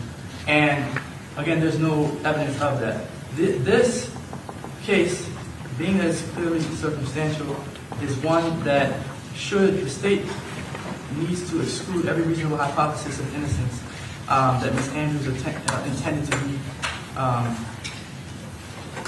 a part of the criminal activities, and for the reasons that I've stated previously, there's not enough evidence for the state to prove by a prima facie case that Ms. Andrews knew what was going on, or that she intended to participate, or that she aided and abetted in any way. Okay, state what's your response. Judge, we have more than circumstantial evidence in this case, and we have more than met our burden. Not only is there circumstantial evidence, there is direct evidence, video evidence of this crime. We have the defendant as an active participant. She is at multiple locations. She is seen on video at teasers with co-defendant Isaiah Chance, along with the evidence, the surrounding video. We know exactly what occurred in this instance. Her and Isaiah Chance were in one vehicle. They clearly were the tracking vehicle. They both can be seen getting out. She is on video at one point when the phone goes, when the phone password gets activated. She has to access that phone for him, so she's close enough to him at all times in the car. When they are walking, she knows exactly what is going on. There is video evidence of that, of her and Isaiah Chance and what they do in the silver Chevy Cruze and the coordination that goes on with the black Chevy Impala, not at one location, not at two locations, Your Honor, but at 3 locations. And she admits, so there are admissions in this, not that she did anything, she never admits her guilt, but she admits that that is her. So there is no doubt that that is her, that is caught and captured on video We have video footage about how well planned and how coordinated this premeditated murder was. So there is ample consciousness of guilt evidence in this case as well. Any action on her part to evade and avoid prosecution, to evade law enforcement, there clearly are messaging on her phone, and there is a very significant relevant period of text messages that are missing from her phone, and there are messages after this crime occurs where she is messaging some friend about how law enforcement has the wrong phone, and she puts LMFA, that, excuse my language, laughing my fucking ass off, that the police have the new phone, not the old phone. So clearly that is a consciousness of guilt, statements made that she knows that there is something on the phone that law enforcement does not have. And this is a whole conversation that she is having with the friend at the same time when she knows police are at her home. So Judge, there is ample evidence of her guilt, her consciousness of guilt in this case, her multiple lies to law enforcement in that interview where she says that she does not know who the victim or is not familiar with Julio Foolio, Charles Jones, where she claims ignorance of her boyfriend's rapper name in this gang war, which is Gutta, which we have shown that is tattooed on her body well before this incident happened. There is ample messaging to other people, to good friends Jewel Jordan, where she displays her personal animosity of the victim in this case, including whether or not, she can qualify it as anything she wants. She is talking about very personal events in her life where a person with the nickname of Spaz, who was killed in this gang rival war by Mr. Jones's side, and that there have been drill rap videos on it, and she certainly in that conversation was showing a personal animosity to the victim in this particular case. So there is direct evidence of what her active participation was, which includes booking the Airbnb. And that is the first date that we allege the conspiracy begins. It probably began well before that, but the her actively trying to book an Airbnb here in Tampa for all of these killers to come to Tampa for the specific purpose of killing Charles Jones is one of the first acts that we can document of her participation in the conspiracy. You heard from Detective Ramos that Charles Jones' phone and device was nowhere near. It was miles away when she did this, and she is booking it through a third party. And in that interview with law enforcement, when they first asked her, she says no. Again, she is lying. That is consciousness of guilt. It is not until they tell her that we have the phone messaging where she finally admits to that. So based on all of the facts and all of the evidence, we clearly have met our burden, and we have gone beyond that burden. The evidence in this case is overwhelming, and we've asked that you deny their motion for JOA at this time. Okay, I will deny the motion for JOA. So with regards to, we've had multiple discussions about the victim's state of mind. I'm going to repeat that there is no defensive duress in the state of Florida for homicide. And that's stated explicitly at Corojo, C-O-R-U-J-O versus State 424 Southern 2nd 43, Second D. So wait. So we wasting our time. That's the only defense she got? So wait a minute, because that's the only defense she got. So we wasting our time. This ain't happening. Girl, you going to jail. The very angle that your defense is trying to take, they don't even allow that in this state. You done. Ladies and gentlemen, this is the beginning of the end of this case. Lord of mercy. ECA said coercion is a recognized defense to a criminal charge, except where an innocent life is taken. There is one case out of the 3rd DCA, Wright versus State, and I think we've discussed this previously. The 3rd DCA reiterated there's no duress defense in an intentional homicide case or any homicide case whatsoever. And in fact, that's at 402 Southern 2nd 493, 1981 3rd DCA case. And that court stated Florida has recognized the common law defense of duress as a defense to crimes other than homicide. Okay. The common law has steadfastly refused to recognize any compulsion, even the threat of death, as sufficient to excuse taking the life of another. Legal recognition of duress as a defense to crimes other than homicide necessarily assumes a working hypothesis that a harm or crime of greater magnitude is avoided when the subjected person succumbs to the duress. So duress. I mean, that was their whole opening statement. So the judge already knew they couldn't win this case with that stance from the start. I guess she just wasn't gonna say nothing until now. Cause the judge is like, yo, your whole case is not even gonna be able to go through because ain't nobody gonna be able to get away with that type of defense right here. Not in this state. Not in this state where there's a life that's been lost, intentional murders. Yeah, ain't no duress in this state. So, damn, defense, what you gonna do?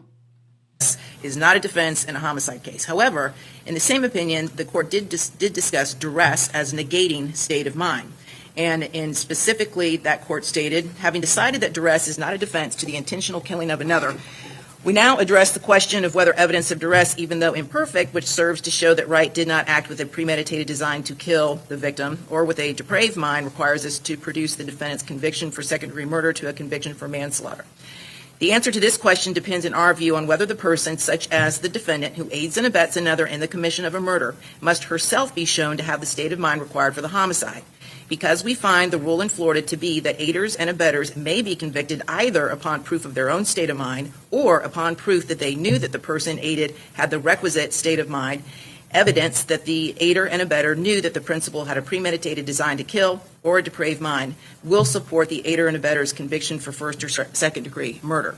And now the question is, does she know that her boyfriend want them niggas dead? Does she know that her boyfriend don't like them? I think she knows. I think she know he don't like going to the town center because of when they got killed. Like, so I think she understands that her boyfriend and his friends really would like to do some harm to them other guys. So if she understands that, then she got a problem. essentially, in that case, the court seemed to open the door to at least the possibility that some type of threat or harm could be admissible to go to the defendant's state of mind, okay, which is why I ruled initially the way that I did, and I told you guys then, I said, listen, you can get up in opening statements and you can make this point, but this only comes in if the defendant testifies. Right, she did say that too. I was wondering, like, why she even let him go through it. She basically, like, let me see what you guys willing to do. I already told you what you can and cannot do. Let me see exactly how you gonna try to get off, basically pull this off. But if you do, it's gonna have to be, like, I remember she pointing that out, but they changing their mind at the end of the trial, mid-trial. It's like they want a different defense now mid-trial. I'm like, yo, bro, I remember what you said in the beginning. You said, man, shout out to the judge. Shout out to the judge. Because she using their own words like, bruh, this the case y'all asked for. Because all that's relevant is her state of mind on the date of the offense and why she did or didn't do something. Nobody can come in here and extrapolate and say, well, they used to fight a lot and he would beat her up and therefore she must have been scared. That's inadmissible. It's irrelevant. So, and as I indicated, if the defendant testifies, and if she testifies that there were issues of domestic violence between her and Mr. Chance, and that's why she was in fear, and if the state cross-examines her to the point that it appears they're challenging whether that domestic violence actually occurred, then the door would be open for the defense to call other witnesses to support that. At this time, there's nothing in the record that she was in fear of anything, nothing to do with her state of mind. So, okay? For the record, the defense has never requested to use duress as a defense in this case, because I also am aware of the case law. I've never asked for a duress jury instruction. I do not intend to ask for a duress jury instruction. What we asked for was to show the previous abuse, to show Ms. Andrews' state of mind in this case, which is very relevant in a first-degree murder case. That is what we asked for from the beginning. This was never I want to put up domestic violence as a defense to the first-degree attempted murder, first-degree murder and conspiracy to commit first-degree murder. That was never our position. In this case, Ms. Andrews, and what the state has done on the redirect of Detective Ramos, is asking, showing text messages of Alicia yelling or cursing at Isaiah Chance, her former boyfriend, in an aggressive manner, and asking Detective Ramos, does it look like Ms. Andrews was afraid of Isaiah Chance a week before? This is not the day of, this is the week before. They've asked that question. So in my view, they've opened the door to any of this stuff to come in. they've made it relevant. Her state of mind, whether she was afraid of Mr. Chance. So that is one issue to decide. The second thing is, if it is relevant, which it is, Mr. Andrews' state of mind, that evidence should not be blocked and only filtered through Ms. Andrews. Of course, another witness cannot speak to an individual's state of mind, but they can speak to the incidents that they have been a witness to, and they can speak to the abuse that she suffered. They just cannot make the connection to say that because she was a part But of... if they can't make the connection, then why should they be able to testify to it? If they can't make the connection, why is it relevant? So then are you going to stand in front of the jury and make the argument, well, extrapolate, jurors, even though we don't have any evidence in this case that she was scared, you need to extrapolate what these witnesses said, and then therefore you should assume she was scared, which is why she did all of this. Is that what you're planning on doing? No.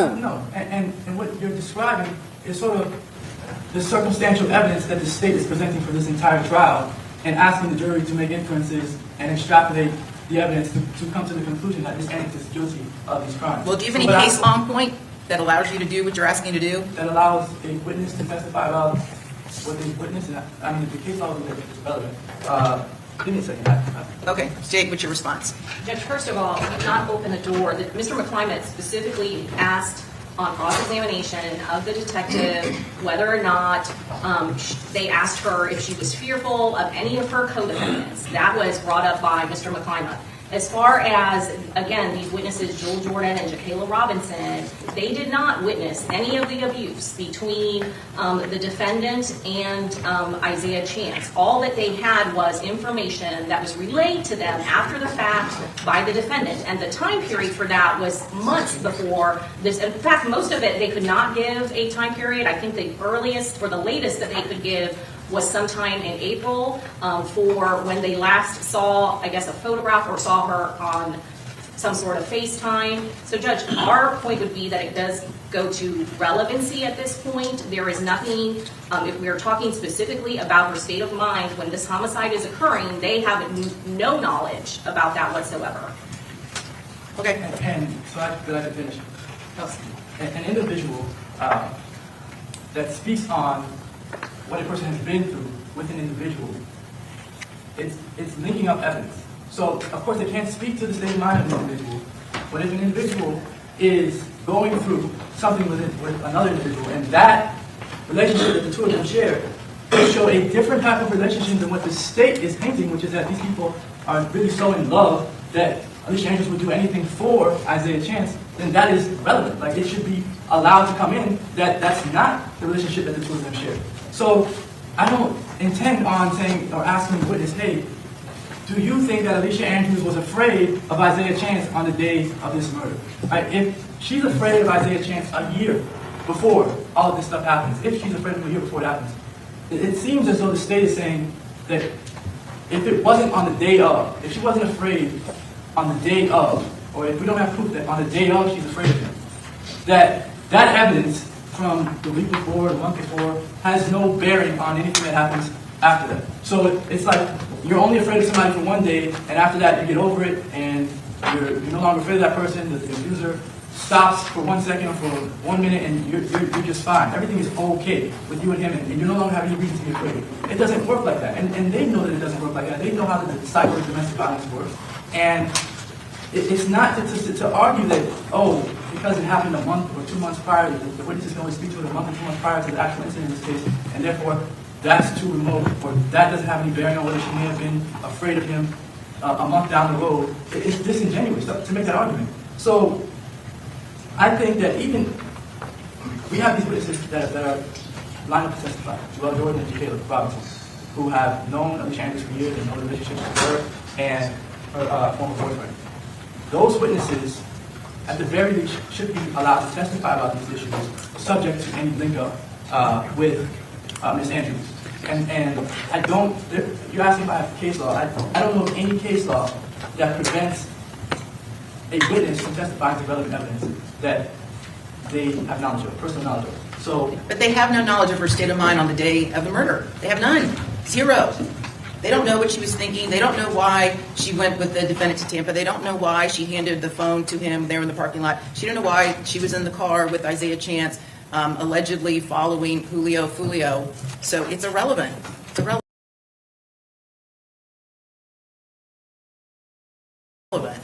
And if you're not alleging duress, honestly, it makes it even more relevant. Well, Judge, it's not about whether we're alleging duress. The element for first degree murder has to do with intent, so state of mind. So that has so many components to it other than duress. So, like, it's not about duress, it's about intent. It's about state of mind. Those are two separate things. This duress can be a part of... Correct. And none of those witnesses can testify about her state of mind.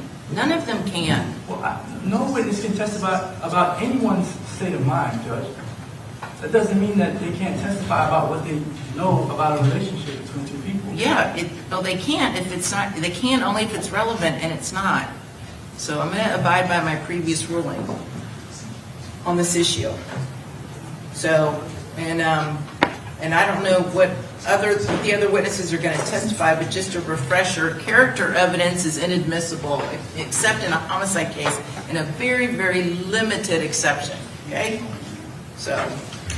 I mean, all that we've had in this trial is character evidence of Alicia Andrews. Photographs of her with individuals that are, I guess, apparently have gang signs thrown up, all these different charts, all of these different music videos, all of this association of her with all these other people that may or may not be in gangs, all of that is character evidence. Okay, but here's the thing. Listen, I don't make the law. Here's the direct law. WROBEL versus state, 410 Southern 2nd, 950. The appellant argues that a defendant in a criminal trial has the right to introduce evidence to show his good character. The court then cites to 90.404, which states when character evidence is admissible. Character evidence generally, evidence of a person's character or trait of his or her character is inadmissible to prove that he acted or she acted in conformity with it on a particular occasion, except, and one would be character of the accused, evidence of a pertinent trait of the character offered by an accused or by the prosecution to rebut that trait. This argument, however, omits the pertinent reference to section 90.405, Florida statute, which provides the methods of proving character. The statute reads, methods of proving character, 1, reputation, and then 2, specific instances of conduct. In Florida, the methods of presenting character evidence is limited to the testimony of reputation. A defendant may place in issue his general reputation for being a peaceful and law-abiding citizen. That's it. And Judge, I don't know that we're presenting his character evidence, that that's probably categorized as character evidence. I'll cite another case, Riviera, Slicker versus State. This is 941 Southern 2nd, 1191. It's the second DCA case from 2006, where it discusses that the witnesses were allowed to testify, should have been allowed to testify about dramatic changes that they had witnessed, because they had known Slicker for years, and the excluded evidence went to an essential element of the state's case and to the heart of Slicker's defense. It cites another case, the C. Rivera versus State 561 Southern 2nd, 536 at 539. It's the Florida Supreme Court case from 1991, stating that the error occurs when evidence tending to support the theory of defense is excluded. And, I mean, that is exactly what will be happening in this case. Give me those sites again. Let me look them up. Slicker versus State, 941 Southern 2nd, 1191. The second DCA case from 2006, and Rivera versus State, 561 Southern 2nd, 536. This is the Florida Supreme Court case in 1990. Okay, I'll look them up. Let's go ahead and get going. Your first one is going to be Mr. Howard? Okay, so let's bring the jury, and you, state will rest, and then we'll bring in Mr. Howard. Yes, sir.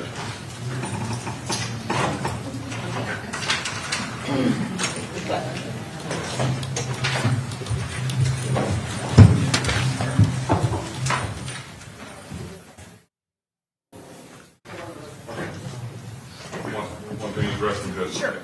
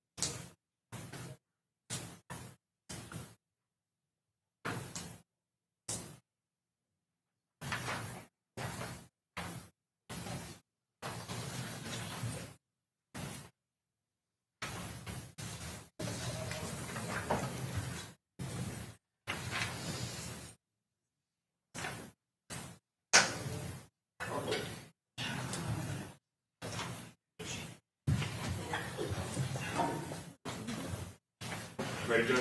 Yes. All rise.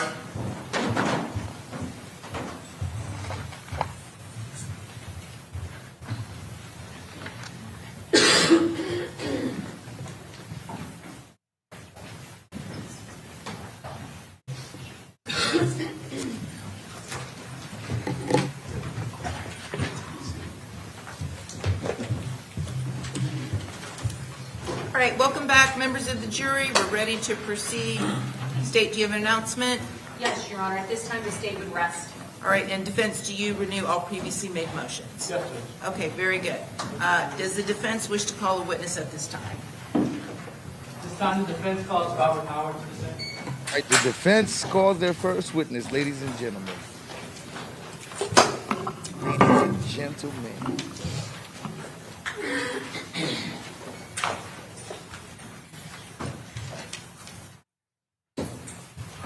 Your Honor, very briefly, if we may approach. Yes.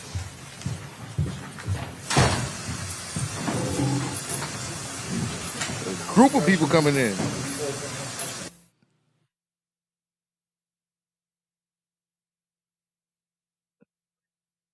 Be interested. What case they gonna try? If this witness not be broadcast, okay? Witness not be broadcast.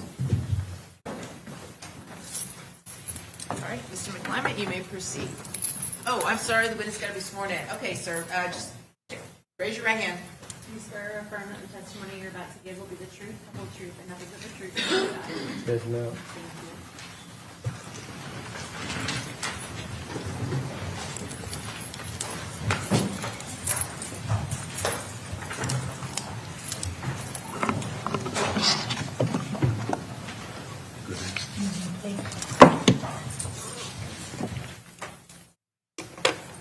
All right. Good afternoon, Mr. Howard.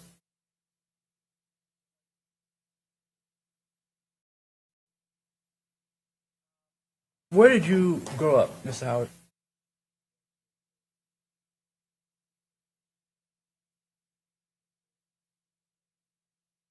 Fifth. 45th? Yes, sir. And what side of town is that on? North side.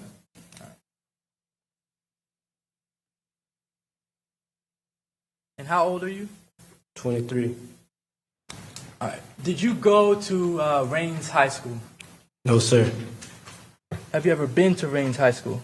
Yes, sir. And when you say yes, you mean not like actually enrolled there, but you've been there for maybe an event? Yes, sir. All right. And what events have you been to Rains High School for? Basketball games, football games. All right. Do you know what years? Several years. 2018, 17, 16, etc. Do you or are you familiar with Alicia Andrews? Yes, sir. All right. You know her from this case, or you know her from before? A little before. You were familiar with Alicia Andrews because you'd seen her around? Yes, sir. All right. But you didn't have any personal relationship with her? No, sir. How did you see Alicia Andrews around? Social media. So you saw her page on social media? Yes, sir. Do you remember if you followed her? I don't remember. All right. And when you say you saw Alicia Andrews on social media, was this in like the 2018, 2019 time period? Yes, sir. All right. Something. Well, let me go back. Have you heard of something called 6 Block? Yes, sir. All right. In your view, is 6 Block a gang? No, sir. What is 6 Block? Apartment complex. And so it's not a neighborhood necessarily? No, it's just apartments. All right. And where is that at? What side of town is that at in Jacksonville? North side. So did you grow up in that apartment complex? No, sir. Are you affiliated with 6 Block in any way? Yes, sir. All right. Tell me about your affiliations with 6 Block. What do you mean when you say you're affiliated? Well, those apartments are in my neighborhood, so we're friends. I'm friends with people that's from those apartments. Okay. So you live in a neighborhood around the 6 Block apartment complex? Yes, sir. And the neighborhood that you lived in, what was that called? Avenue B. Avenue B. Okay. Did you grow up with Charles Jones? Yes, sir. How long did you know Charles Jones for? Almost all my life. Do you know how old? Like 8 or 9. All right. Did Charles Jones live at the apartment complex called 6 Block? I'm not sure. Did he live in your neighborhood on the north side? I'm not sure. Can't say. Did you all go to school together? No, sir. Okay. But you knew him? Yes, sir. All right. Were you two best friends?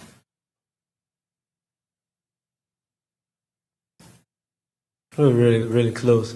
Almost like my best friend, you can say. Okay. Did you have a best friend? Yes, sir. Who was your best friend? Adrian Gaynor. Is he affiliated with 6 Block in any way? Yes, sir. And what's his name? If he has another name. Bibi.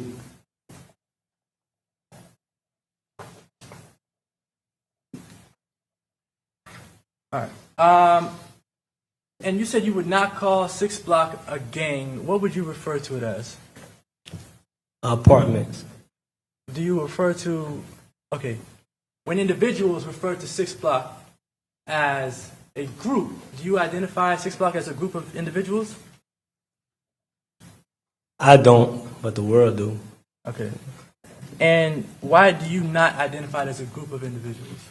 Because I know it's an apartment complex. It's a nickname given by Charles.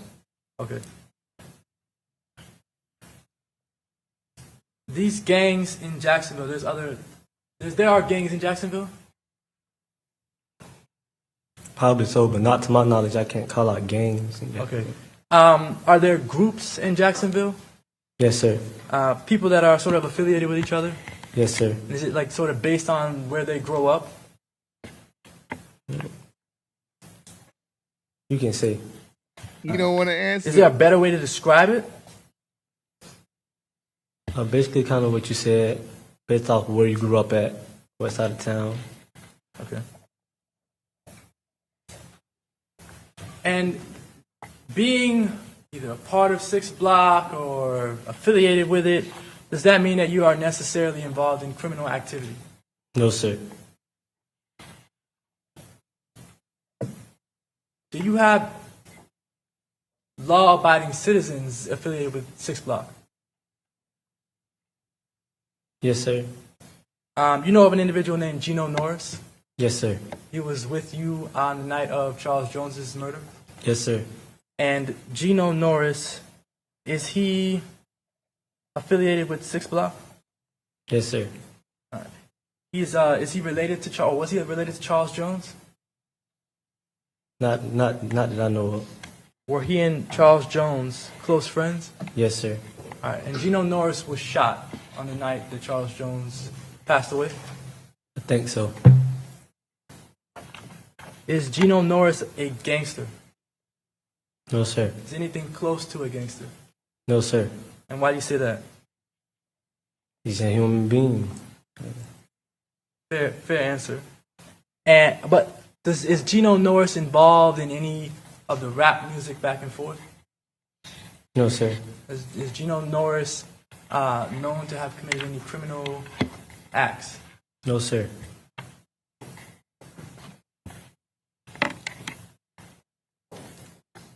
You, in 2018, you were arrested. Is that accurate? Correct. All right. And the arrest from 2018 was for what? Manslaughter. That event, I'm not saying you did or didn't do anything. That event occurred where? Rains High School. All right. Was that during a football game? Correct. Was there another individual that was accused of the same manslaughter? No, sir. Was Bibby accused or involved in any way? Yeah, they was accusing us both. Yes, sir. So there were accusations that both you and Bibby had shot and killed someone? Yes, sir. All right.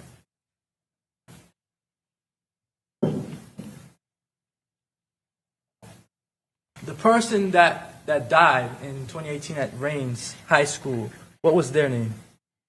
Gerard Adams. Did he have any sort of nicknames? Yes, sir. What was his nickname? Spaz.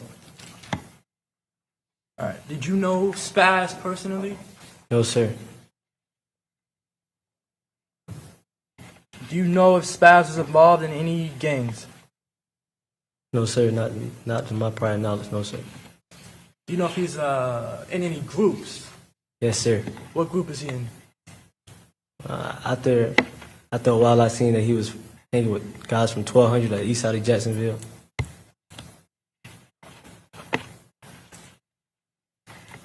All right. Ultimately, you ended up going to prison for that? Yes, sir. You were released at some point? Yes, sir. You know what year you were released? 2023. Do you know what month you were released? May.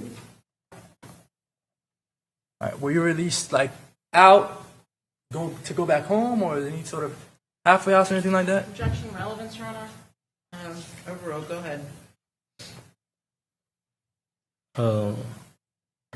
Can you repeat your question? Yeah. Were you released to go straight home?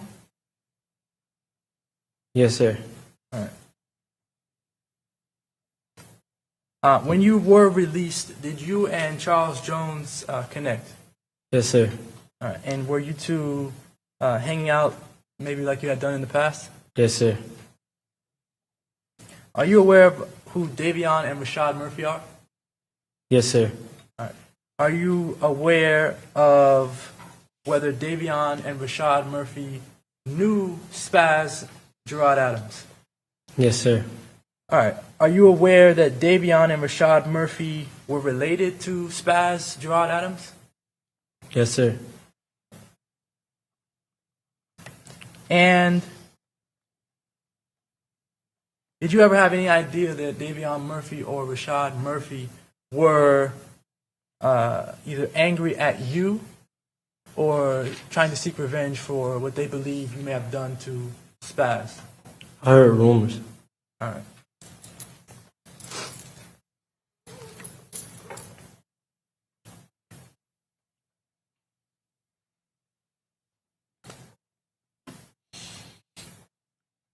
Because you're in 6th block, does that mean you hate other neighborhoods? No, sir. Does that mean you hate other groups? No, sir. Does that mean you hate, whether somebody calls it a gang or doesn't, does that mean you hate gangs that are in Jacksonville? No, sir. All right. Are the lines between these different groups or gangs, are they as clear as people make them seem? Can you repeat it and explain more? So, 6th block and ATK are what they would call rivals? To the world, yes, sir. To the world. Is there a chance that maybe some ATK affiliates or members might talk to 6th block affiliates or members? Yes, sir. All right. Is that against the culture or anything like that? We're all human beings. Yes, sir. No, sir. Do you all sometimes grow up together and end up in different groups? Yes, sir. Sometimes you went to school with individuals and were friends with them, and they ended up in. Go ahead.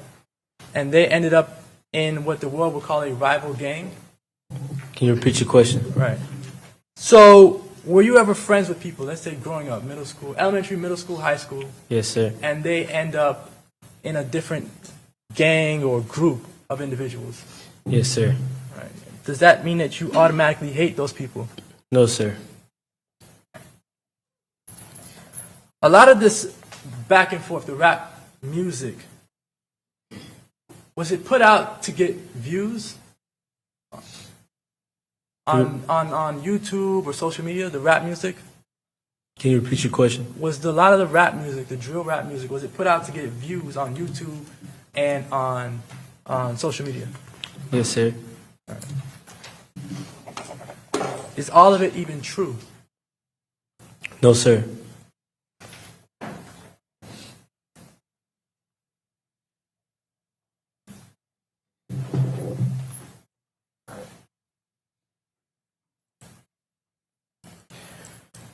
You know an individual named Isaiah Chance?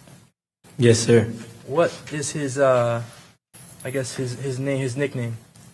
Gutta Z. All right. When did you come to know Gutta Z? When I came home in 2023. How did you meet or come to know Gutta Z? Social media. So you saw him on social media? Yes, sir. All right. And did one of you reach out to the other? Yes, sir. Who reached out to who? I can't really recall. I think it was him, but I can't recall. All right. Let me ask you this first. Did you and Isaiah Chance exchange phone numbers or ways to contact each other? Yes, sir. All right. And did you all contact each other at points in time? Yes, sir. Did you all used to talk on the phone? Yes, sir. Even on FaceTime as well? Yes, sir. And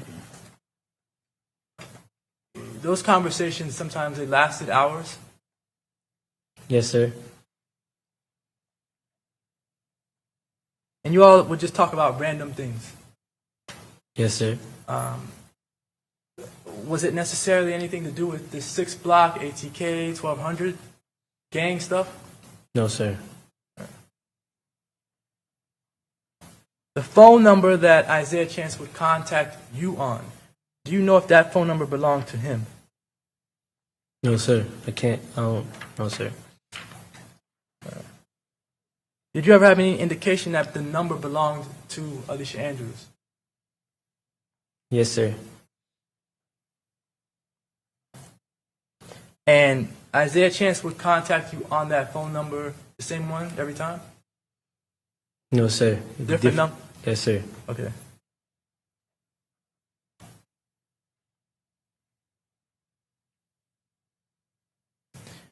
Your relationship with Isaiah Chance, would you call it cordial? Cordial, yes, sir. You and him ever get into any issues? No, sir. All right. At any point in time, did you ever have any communication with Alicia Andrews? No, sir. Did you ever reach out to Alicia Andrews for anything? No, sir. Have you ever seen her in person? I think I recall a long time ago, early 2018, 17. Okay. Do you know if that was at Reigns? Most likely, yes, sir. Okay. Like at a football game or basketball game or something like that? Yes, sir. All right. How do you remember her from so far back? Seeing her around, she was kind of a little known, so, All right. Because of the way she looks? Yes, sir.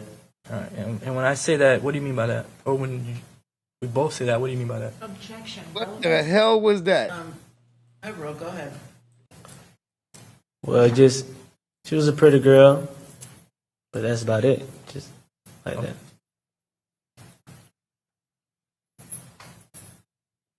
Did you have any friends that wanted to talk to Alicia Andrews? Not that I remember, no, sir. All right.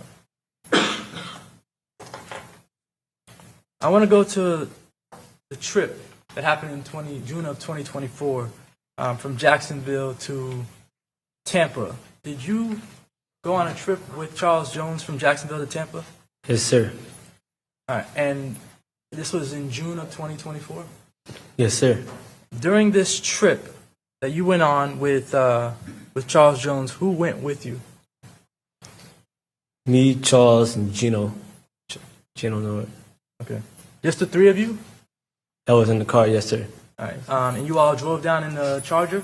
Yes, sir.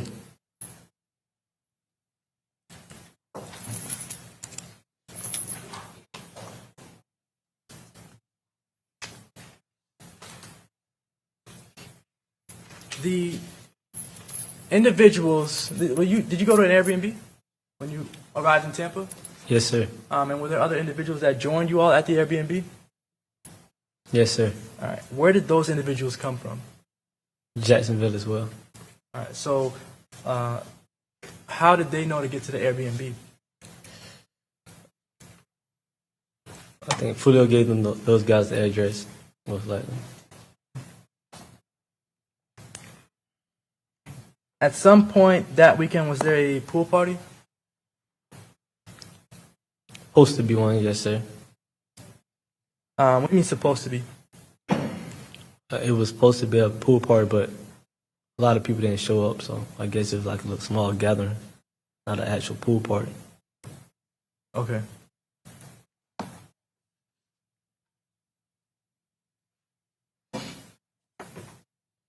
You said not a lot of people showed up? The first day we got there. All right. And was it publicly broadcasted, this pool party? The first day we got there, no, I don't think so. All right. Was there a second pool party? The same. It was people there the second day. We had an Airbnb, so you can say. All right. And how did people know to come? Were people allowed to come if they just asked to be there? I think Julio reached out to people. All right. Were you driving the Charger at any point in time? Yes, sir. When were you driving the Charger? To Tampa. You drove from Jacksonville down to Tampa? Yes, sir. Did you go out to any clubs? Yes, sir. Did you go out to clubs on both nights that you were in Tampa? Yes, sir. All right. I want to talk about the Saturday night. Do you remember that night? Yes, sir. All right. Were you on a flyer? Yes, sir. And had you ever been on a flyer before for a party? Yes, sir. Okay. Have you ever gone out of town to Tampa before? Yes, sir. With Charles Jones? Yes, sir. For the same sort of thing or something different? Same sorts of thing. All right. You know a promoter or something in Tampa? Yes, sir. All right. So you are at the Airbnb. At some point on Saturday, do you leave to go to a club? Yes, sir. Which club do you go to? I don't know. I don't recall the name of the club, but I went to a club. No. All right. Do you recall the area that it was in? No, sir. I don't know Tampa like that. No, sir. Were you driving? No, sir. All right. Were you paying attention to where you were going? Yes, sir. Why? I think as a young man or anybody, you should always pay attention to your surroundings. Okay. Did you have any fears or caution about hanging out with Charles Jones? No, sir. All right. At any point in the night, did you ever get upset with him about posting his locations? Yes, sir. Why? Because we're both two known individuals. You know, we got people that love us, people who hate us. So. Okay. And I guess would you prefer that your locations be anonymous? Yes, sir. Why do people hate you all? Not to say that everyone does, but why are there people that have that feeling? Jacksonville is built with drill route Foolio's a drill rapper, so. All right. The club that you went to first, do you remember what it looked like? Yes, sir. All right. And you arrived at the club. Did you go inside? Yes, sir. And why did you leave? So why did we leave? Yeah. At some point, so let me back up. Did you leave the club at some point? Yes, sir. Why? The show was over. It was closed. I think it was ending. Okay. And where did you go after that? Went to another club. All right. Do you remember the name of that second club? No, sir. All right. You left the second club at some point in time. Is that accurate? Yes, sir. And why did you leave the second spot? It was getting late. We were getting tired. And where were you going after you left the second spot? To find a hotel to crash. Right. After you, did you get to the hotel at some point? Yes, sir. All right. When you got to the hotel, who all was there? Me, Charles Jones, Gino, Charles's girlfriend at the time, a friend of hers, several friends. All right.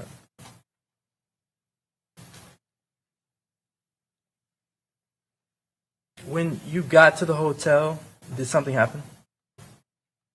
Yes, sir. What happened at the hotel? A shooting. All right. Did you see any of the people who did the shooting? No, sir. All right. And did you later come to find out that two of the people arrested for the shooting were Davion Murphy and Rashad Murphy? Yes, sir. All right. Did either of them contact you after the murder? Just one. Which one? Rashad Murphy. Rashad Murphy contacted you how? He texted me. How did he have your number? Had conversations. You've spoken to him before? Yes, sir. Like friendly conversations? Yes, sir.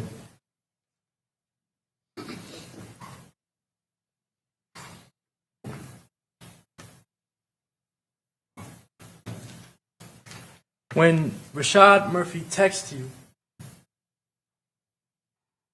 did it have anything to do with Fulio's death? He said he forgives me. So. Forgives you for what? That's what I was trying to figure out. So you don't know. She said he forgive me. Did you respond? I don't recall responding. And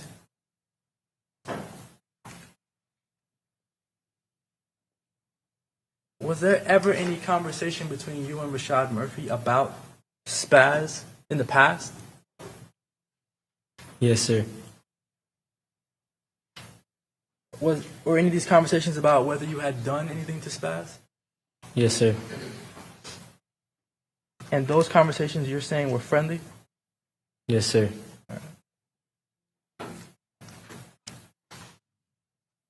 Does 6th block have a hand sign? Yes, sir. All right. That hand sign, or let me ask you, is there a hand sign for 21st Street? Yes, sir. Is there one for 1200? Yes, sir. Are the signs for 1200 and 21st, are they the same? I don't think so. No, sir. And what about the signs for 6th block? Is it the same as 1200 and 21st? No, sir. The sign for 6th block, can you describe what it is? It's like 3 fingers holding up. It's like a 6 almost. Like So something like this? Yes, sir. All right. And if an individual uses that hand sign, does that mean that they're part of 6th block? No, sir. Sometimes people use those hand signs when they're not actually a part of 6th block. Yes, sir.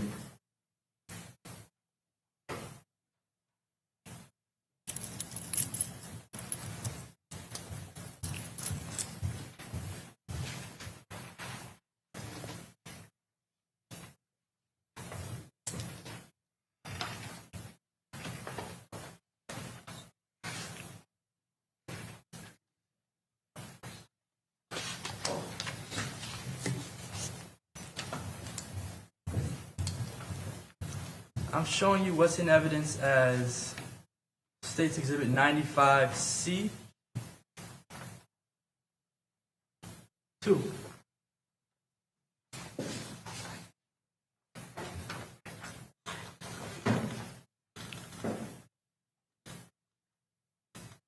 Is this the flyer from the party at Teasers? Yes, sir. The hand signs that Charles Jones is using, are those 6-block hand signs? No, sir. What hand signs are those? I don't even know. He posing. Did he pose like that often? Yes, sir. With those same hand signs? Yes, sir. All right. Does that mean 2100 or 21st? No, sir. Does it mean 1200? It could be several meanings. Okay. Would Charles Jones, coming from 6 Block, would he ever be throwing up these hand signs for 1200 and 21st? No, sir. All right.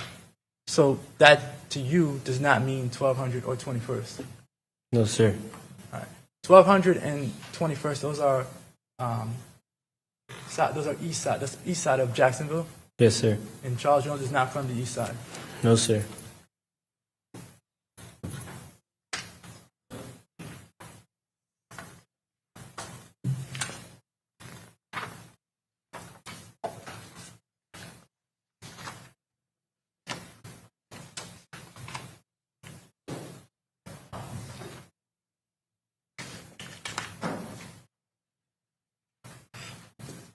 If you see an individual with those hand signs that you saw Mr. Jones with just now, Yes, sir. does that mean that they're gang affiliated? No, sir.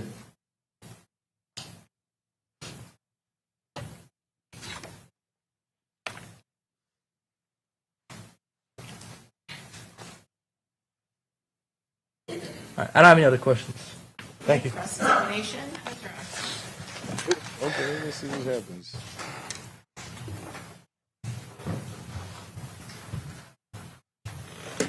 Mr. Howard, do you have a nickname? Yes, ma'am. What is that? Kenny Caps. Yes, ma'am. Kenny? Why? South Park. Is it related to your stature? Someone from South Park, a small individual or smaller in stature individual? Yes, ma'am. Okay. And have you been known by that name before you were incarcerated? Yes, ma'am. Now, you said you were accused of the murder of Spaz or Joe Rod Adams that occurred at Rains High School in 2018. Is that right? Yes, ma'am. But the fact is, you were convicted of that homicide, correct? That's the Wow. manslaughter conviction. Yes, ma'am. Wow. Was there anyone else with Spaz at Rains High School when Spaz was shot? Yes, ma'am. Who was that? Willie Roy. Willie Royal. Yes, ma'am. And Willie Royal is Will Go Crazy on Instagram and known to people. That's his tag. Yes, ma'am. Will Go Crazy. Yes, ma'am. And Willie Royal survived that shooting, isn't that right? Yes, ma'am. Now, you were asked several times about your communications with Isaiah Chance and Rashad Murphy, and you said that they were friendly. Yes, ma'am. So you are testifying that you would be friendly with them on the outside, so not on the telephone. You would go out with them to a club and that be posted everywhere? No, ma'am. When you say friendly, why don't you explain to me what you Hell actually no. mean by that? Just conversation. We're not yelling. We're not arguing. We're just talking. What's the goal of you having a long, hours-long conversation with Isaiah Chance?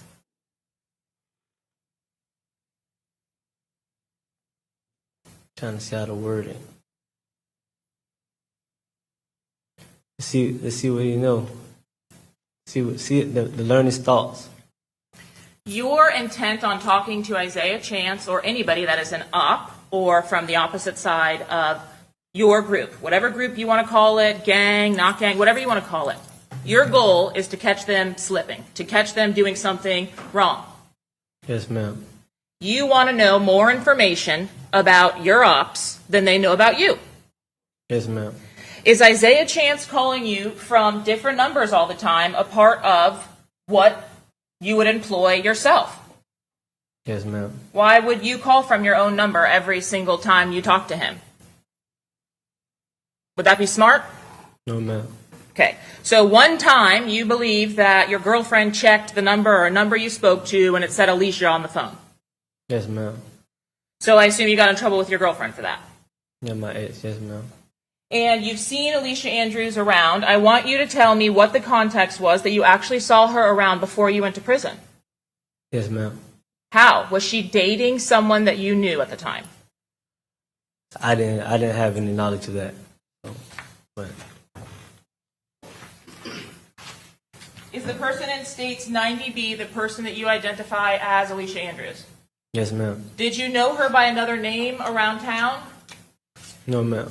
Okay. Did you know even her legal name when this event actually happened, before it started being reported to the news? No, ma'am. You said you had talked to somebody named Rashad Murphy. That's the individual depicted in 37A, isn't it? Yes, ma'am.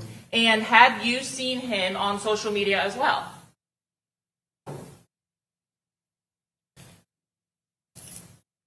Like a blur, not.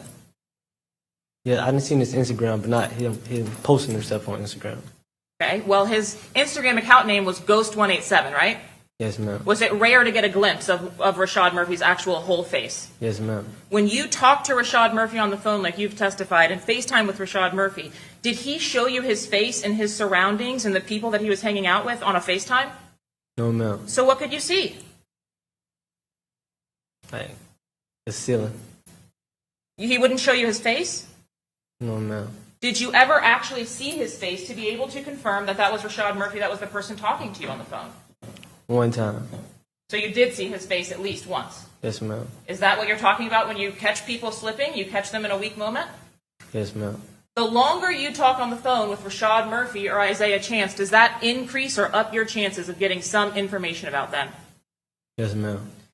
Honestly speaking, the fact that your girlfriend reverse searched and found out that it was Alicia Andrews' phone number that called you once, from all of the calls that you got from random numbers from Isaiah Chance got caught. Yes, Slipping. Slipping. Boy, they playing dangerous games. These dudes on their phone, on the phone with their ops, talking, trying to catch each other slipping. These some dangerous games. You got caught up, girl, because your phone was used to play one of them games. And then he found out it was your phone. Guess what? You on the list now. You on the list now. Especially for the ops. Especially for the ops. Yo, she messed with... Yeah. He called me off that number one time. My girl found out it was her number. Yeah. She on the list. She on the list. What you talking about? She a op, bro. She a op. You didn't know what Alicia Andrews' phone number was before that. No, ma'am. That is a part of the lifestyle, right? Yes, ma'am. So currently, right now, you're incarcerated. Yes, ma'am. You're here presented in orange, right? Yes, ma'am. And you certainly have at least some knowledge of the Jacksonville gang scene. Yes, ma'am. Will you ever? No, ma'am. You understand the statute?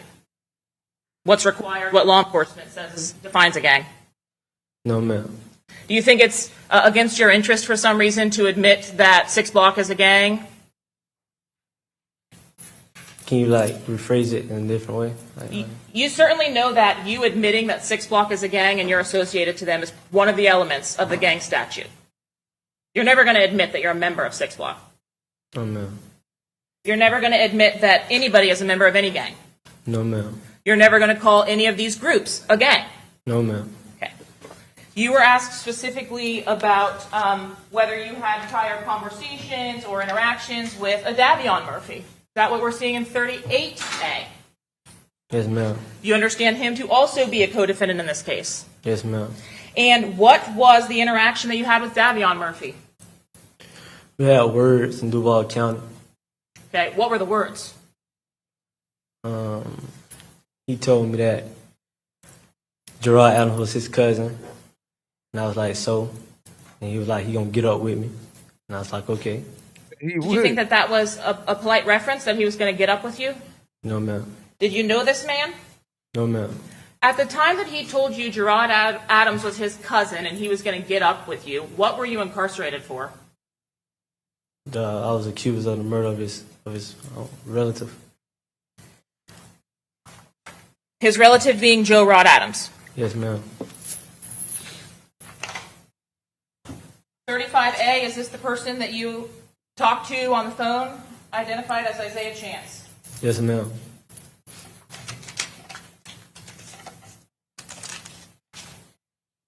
I'm going to show you what's been previously marked for identification as 75B7 from an extraction from this defendant's cellular device. Can you identify any of the individuals depicted in 75B7? Yes, ma'am. Who's the individual on the left of this image? Gerard. That's the individual that you were convicted of killing. Yes, ma'am. And the individual that Davion Murphy was referencing when he said he was going to get up with you. Yes, ma'am. Can you identify the individual on the right? Corbin. Corbin? Yes, ma'am. Is that Corbin Johnson? Yes, ma'am. Is that the individual that we've been hearing about went missing in some way or was kidnapped in some way? Yes, ma'am. You are familiar with Julio Foolio's social media activity. Yes, ma'am. And when you say you're from, where did you say you're from? 45th. 45th. Do you claim any kind of neighborhood openly, like in public, other than 45th or 6th block? Yes, ma'am. Is that Ave B? Yes, ma'am. And what is that? Can you tell the jury what that is? 45th Avenue B is a section on 45th. It's So a part of 45th. I'm sorry, I didn't mean to cut you off. It's a part of 45th? Yes, ma'am. Same area. Yes, ma'am. Before you went to prison, was it typically people from separate areas would be affiliated with separate groups? Yes, ma'am. And how old were you when you got arrested for Joe Rod Adams' homicide? 16. 16. Yes, ma'am. What was the total sentence that you ended up serving? 4 years, 10 months, 4 years, 11 months, one of them. When you were released from custody for that case, is that when Rashad Murphy made contact with you? Yes, ma'am. What was the nature of that contact? Because you've indicated it was friendly. Just basically trying to see who was the gunman of his family member's relative. You His wanted relative. to see who the gunman was? Is that what you said? Yes, ma'am.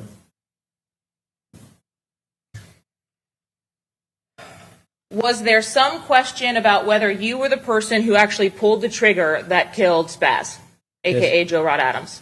Yes, ma'am.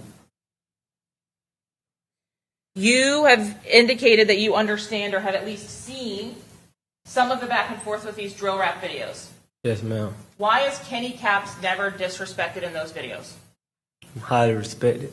Why?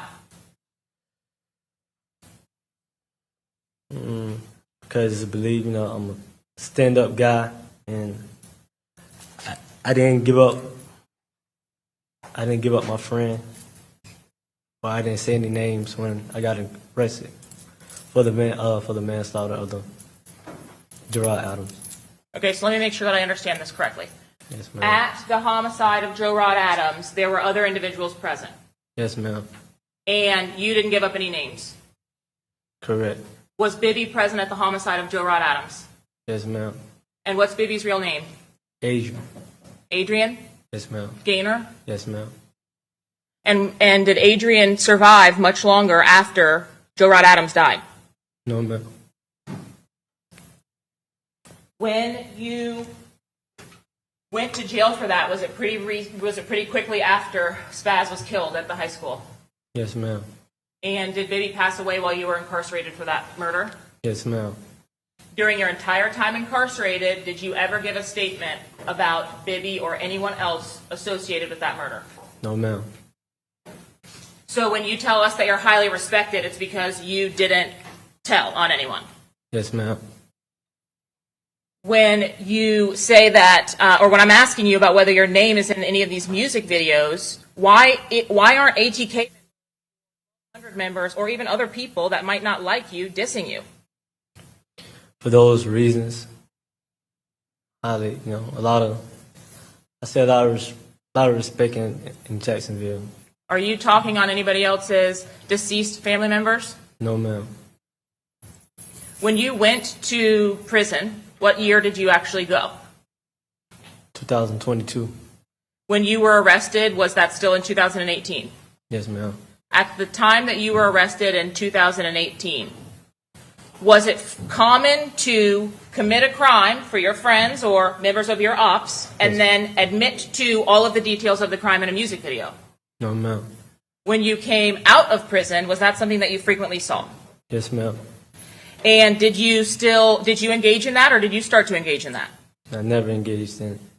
So is that why Rashad Murphy is then contacting you and asking what happened with his cousin? You were already convicted and had done a prison sentence. I don't understand why he's contacting you after. You said ma'am. you didn't. Yes, ma'am. Why?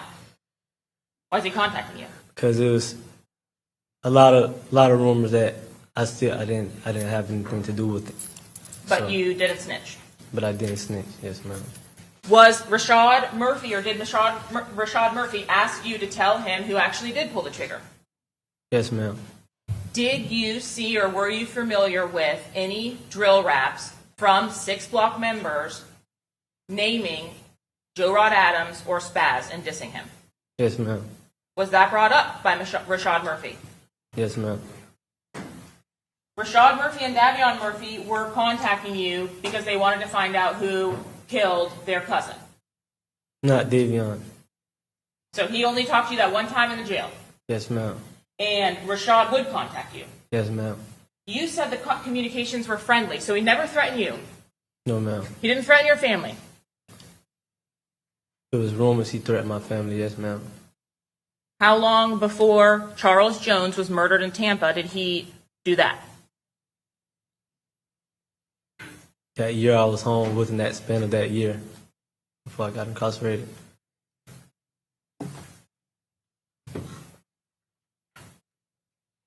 You were asked about a hand sign that Charles Jones was doing in States 95C2. Is that right? Yes, ma'am. Who is 21st Street affiliated with? IDs. Okay, so 1200. Yes, ma'am. Let me ask it this way, because you don't want to say it's a gang. If 1200 and 21st Street were in the same room, would anybody be pulling out firearms or fighting? Yes, ma'am. With each other? Oh, no. I don't know. Okay. Yes, ma'am. How about this? Those two are affiliated, or at least aligned enough that a common enemy of both is 6 Block, or their members. I'll say 21st. I'll say 1200, not really 21st. Who does 21st have problems with? I think 1200. You think? Yes, ma'am. Do you know? No, ma'am. Can you even tell me whether Charles Jones is putting this sign up to be disrespectful, or whether he's claiming 21st? Yeah, he's not. He's just throwing up a sign. He's not being disrespectful. Realistically, you all, you at least personally have knowledge that there are members of 6 Block, there are members of 1200, there are members of ATK that throw the rival gangs signs and post it on social media. Yes, ma'am. That's true. It's a fact, right? Yes, ma'am. That happens. Yes, ma'am. I'm showing you from the cell phone extraction of the defendant in this case what's been admitted as 76B5. Are you familiar with Charles Jones or Julio Foolio's social media posts? Yes, ma'am. Do you remember a social media post? I'll show it to you a little bit clearer. 95C3 that Charles Jones made about the attempted murder on his life, dated February 8th of 2024. Yes, ma'am. And was this a real, meaning it was like a video that was posted to social media? Yes, ma'am. And is he referring to the attempted murder that happened on his life on October 7th of 2023, where he was shot in the foot? Yes, ma'am. Do you recall any other time where he was shot in the foot? No, ma'am.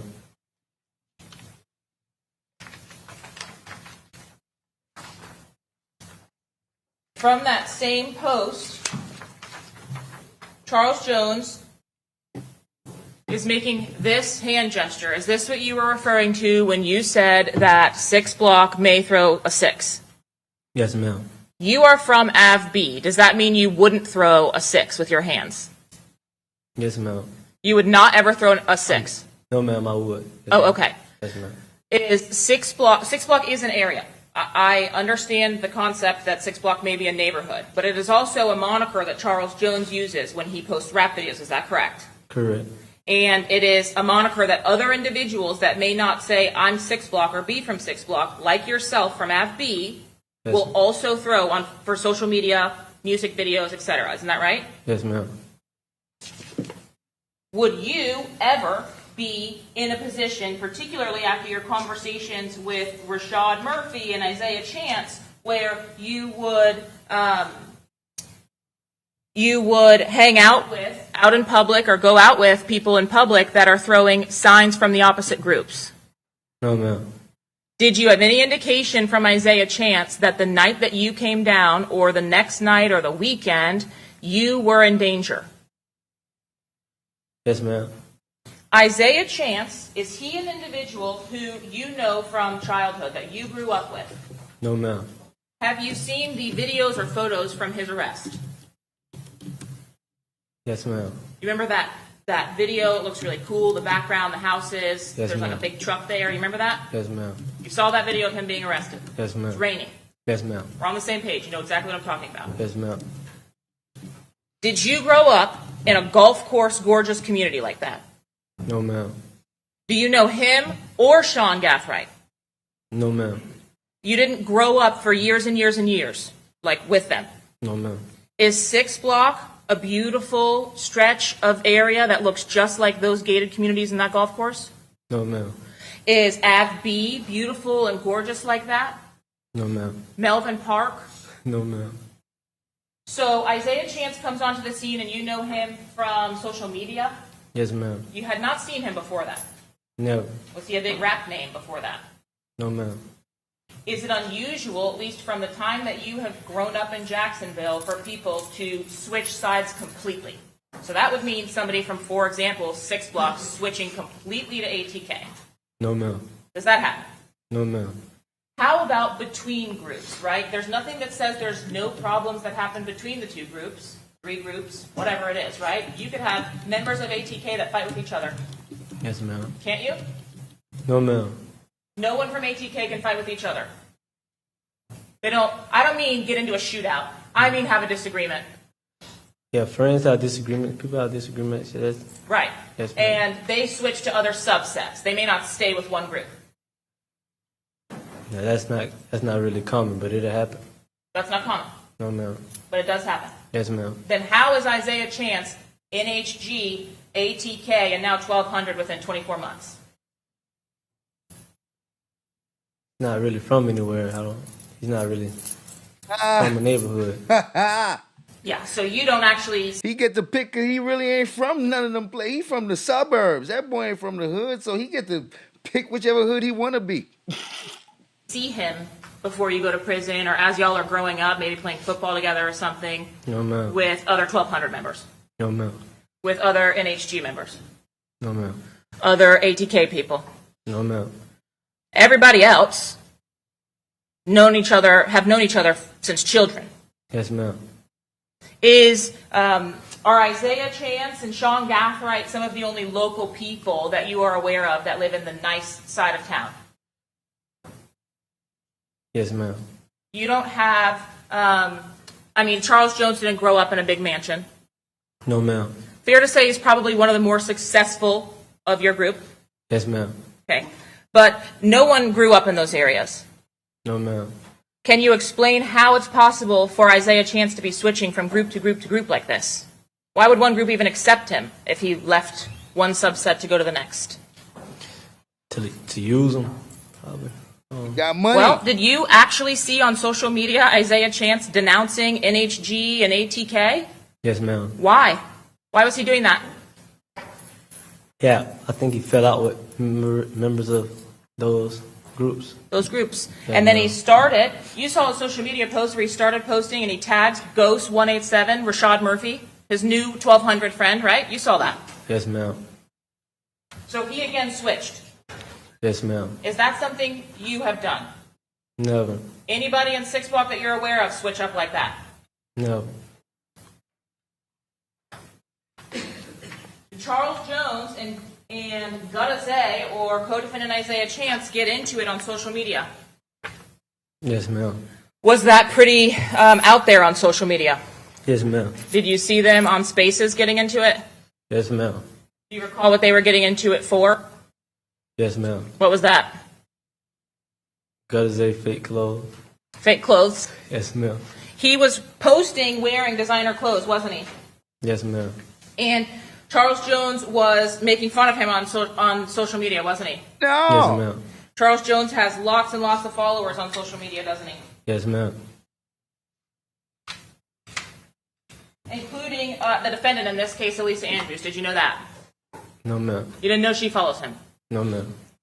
Would Charles Jones get into it with Ace on social media? Foolio and Ace get into it? Not that I remember, I recall. Well, maybe not social media, but YouTube videos. Yes, ma'am. You know, interviews with podcasters or music videos, drill raps that they're posting. They don't like each other. No, ma'am. It's pretty clear from the music videos. Yes, ma'am. And you admit Charles Jones really, really gets into it with people. I mean, he goes deep. He does. Right before the homicide actually occurs, are you familiar with the post that Charles Jones made to his social media account blasting ATK and their CEO, Ace? No, ma'am, I wasn't aware of it. You're not aware of the social media post that he made about a thigh bone? It's been a minute. I probably seen it. Would it refresh your recollection to look at that post? Yes, ma'am. Your Honor, may I approach? Yes.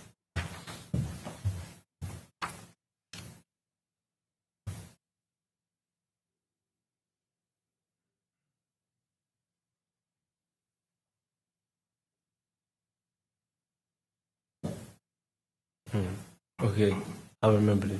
You remember the post? Yes, ma'am. On June 11th, which we've heard testimony about that Spaces incident between Gutazay and Charles Jones and how does his foot feel. We heard testimony about that happening on June 6th. Yes, ma'am. So on June 11th, is there a post from Charles Jones laughing about how Ace dropped y'all ass from the label and Corbin getting kidnapped? What's your question? Is there a post about that? Yes, ma'am. Okay, that's not uncommon for Charles Jones, let's be honest. It's not uncommon for him to post something that's going to make somebody else upset, is it? No, ma'am. No. He does that all the time. Yes, ma'am. Does he get revenue or clicks from doing things like that? Yes, ma'am. Is he probably one of the most, at least successful in social media in Six Block? Yes, ma'am. He's also referred to as Six. Yes, ma'am. You mentioned Gino Norris, and I want to talk specifically about Gino Norris. Have you ever been in a scenario where Gino Norris was involved and there was some kind of negative activity or behavior going on? Not that I recall, no, ma'am. Gino Norris has a real job, doesn't he? Yes, ma'am. Gino Norris is quiet and reserved and shy. You never usually actually go out with him, do you? No, ma'am. Was the trip down to Tampa with Gino actually one of the rare times he goes out with y'all? Probably the first, yes, ma'am.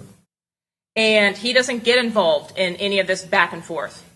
No, ma'am. Gino Norris is not in these music videos. No, ma'am. He's not throwing any gang signs. No, ma'am. I can't recall. You've never seen him throwing gang signs. No, ma'am. He doesn't do this. No, ma'am. Now, on the night of the actual homicide itself, Gino Norris was also there Yes, ma'am. with several other individuals in that little cover area Yes, ma'am. outside of the Holiday Inn, home to suites. Yes, ma'am. And you've subsequently become aware that Gino Norris was shot Yes, ma'am. as a result of his being inside of that car. Yes, ma'am. Do you have any personal knowledge of anybody having a problem with Gino Norris? No, ma'am.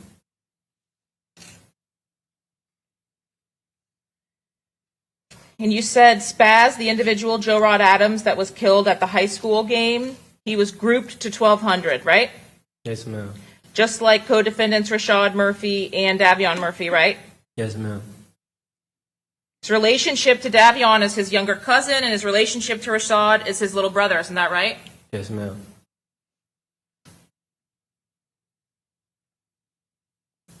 There weren't just rumors about you having not committed this crime or having committed this crime, whatever it was. They called you and and confronted you, especially Rashad Murphy. Yes, ma'am.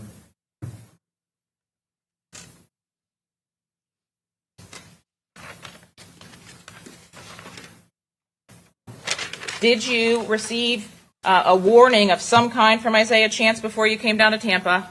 Yes, ma'am. Can you tell me what exactly that warning was? It was probably like 3 or 4 days before we went. He was just saying, be on beat. It was his exact words, be on beat. How did he relay that message to you? The phone. Be on beat? Yes, ma'am. What does that mean? Like, be on alert. Why would he tell you that? I don't know, I guess he called himself being cordial. He just said, be on beat. Did he say, be on beat when you go to Tampa this weekend with Charles Jones? Yes, ma'am. He specifically said it was this for the weekend? No, he said, he seen the flyer. But like, be on beat down now. That was that.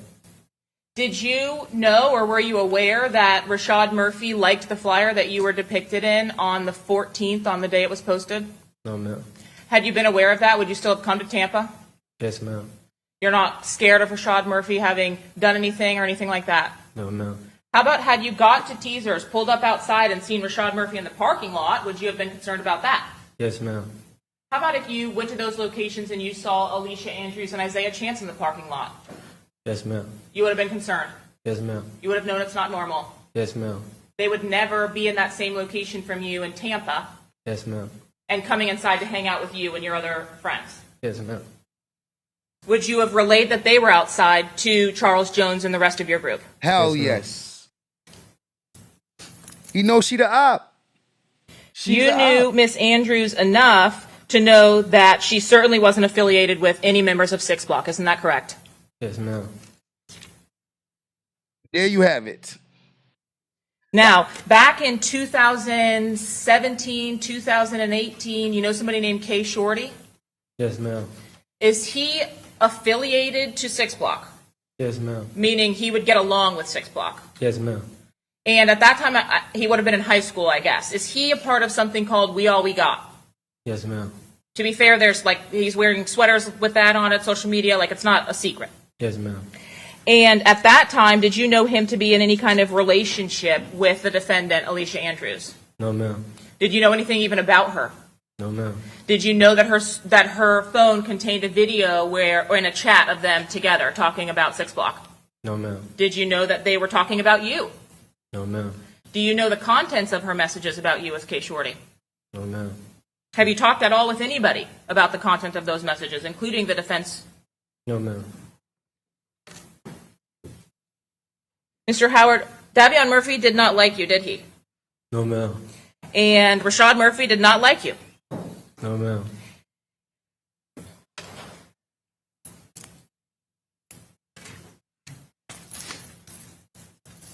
The only clubs that were posted via a flyer to social media were the clubs that you attended on the actual night and into the early morning hours of the homicide, right? So Truth 18 and Teasers, isn't that correct? Yes, ma'am. The places that you went when you all got there on the first night, which was Friday night, there was no kind of promotion for that or club flyer. No, ma'am. Did you help when Julio would go to these appearances and check out the location, make sure that he got paid, those types of things? Yes, ma'am. You didn't have any of that for Friday night? No, ma'am. The only ones that would have been publicized were Truth 18 Yes, ma'am. and Teasers. Yes, ma'am.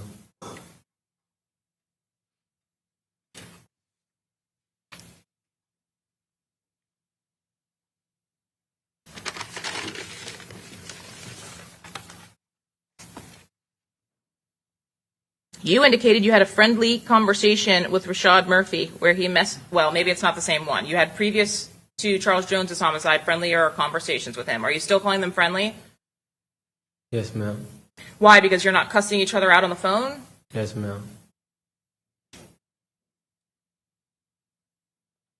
Him asking you about whether you killed his younger brother, I'm confused or kind of a little, I guess maybe just confused about how that could be not anything. Man-to-man conversations, not, we're just talking normal. Well, he wasn't happy with you, was he? No, ma'am. He wasn't asking if you wanted to go do things together, was he? No, ma'am.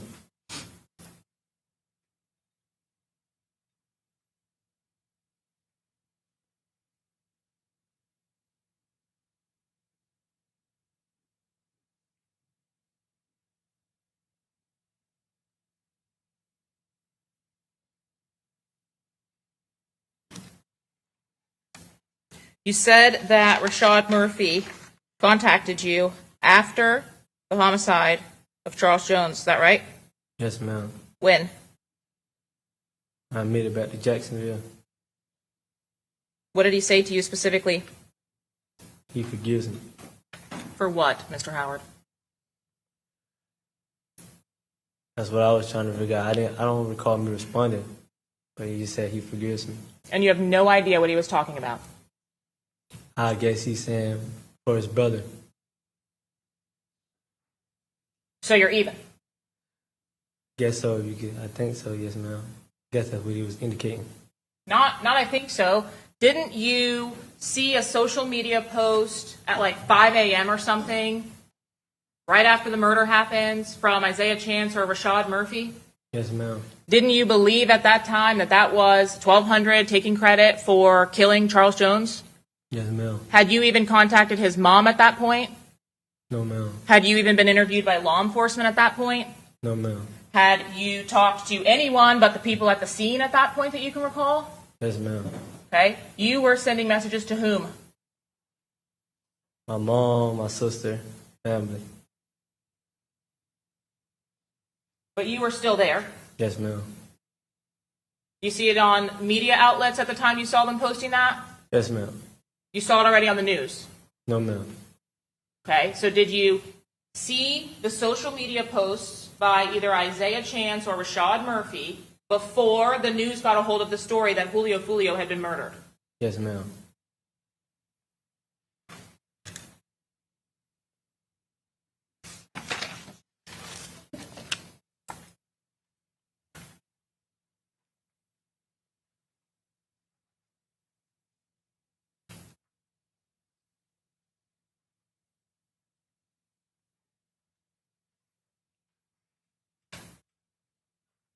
Your Honor, may I have 1 moment, please? Yes.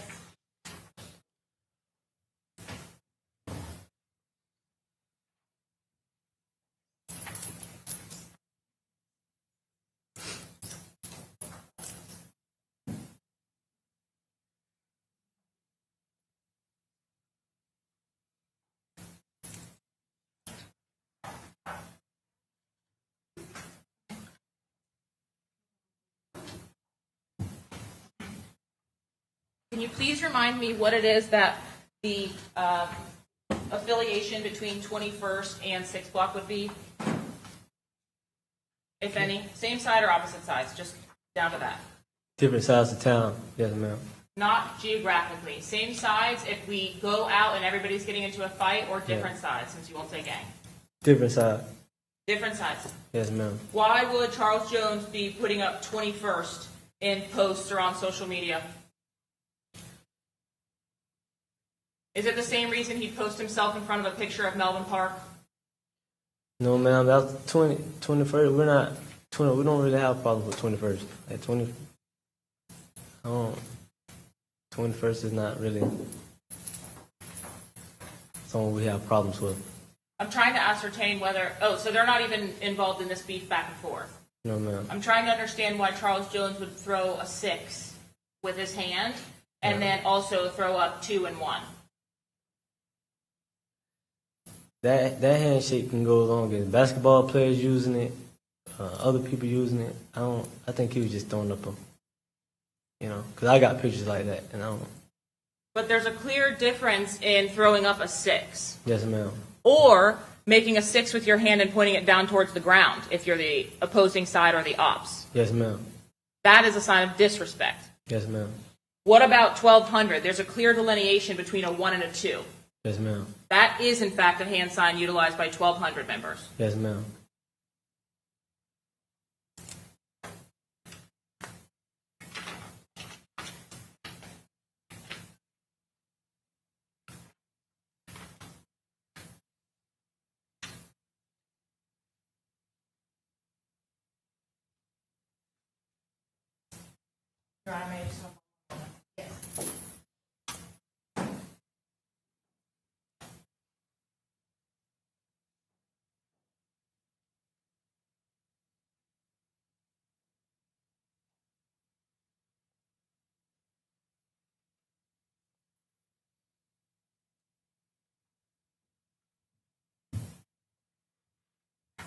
Mr. Howard, thank you. I have no other questions. Yes, ma'am. Okay, redirect.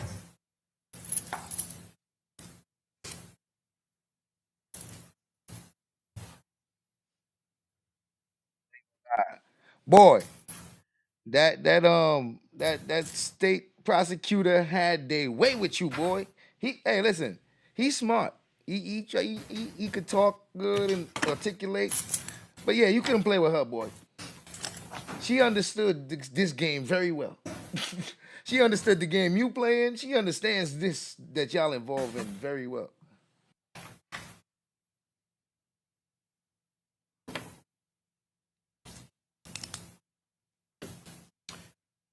The night that Charles Jones was killed, is it possible that the Murphys were also trying to kill you as well? Yes, sir.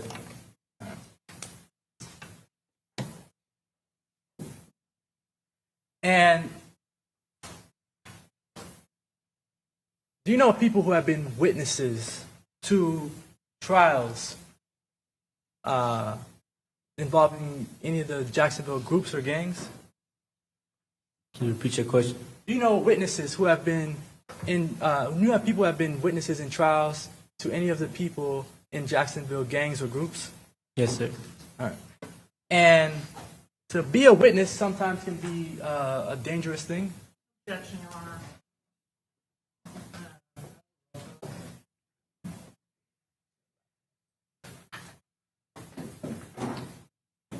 Can it be dangerous to be a witness in a case? Yes, sir. If somebody labels you as a snitch or anything like that, that could be dangerous in Jacksonville? Yes, sir.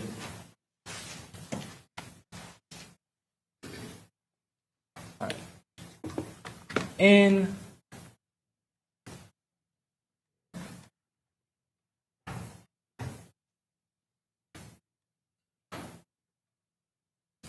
Jacksonville, in this back and forth, are you aware of anyone who's been harmed for any sort of allegations that they were a snitch?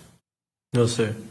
Are you aware of any individuals who've been harmed for any allegations that they have been a witness for the state or for the police? Not that I recall, no, sir. All right. Are there any rap songs that you know of in Jacksonville about people being harmed for being snitches or for being cooperating witnesses? Not that I'm aware of. All right. I'm going to show you something.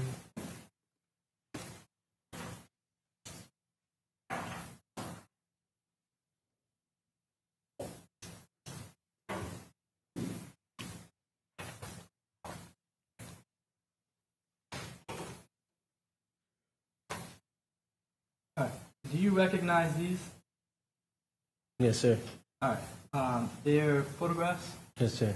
All right. Do you recognize the individual in the photograph? Yes, sir. Show the jury, or what are these exhibits? They're not. I have to introduce them into evidence first, Judge.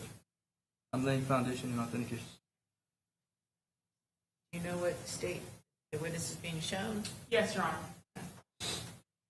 So, are these fair and accurate depictions of the person that you know Yes, sir. here? All right. At this time, I'd seek to move what's been marked as Defense Exhibit 6 into evidence. Do you have a physical copy? I have a flash drive.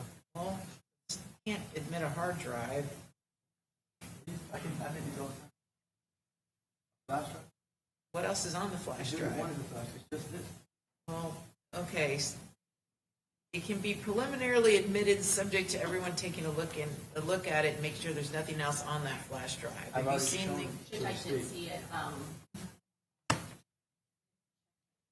I did see it.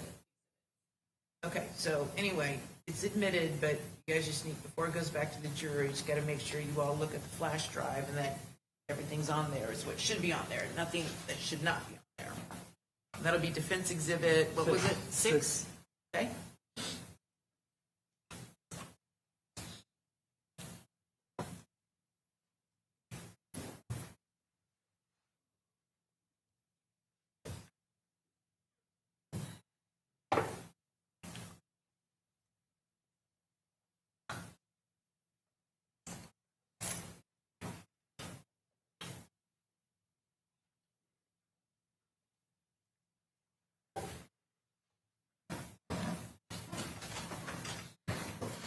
I'm going to publish Exhibit 6 to the jury.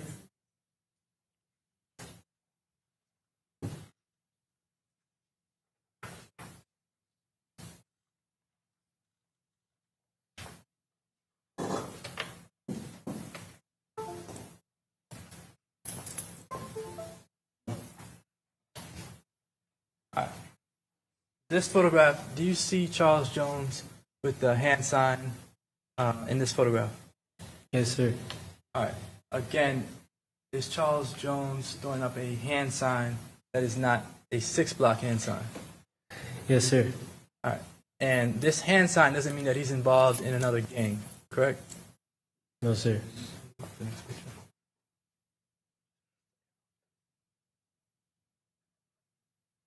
The same sort of hand sign in this photograph? Yes, sir. All right. And this does not mean that Charles Jones is a part of any other group or gang? No, sir. That's it.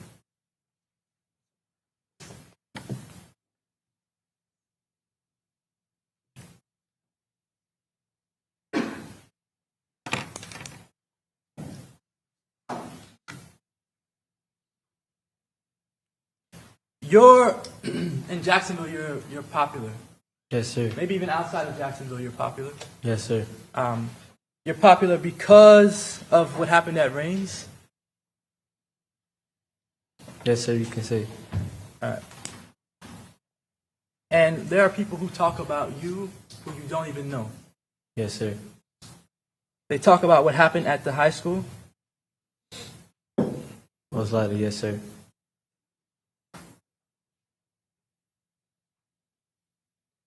And it would not be crazy to think that there are other women out there or men out there who talk about you and what happened at Reigns High School.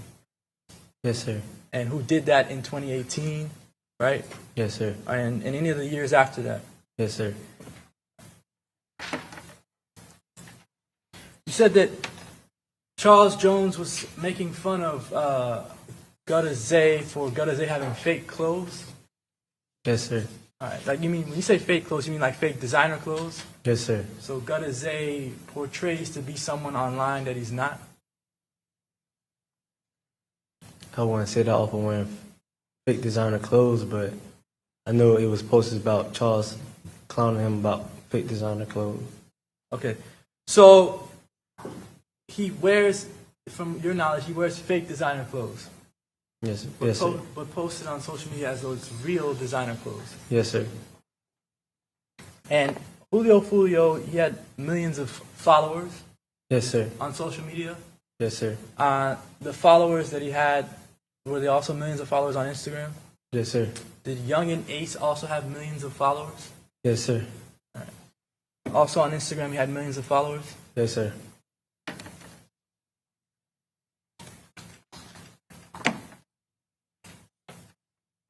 All right, I have no further questions. Okay, thank you. May this witness be excused? Yes. Okay, thank you, Mr. Howard. You are now excused.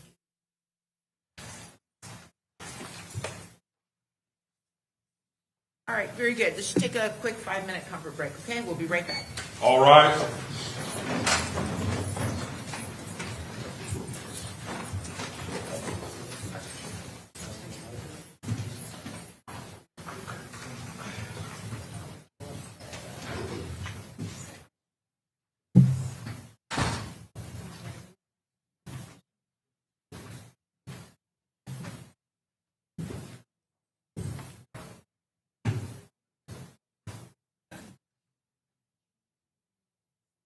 All jurors out there. Okay, very good. Okay, so I took a look at the case sites you gave me, Mr. McClyment. The Slicker case at 941 Southern 2nd, 1191. That was a lewd and lascivious molestation case, and in that case, the witnesses had direct knowledge of the, it was actually the mental condition of the defendant at or near the time of the offense, coupled with hearsay statements that she made to them. So the court said that was admissible. And the Rivera case at 561 Southern 2nd, 536, I don't know, that was a death penalty case, and the context of state of mind was more having to do with the aggravators and the mitigators. So, again, first of all, duress and or coercion are not defenses in the state of Florida to intentional homicide. And any statements made to these witnesses, Ms. Jewell, and I can't remember the other person's name, those are just hearsay statements, and they're inadmissible. Okay, who's next for the defense? Okay, 5 minutes, we'll be back.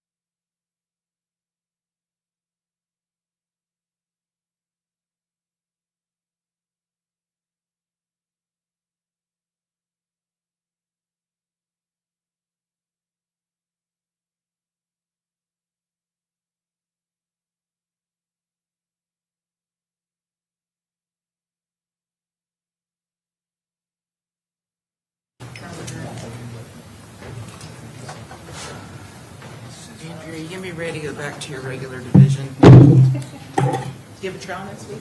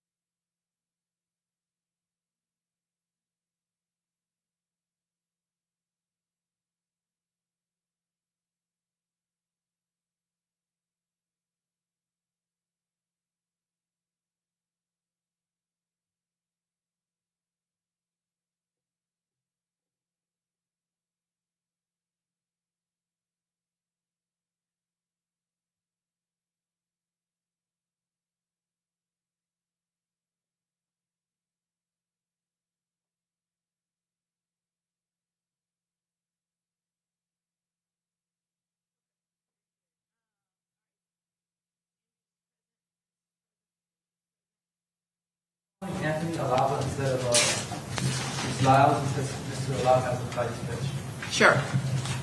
All right. Did you hear that? That's fine, Judge. Okay. Let's bring the jury in. And Yes, get Judge. going.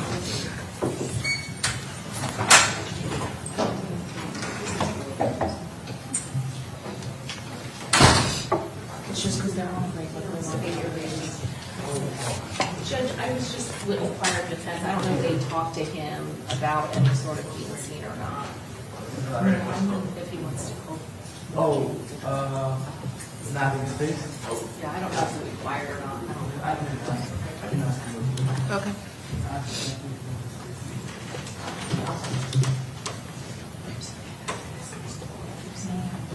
Okay. You guys ready? I am, but I don't want him to say he does. And the camera's not ready Oh, for okay. it. Is that him? Where's the witness? Well, oh, okay.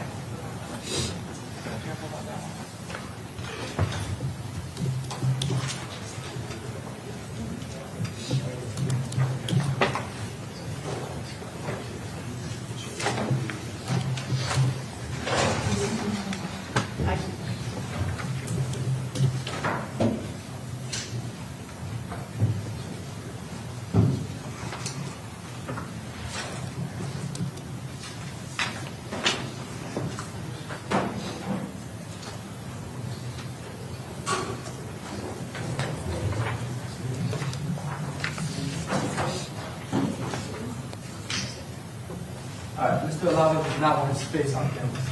Okay, I'd ask the media not to broadcast the face of the next witness. All right, bring the Yes, jury. Judge. All rise.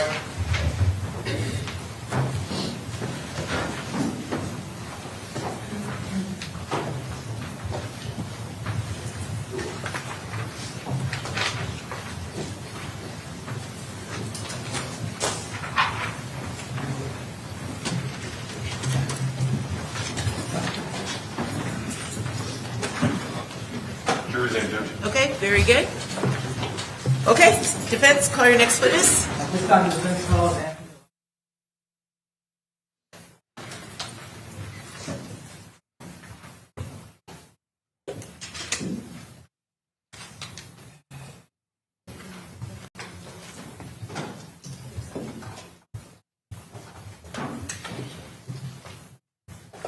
Before you have a seat, raise your right hand, please. You swear or affirm that the testimony you're about to give will be the truth, the whole truth, and nothing but the truth, so help you God. Yes, that's right. Okay, you may proceed. Thank you. Mr. Alava, how you doing? How you doing? All right.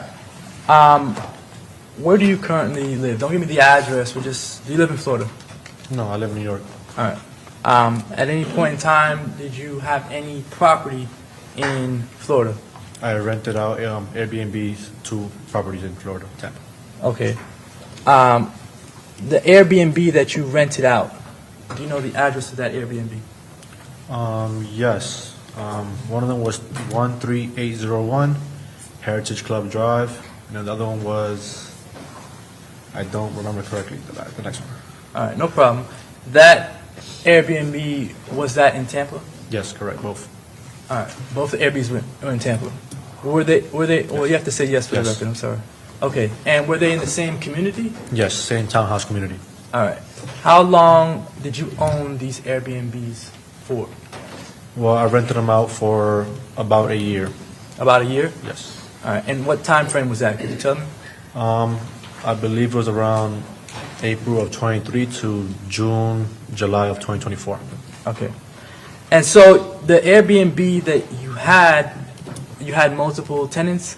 Correct. So it was subleasing, and then Airbnb took care of just bringing in tenants on a daily, weekly schedule. All right. The Airbnb that you had, that you were renting out, did you have employees? Yes. Did those employees run the business, so to speak, of the Airbnb? Yes. So I had virtual employees in the Philippines, and I also had a cleaning staff local to Tampa. Okay. The cleaning staff would do what? They would clean before and after every guest. They will make sure everything in the house is stocked, make sure there's nothing missing, make sure the guests have everything they needed, basically. All right. The cleaning staff, they weren't perfect? No. So sometimes maybe there were things that were not done correctly? Yeah, I would say so. There were times where there was complaints, and my job as the owner was to get in between that and escalate it and help them out. All right. The Airbnbs, do they both have Ring cameras? Correct, yes. Let's identify the Airbnb that's pertinent to this case. Were there one of the Airbnbs that was subject to some sort of investigation from the police? Yes. All right. Which one was that? Was that the address that you do know, or the one that you don't know? The one I don't know, and if I'm correct, it's on the top of my head. I think it's 3703 Gazebo, I think it was called, something like that. The street name. Okay. So let's call it the Gazebo Airbnb. All right. That Gazebo Airbnb has a Ring camera in the front? Correct, in the front. Covering the front door? Yes. All right. The Ring camera system also is accompanied by a lock system? Yes, so we had the Schlage encode. It's not together per se, but they do mix. They were, okay. Yeah. So they're not, I guess, connected, but they sometimes can work together. They were connected through my CRM, so my CRM would integrate with both of them separately. Okay. Now, but they're different companies, it's yes, different correct. products? Separate companies, yes. All right. This locking system, did it also have records of when the door locked and unlocked?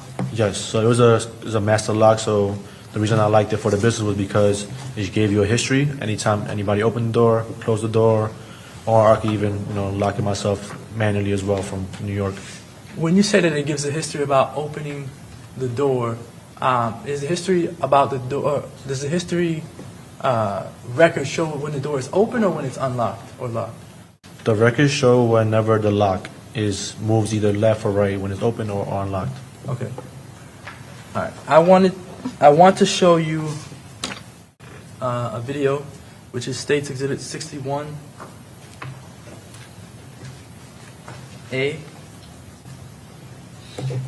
One.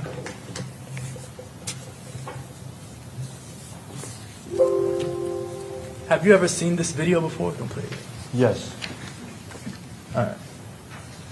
And is this the Gazebo Airbnb? Correct. The date on the bottom is June 22nd, 2024. I see it. Is that the correct date? Yes, it should. And then time on it is 1900 hours 55. Yes, I see it. Is that 7:55? Correct. All right. And you see a woman there at the front door? Yes. Now, this camera system, it operates on what? It was sensitivity, basically, so whenever somebody will move, they're supposed to record it. All right. Does it always record when someone moves by the door? It's supposed to, but it wasn't 100% perfect. All right. You had issues with that sometimes? Yeah, definitely. The issues that you had with the Ring camera not always recording, did those issues intensify at all towards the end of your ownership of the Airbnb?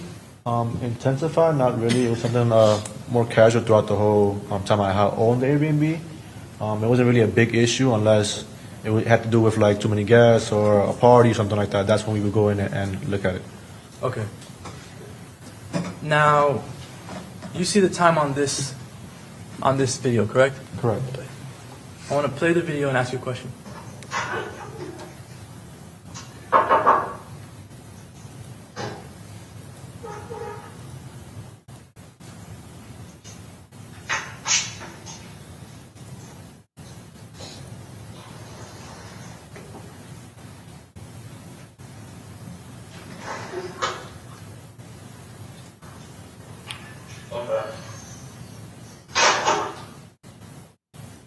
Do you hear an individual saying "my bad" on the Yes, video? I do.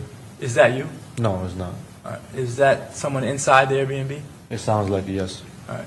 The intercom system. Is there an intercom system for the Ring camera? Yes, there is. And did you ever used to activate or use the intercom system yourself? Only when it was needed. All right. Was it needed on June 22nd, 2024? No, I don't know. The intercom system, you did not use it on June 22nd, 2024? No. Did you unlock the door remotely on June 22nd of 2024? No.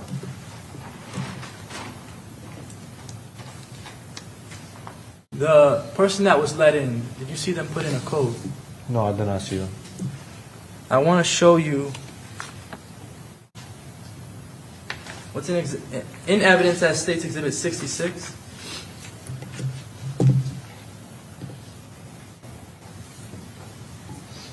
What is this document, to your knowledge? Yeah, so this was the slide and code, the history. So anytime, so as you can see, Tampa 1202, that's one of the Airbnbs, and then it shows the date and buy time or the transactions, basically. I'm sorry. I think the Tampa 1202, is that the gazebo? Yes, correct. All right. Do you see the time here, 7:55, unlocked by access code? Mm-hmm. Just for the record, is that yes? Yes. The court reporter is Sorry taking it about down. All right. Now, it says unlocked by access code, but at 7:55, you did not see anyone put in the code on the camera. Is that correct? Correct. All right. Now, is this locking system, you know of it ever to be incorrect? No, it was actually more accurate than the Ring. All right. Now, that 7:55 unlocked by access code, is that an example of the Ring camera not picking up an individual in front of the camera? Yes, because in the video we didn't see anybody there at 7:55. So obviously when they pressed the access code, it had to be in the front door, but if the Ring camera didn't share, so it didn't pick it up. All right. I don't have any other questions. Thank you. Ed Cross, just briefly. Mr. Alava, actually, can I use that exhibit? Thank you. Mr. Alava, you had seen the Ring video and you had sent that to a Tampa police detective. Is that correct? Correct. I sent it to, I believe, two people, a sergeant, something Sergeant like that. Rachel Cholnick and Detective, let me look at the email. Nick McGill, I think, I believe. Detective McGill, that's correct. Yes. And when we're looking at this, I'm going to go down here, unlocked by access code. Right before it, you have access code deleted. Does that happen when you have an Airbnb guest no longer there? Is that access code originally given to them deleted? Correct. So it's all automated. So the CRM would, anytime a guest will leave, then their code will be deleted. Anytime a guest will come in, they have a new access code automatically placed as well. And then you had already talked about this one at 7:55 where it is unlocked by access code. That's that new Airbnb guest using their new code. Is that correct? Yes, And that's anybody who comes in using that code. and obviously, you saw that video where the person walks up and knocks, and the person has already gone in, correct? Correct. So the camera did go on. It was just delayed and did not capture that first person. Is that correct? Oh, yeah, so from the video, I just see the lady there. I don't see anybody beforehand coming in, but it shows like somebody's already inside. Okay. And then you saw the second video where the door is already opened and that person, that lady walks right in, correct? Correct. So again, that was captured on the Ring camera. And then we show the 7:59 locked and unlocked, and there is no video for that. Does this, you said that this locked log is very accurate, correct? Correct. And can a person just unlock the door and not open the door? Do you see what I'm saying? Like if somebody was within the Airbnb, can they unlock it just to test to see if it's locked, which would be reflected on this lock log? Is that correct? Correct. So anytime someone goes left or right on the lock, it will go there in the transactions. Yeah, so if a person just went left and right but never actually opened the door and went out, it would not activate a Ring camera. Is that correct? Correct. It will activate that, not the Ring camera. And you have a back sliding glass door in that Airbnb. Correct. And there is no Ring camera that covers the back of that door. Is that correct? No camera, and didn't have a lock per se, just sliding. It wasn't physical or code per se. In fact, Airbnb policy, you have to let your guests know where those cameras are, correct? It is a policy. I have to make sure I let them know exactly where they are, and I can only have it outside on the front, nowhere in the inside, anything like that. And so anyone that is not unlocking and locking that front door, there is another access point where they can get in your Airbnb at that lane, at Gazebo Pond Lane, correct? Unfortunately, yes. And that's the back door. Yes. And you got to go through the back door, the sliding glass door, and through a back gate, and then through kind of a grassy field to get to the parking lot. Correct. And there would be no record of anybody coming in and out of that back sliding glass door. Correct. Okay. I have nothing further, Judge. Okay, redirect? Nothing further, Judge.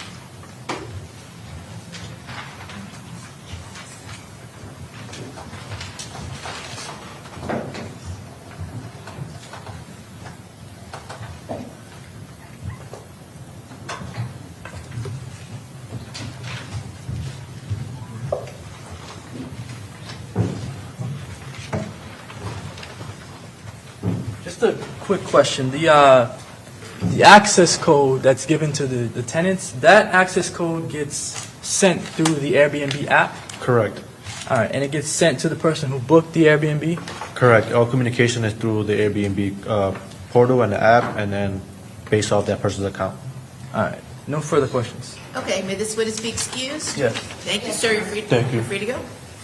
All right, who's your next witness?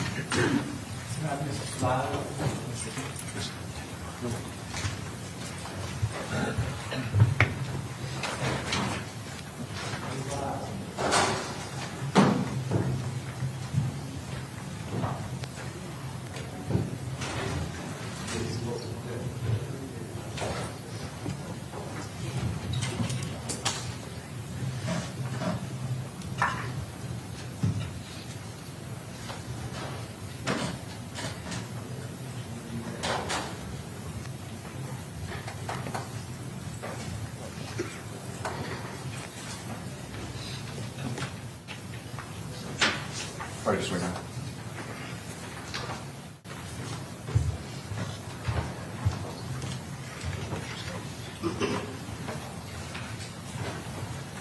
Before you have a seat, raise your right hand, face the clerk.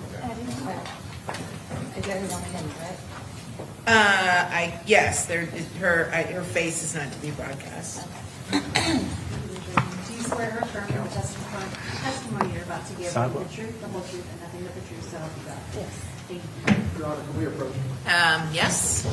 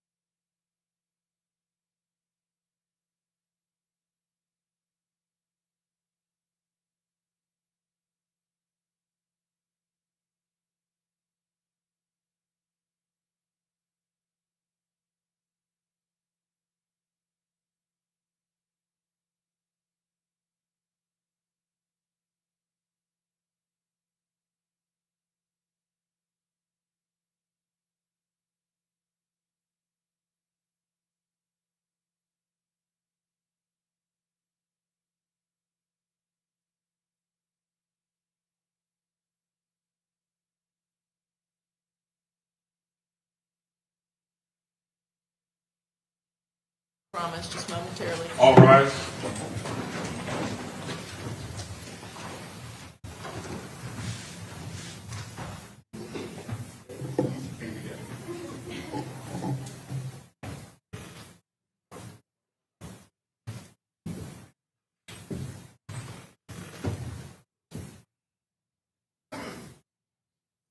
Okay. All jurors out there. Who's doing the cross for the state? I am, Your Honor. Okay, what do you, have a seat.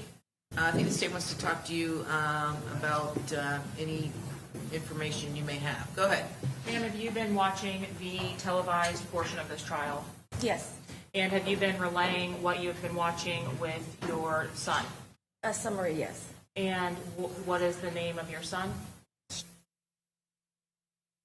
Communicated to him what has been going on throughout the duration of the trial? Yes. Were you instructed by the defense not to watch the trial? Well, I started that before. I wasn't originally supposed to testify. So once I got the subpoena, then I stopped that. When was that? I want to say late last week, early this week, something like that. Well, when was the last time that you communicated with your son about testifying or what has occurred in court? Probably about 2 days ago. And was that after or before your subpoena was received? That was after. So you have not received any kind of notification or instruction not to watch what's going on? I have subsequently. When? It was a few days ago. You don't recall I'd have when? to, not the specific day, it was a couple days ago. And thereafter you did not watch anything? Correct. And whatever was being televised, was that the live stream or news media that you were It observing? was news media. Did you have an opportunity to meet with the defense team about preparing for trial? I spoke with them on the phone yesterday. And were you the only person present for that preparation? Yes. Have you talked to your daughter, Nevaeh Gathright, about trial? Not really, no. About what's happened in trial? No. And have you been present for three-way conversations where you and your son were discussing that with Nevaeh on the phone? Ms. Gathright on the phone? No. I don't have anything else, Your Honor. Okay. All right. Now you know. Go. Bring the jury.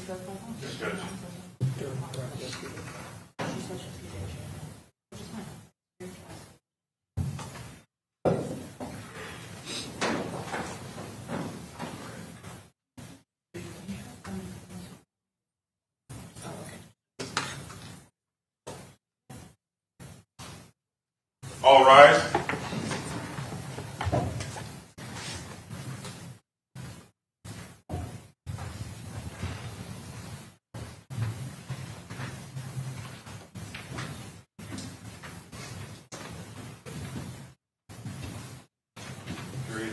Okay, very good. Everyone have a seat again, and you may proceed, Mr. McClimate.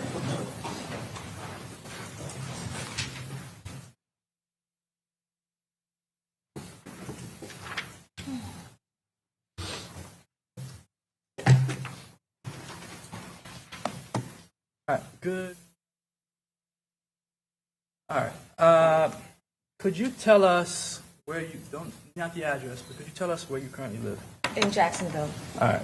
And do you know an individual named Sean Gathright? Yes, that's my son. Okay. You've known him his entire life? Yes.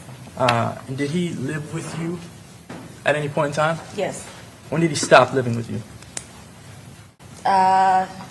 Prior to this incident, he lived with me pretty much the whole time, except for 1 year he was in California with his dad. Okay. Do you have a military background? Yes, I do. With what branch? Retired Marine Corps. And how long were you in the Marine Corps?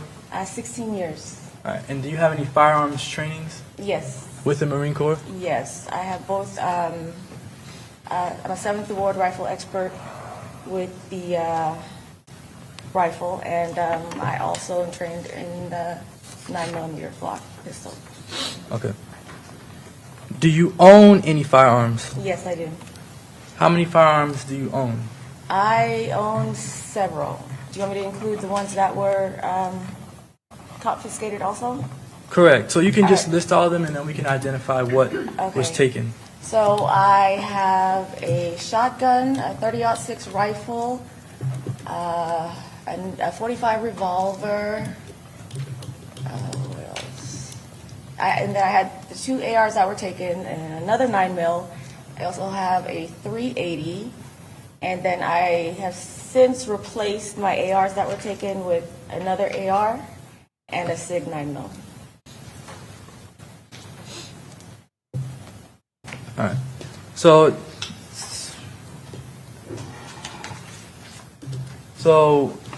including the 2 that were taken, you have about 9 or so? Yes, about that.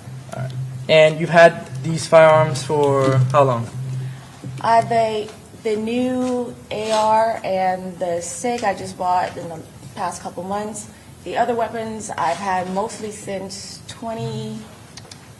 between 2012 and 2015 when I was stationed in Jacksonville, North Carolina. All right. How long have you had the 2 firearms that were taken from your house? Those 2, I got those at a gun show in Jacksonville, North Carolina. So I would say 10, 11 years, 12 years, somewhere around there. And those that were taken, they were taken by Jacksonville Sheriff's Office? Yes, they were. All right. Was there a search warrant conducted at your home? Yes, there was. And during that search warrant, did someone read the search warrant to you? I don't recall. All right. They kind of... Did the Jacksonville Sheriff's Office search your entire home? As far as I know, they told me I couldn't go in or anything.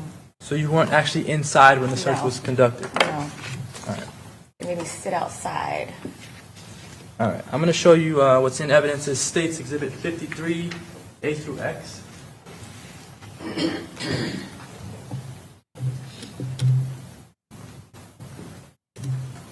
Do you see this image? Yes, that's the sink. Is that the sink in your house? Yes. The kitchen sink? Mm-hmm. And that sink, what's inside the sink? On the left side are dishes, on the right side are cardboard. Who put the cardboard in the sink? I did. For what? I told the detective, I have a garden in the back where I have eggplants, tomatoes, and things like that. My mom said it's good fertilizer or compost, so I'm supposed to break it down. Cardboard though? Is that what helps make compost? Cardboard? Cardboard? Hold on. The food. And I remember it's the food because I looked into making compost, bro. I don't know if I'm bugging out or if I just don't remember too well. Fruits and all that stuff that sit around, organic stuff. You know, you could use all that to make compost. You know what I mean? Just throw it in there. Cardboard? Makes a good mulch, but it was mulch. Is mulch had anything to do with compost? Because I don't remember cardboard being one of the big things in I don't remember cardboard in composting. You soak it for like 2 or 3 days, break it down, and then use it as like fertilizer. Sometimes like carbon or something. She also grows a lot of fruit trees and stuff, so she has good ideas. Understood. And you told that to the police? They didn't ask me about it. All right. The items, the cardboard, what is the cardboard made of? I'm not sorry, what is it not made of, but what is it of? It was various different things. Amazon boxes, various boxes that were in the house. All right. Did any of it include boxes of weapons that were purchased? It is possible.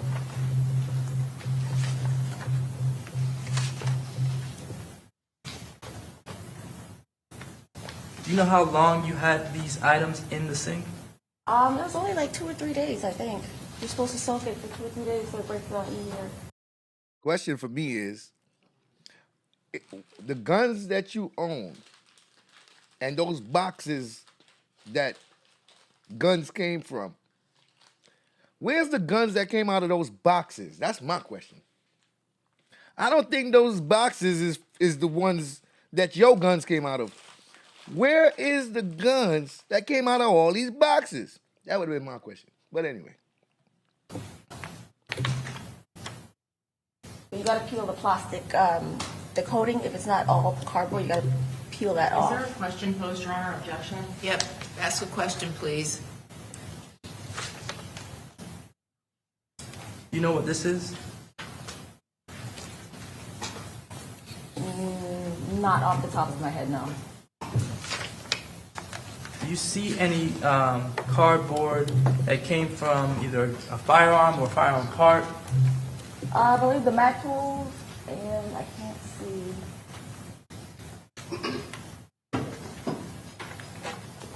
I don't know what that blue, I can't really tell what that blue one is. All right. The home, did the home have, other than just the firearms, did it have any ammunition in it? Yes. All right. And what types of ammunition did you have in the home? I have ammunition for every single type of weapon that I have. Okay. So I have shotgun shells. I had 9mm rounds, 5.56s, 223s, 45, so on and so forth. Where do you keep the firearms that you do have? The firearms are in a safe in my master bedroom. The safe, how do you get into it? It's either a combination code or a key. Showing what's in evidence as States Exhibit 54A through CCC. Is that a photograph of the master bedroom? Yes, it is. It's right next to my chest of drawers. All right. That safe, you said has a key or a lock? It has a combination lock, and you can open it with a key. I usually use the key because I can never remember the combination. All right. Is the combination anywhere? Like, do you store No, it it's not somewhere? written down anywhere. That's why I always forget it. And the key, where do you keep the key? The key is kept on my dresser in like an oval trinket box where I have like loose change, pens, old gift cards, like random things.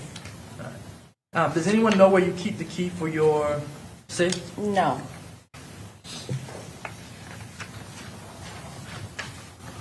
Showing 54D. Is that the inside of your safe? Yes, it is.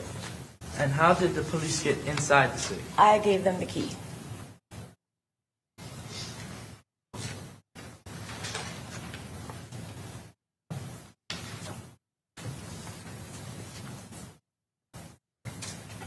Is this also the inside of the safe? Yes, it is. Are these rifles equipped? That's without the, I don't think my ARs are in that picture.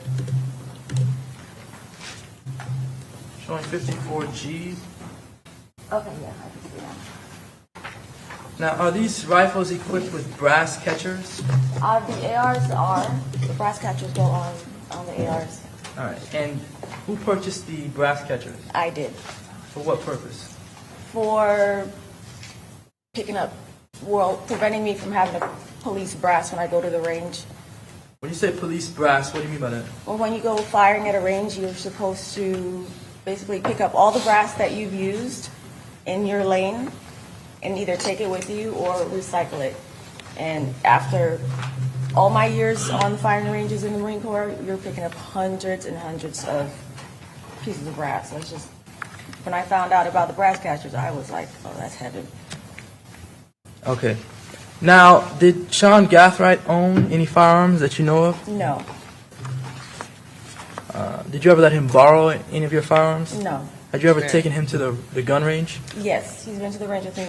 Listen, lady, lie for your son, okay? Lie for your son. Do what you got to do. But they're going to jail anyway. Once. All right. The one time that he went to the gun range with you, do you know what he fired? We took the shotgun and we took the 45. I don't believe we took the ARs because it wasn't like a long distance range. So we mostly picked the short range weapons. Okay. And what do you call short range weapons? The handguns, the 9mm and the 45.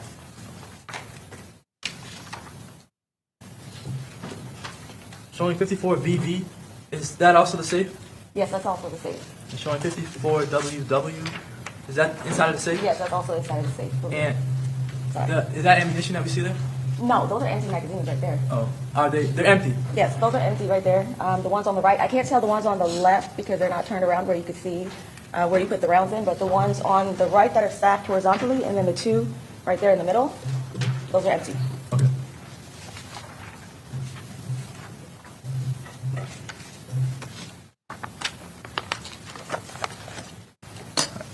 Do you know Alicia Andrews?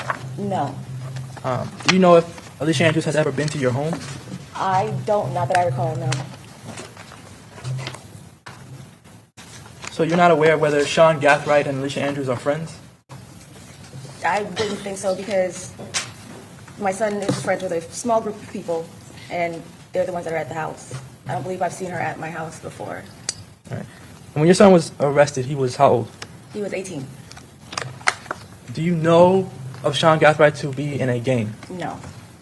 Do you know of him to hang out with any gang members? No. And do you know who Isaiah Chance is? Yes. All right. Does Isaiah Chance ever come by the house? Yes. When he came by the house, will you ever bring a girl with him? No. Did Isaiah Chance ever date your daughter? Yes.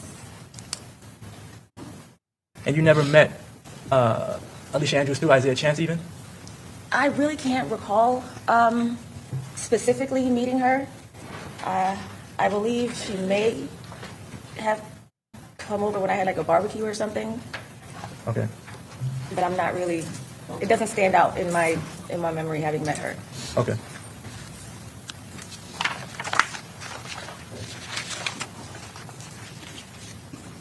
The state gonna eat her up.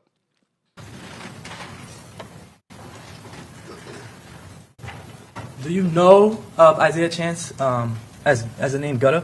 No. You've never heard that before? No. Do Isaiah Chance and Sean Gathright call each other little or bigger bro?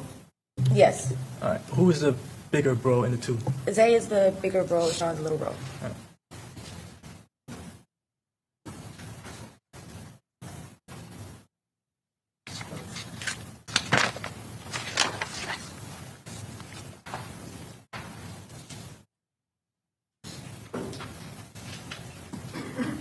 The cars that you had at the home.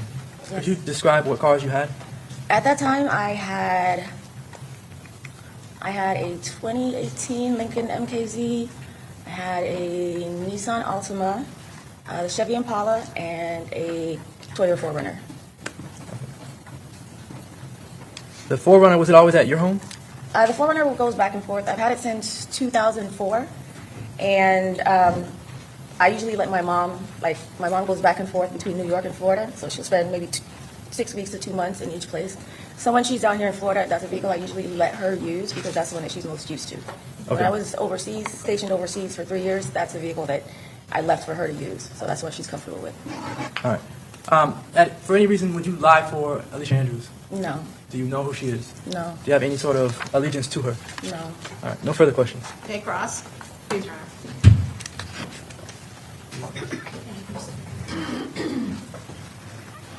Yes, I'm sorry. We do need to put the witness's name on the record, including spelling.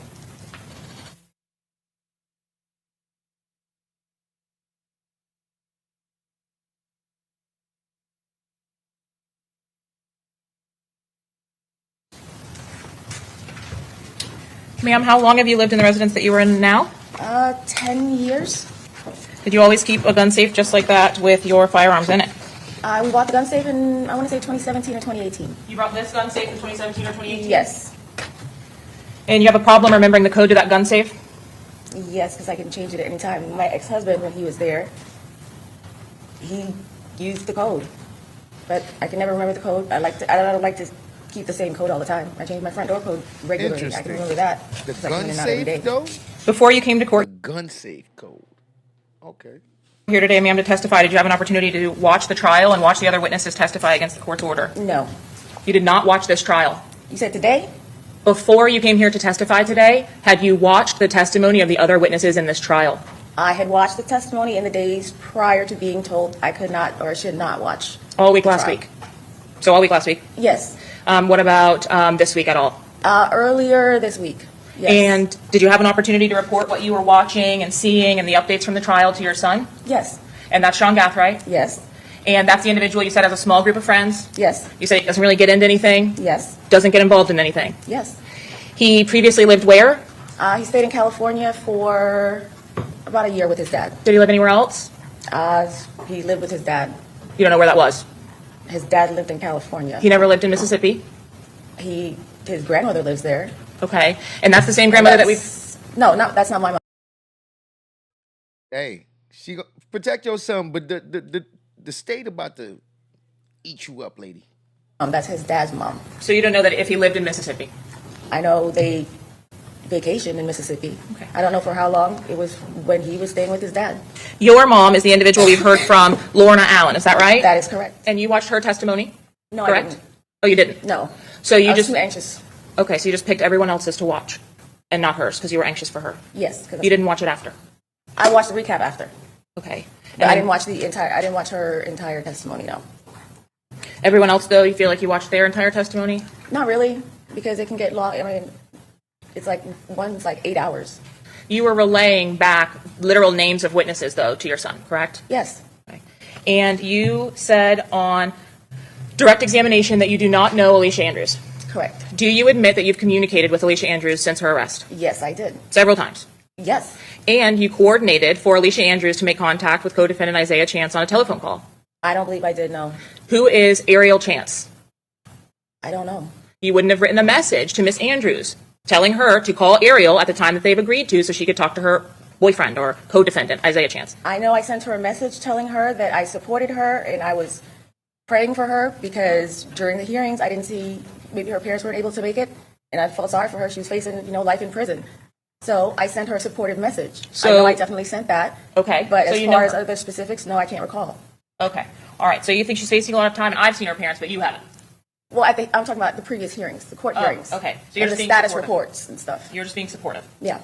And you testified that your son doesn't have any access to the safe. Nobody in your house has access. Not your daughter, not your son. Correct. And you testified that your son is not in a gang, and you don't know anything about his wrongdoings as far as a gang is concerned. Well, according to Florida statute, I'm a gang associate. Why is that? According to the Is it statute. because you're testifying? Because according to the statute. Stop. One at a time. According to the Florida gang We don't need you statute. to tell us what the statute says. I didn't ask you what the statute says. I Well, just want you you to asked answer the me why. questions if you could, please, okay? I just said, did you testify in direct examination that you don't know anything about your son being involved in a gang? That's correct. And he doesn't have any access to your firearms because you're in the military and you understand the need that he not have I'm access? retired military, but yes. If I can just finish the question, just because the court reporter is writing down what we're saying and she can't write it down if we talk over each other, okay? Go ahead. Are you employed now? I was employed prior to this incident. Okay, but not at the current Not at this the current current time. And you testified that he doesn't have access to the safe that you've had for 10 That's years or correct. whatever. Okay.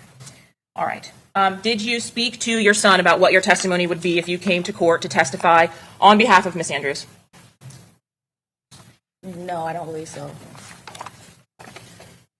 Ma'am, your testimony for certain is that you are the only person or your ex-husband, both the adults in the house, are the only individuals with access to your guns. Yes, ma'am. You're not May I credible. approach the witness, Your Honor? Yes. You're not credible, Show me lady. what I'm going to mark as State's Exhibit 115. And would you please take a look at these extractions from your son's cell phone? Door pockets.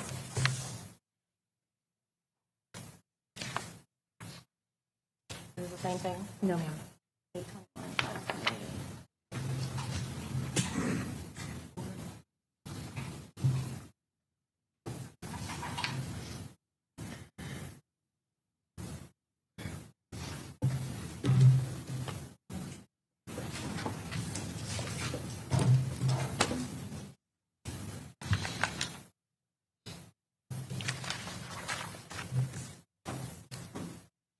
Okay.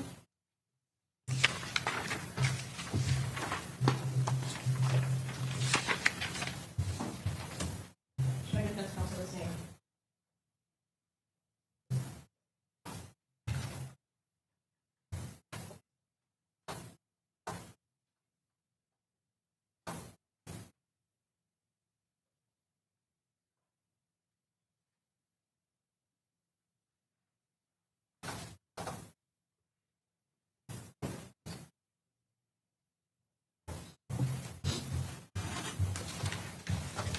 Your Honor, at this time, the state would actually seek to admit state's amended exhibits, 115, 116, and 117.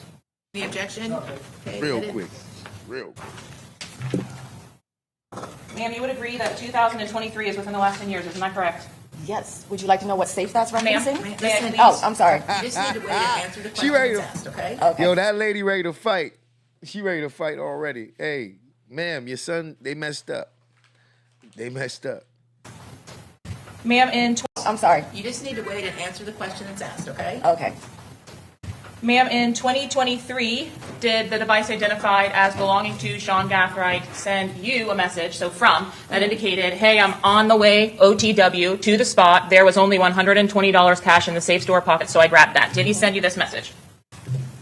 I can't recall the specifics, but yes, I guess it would. 115. On August 21st of 2023, did your device from an individual named Mom send your son a message that said, what's the code to the safe? Is that correct? Yes. Thank you. And in 20... You got to ask your son what's the code to the safe? Or did he ask you? Oh, man, listen. Hey, lady. Yeah. She's going to tear you apart. Or message that said, what's the code to the safe? Is that correct? Yes. Thank you. And in 2016, or in states 116, 2023, did you send your son a message indicating, hey, Shawnee, at 8:14 p.m.? Okay. Did you send the message to your son that says, hey, Shawnee, at 8:14 p.m.? It is possible. Yes. Did you also send, I'm back at home for a few minutes? Yes.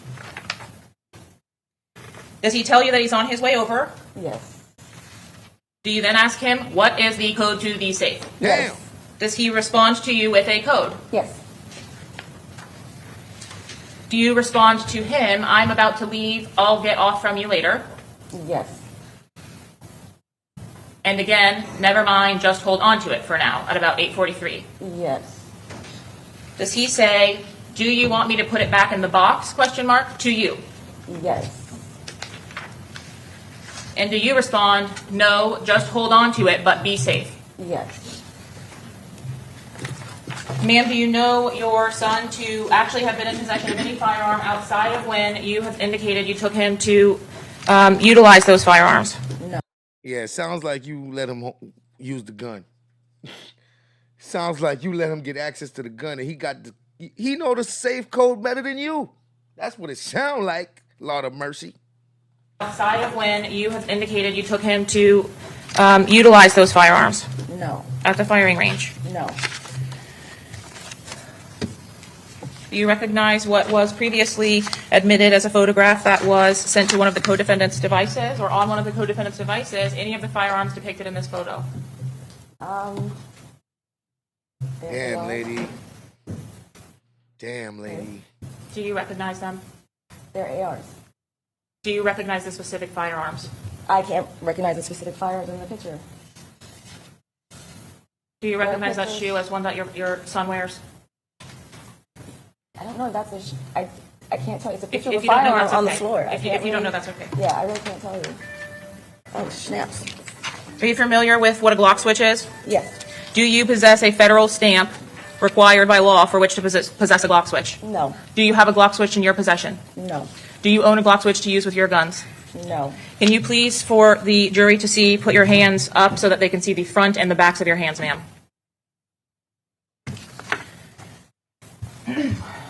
Please take a look at the photographs that I'm handing to you.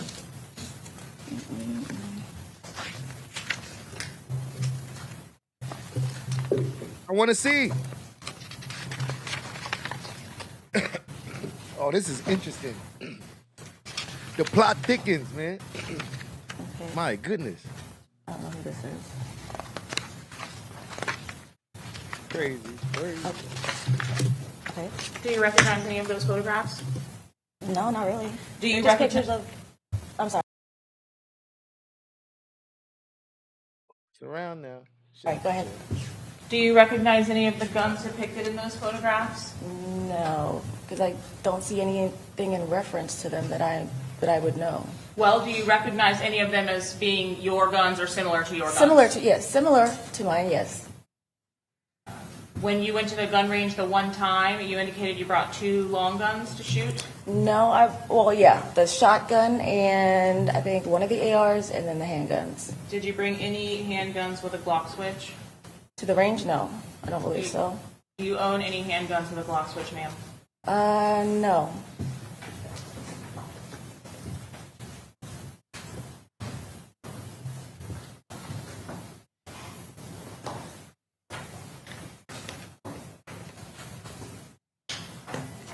Lady, it's not looking good. Please remove that, whatever it is. The purse needs to be removed from the courtroom. I understand, but please just take, no. she Yeah, never you can take it out. Okay, yes, thank you. Just remove it, thank you.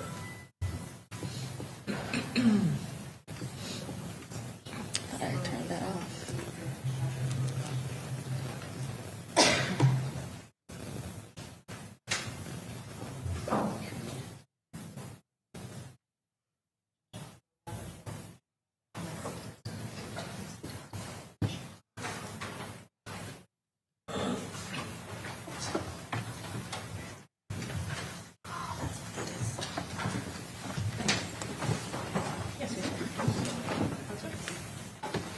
Your Honor, at this time, the state would seek to admit and publish State's Exhibit 118, photograph extraction from the device of co-defendant Sean Gathright. Any objection? About to see right now in the picture. Let's see. Her hands might be in one of them pictures. We about to see. Hold on. We about to see. Would the court like us to approach to address you?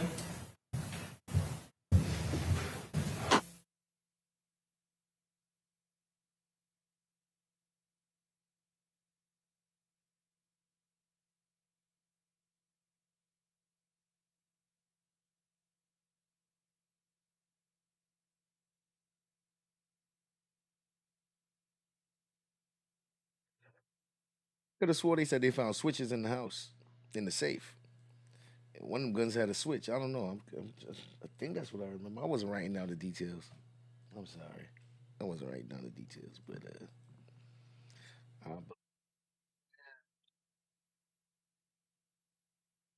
switches in the safe. One of them guns had a switch on it. Shout out to the chat. I think the Glock.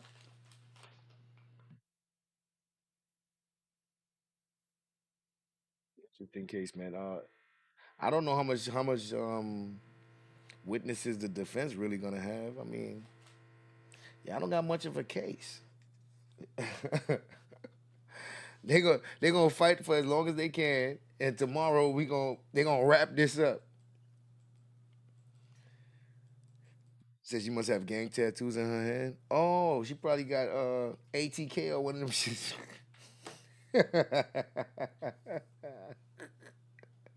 She probably got one of them shits on her hand. That would be crazy. That would be crazy. But the prosecutor is tearing her apart right now. Like, she's tearing her apart. She is not a credible witness at this point. She is, man. At this point, you can't even really believe much of what she says. She probably gonna lie. Like, yo, she probably gonna lie. It's clear she probably gonna lie, man. I believe she might lie. Check.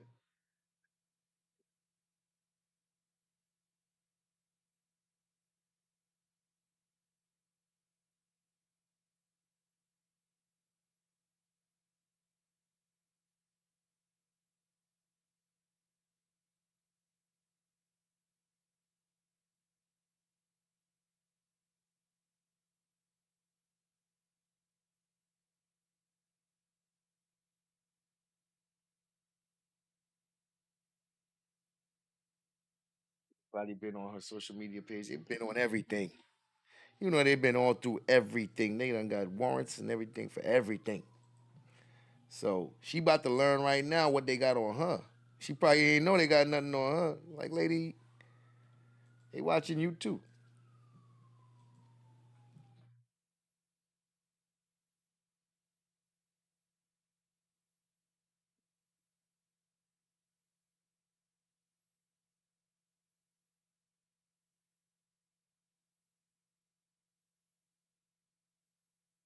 What they whispering about for so long, man? What y'all talking about? They smiling. Hey, what you smiling about? They probably arguing with smiles on their face right now. They probably disagreeing like hell with smiles on their face. Now, Is this the judge from this case right here? If you think I'm here to play around with y'all, God damn it, I'm not. I gotta go double check. I'm a double listen. Ma'am, it's your testimony that you. I'm a double check. Is that her in the background? If you think I'm. That is her in the background. If you. That is her in the background. If you think I'm. Hold on, that is her. If you think I'm. Hey, lady, I got you in my drop. Yo, I didn't know. Somebody had sent me a message and said, like, you know, that's the lady from the trial. I'm like, wait, I got the drop. Are you kidding me? It just crossed my mind. I was like, wait. Let me see. And she's actually in my drop. If you think. There she goes. She got the one-sided smirk on. She in my drop. If you think I'm here to play around with y'all, God damn it, I'm not. Oh, you be getting the good cases, huh? Hey, she get the good cases, y'all. She get the interesting ones. You have not seen your son with firearms as well, right? Correct. I'm showing you states 118. Do you recognize this firearm? I can't tell a serial number. It's on the wrong side. Well, what's on the front of the firearm? I'm sorry? What's on the front of the firearm underneath the barrel? It looks like a scope. Do you have a firearm or a handgun with a scope that looks like that? Similar to that, yes. But I can't tell if that's my weapon because I can't see the serial number. Well, surely you can tell because it has a lock switch on it and you've indicated you don't have a... Lady, your gun got a switch on it. What's going on? Similar to that, yes. But I can't tell if that's my weapon because I can't see the serial number. Well, surely you can tell because it has a lock switch on it and you've indicated you don't have a lock switch, right? Right. Okay. And this is not your... I'm sorry. The handguard? This is not your hand, is it? No. And this is an extraction from your son's device. Do you understand that? If that's what you claim, it doesn't... In advance of you testifying here today, did you ask your son whether there was anything incriminating on his phone? No, I didn't. Did you ask your son whether he had taken firearms out of your safe? No. You I surely don't didn't ask so. your... I'm sorry, go ahead. I don't believe so, no. You surely didn't ask your son whether he had taken your firearms and used those in a homicide, correct? Oh, correct. How about in 118B here? Do you recognize this firearm? That looks like a, yeah, that's a Glock 9mm. Okay. Do you recognize it as belonging to you, ma'am? No, I can't read the serial number on it. Surely you can admit that those are not your legs. No, and I can't say that that's my gun either. Okay. And lastly, we'll show you 118C. Did you teach your son how to dismantle an assault rifle? No. You did not? No. Okay. You don't recognize these pictures from his device? No, I don't. I don't see any reference. I don't see anything to reference it to. It's just, it's a barrel on a sheet. Sure, I'm just asking whether you recognize it, ma'am. No, That's I all. don't. Okay.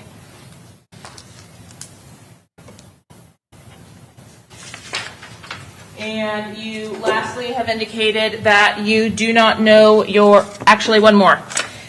Did you have an opportunity to, at least in your inventory of what was taken or seized by law enforcement, understand that several assault rifles were missing? No, I never got an inventory from JSO. Well, you said you replaced the 2 assault rifles. I knew those were taken. I knew those were taken, definitely, because when I went home after the search was done, they were missing. Okay. And I know where they are. Were they the only 2 weapons that were missing? Well, I don't know what JSO took. Which indicates you don't know what you had. No. Clearly. They took, I know they took. For Gutta, Zay, and your son. Hold on, what just happened? Skip. Oh. No. No. Did you know your son or Isaiah Chance to have access to those assault rifles? No. Did you know your son? She just skipped on me real quick. I don't know what happened. No, your, actually one more. What's on the front? This is your phone. So no. You the assault rifle, guys.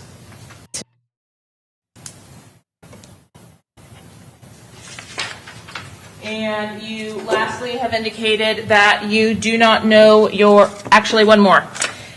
Did you have an opportunity to, at least in your inventory of what was taken or seized by law enforcement, understand that several assault rifles were missing? No, I never got an inventory from JSO. That don't make Well, sense. you said you replaced the 2 assault rifles. I knew those were taken. I knew those were Gotta taken know what you definitely had. because when I went home after the search was done, they were missing. Okay. And I know where they are. Were they the only 2 weapons that were missing? Well, I don't know what JSO took. Listen, when your house get robbed, the cops don't know what's missing. When you call them, you got to tell them all the things that you realize is gone. Who's supposed to know what you got besides you? When it's missing, you got to tell me what's missing. I can't tell you what's missing. Which indicates you don't know what you had. No. I know they took the 2 ARs and they took some of my 9mm. I think 2 of my 9mm actually. Think. The exhibit that I previously identified as having been a photograph on co-defendant Rashad Murphy's device.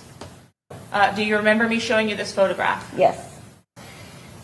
Certainly, if your son didn't have access to the firearms, or at least that's what your testimony is, you would not allow his friends to have access to those firearms. Isn't that correct? That is correct. Did your son explain to you that he sent a text message to Gutazay or Isaiah Chance on April 27th of 2024, but with that same identical photograph? No. No. No. Did you know your son or Isaiah Chance to have access to those assault rifles in March or April of 2024? No.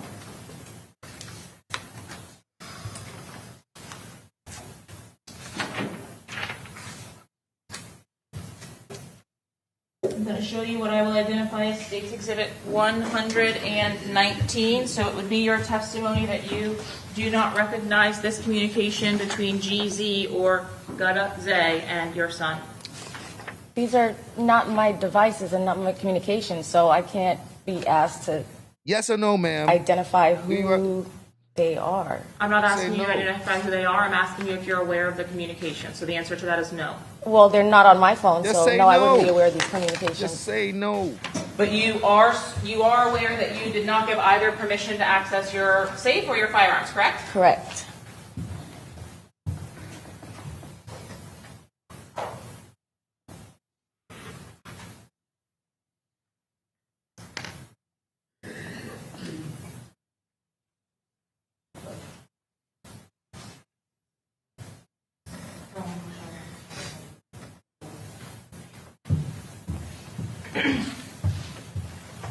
I'm going to go ahead and publish this photograph of what?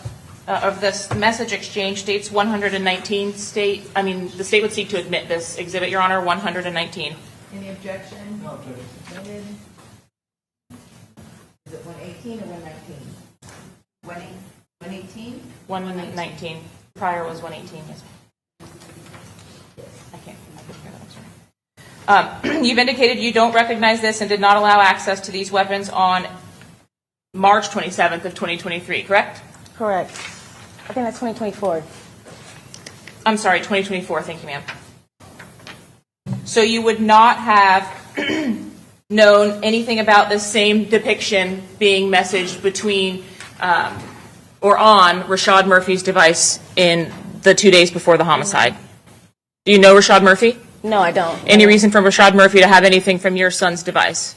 Never came around with your son? No. I thought you said those pictures went to my son. They did. They did. From So why would they go Gutazay, to my- your son's best friend. Remember him? Do you remember him? Yes. Okay. I'm saying if they're in my home, why would the photo of my weapons in my home be sent to my son who lives at the home? Yeah, I couldn't explain to you why your son and his best friend were sending photographs of the weapons around that you have, but I'm just asking you why they And have I don't access think to that- them. I'm not saying that those are my weapons. Like I said before, there's no context to it where I can identify where this was taken. You said it's on the phone, that's fine. But there's no context. There's nothing that I can identify as something from my home. There's no question. The context is you've indicated your son, other than the one time you took him to that firing range, would not have access to all of your Correct. assault weapons. Correct. Correct? Correct. Lastly, you've indicated that your son is not, in fact, in a gang. Is that right? That is right. But you admit that you yourself, you said today, I think, that you are a gang associate according to Florida statute. Yeah, according to Florida statute. So you're Because, familiar. yeah, I am familiar. I looked it up because according to Florida statute, if you associate with a known gang member, which is only known to law enforcement, not to any individual person. Is that extra bit that you've added there, the portion? No, actually, that's the reality of it. The statute So says- if you willingly associate Ma'am. with a known gang member, Correct. then you are considered a gang associate. Not a question. What's the question? Well, she said I willingly admitted to being a gang member. I just wanted to clarify that. Okay, that's fine. And Mr. McAlima will be able to clear anything up on redirect. So what's the next question? You've indicated that you do not have any information about your son being a gang member. Correct. Or a gang associate. Correct. Okay, I'm going to show you what I've marked as States Exhibit A through F. Please take a look at those photographs.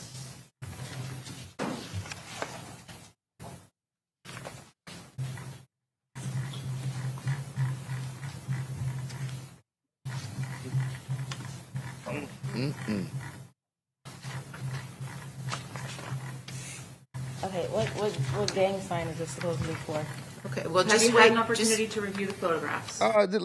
First of all, you familiar with it. You know you done research now, so you supposed to be able to be like, yeah, I know what that is. That's such and such. Yeah, from my research. Lady, oh man, good luck. Yes, I have. Okay.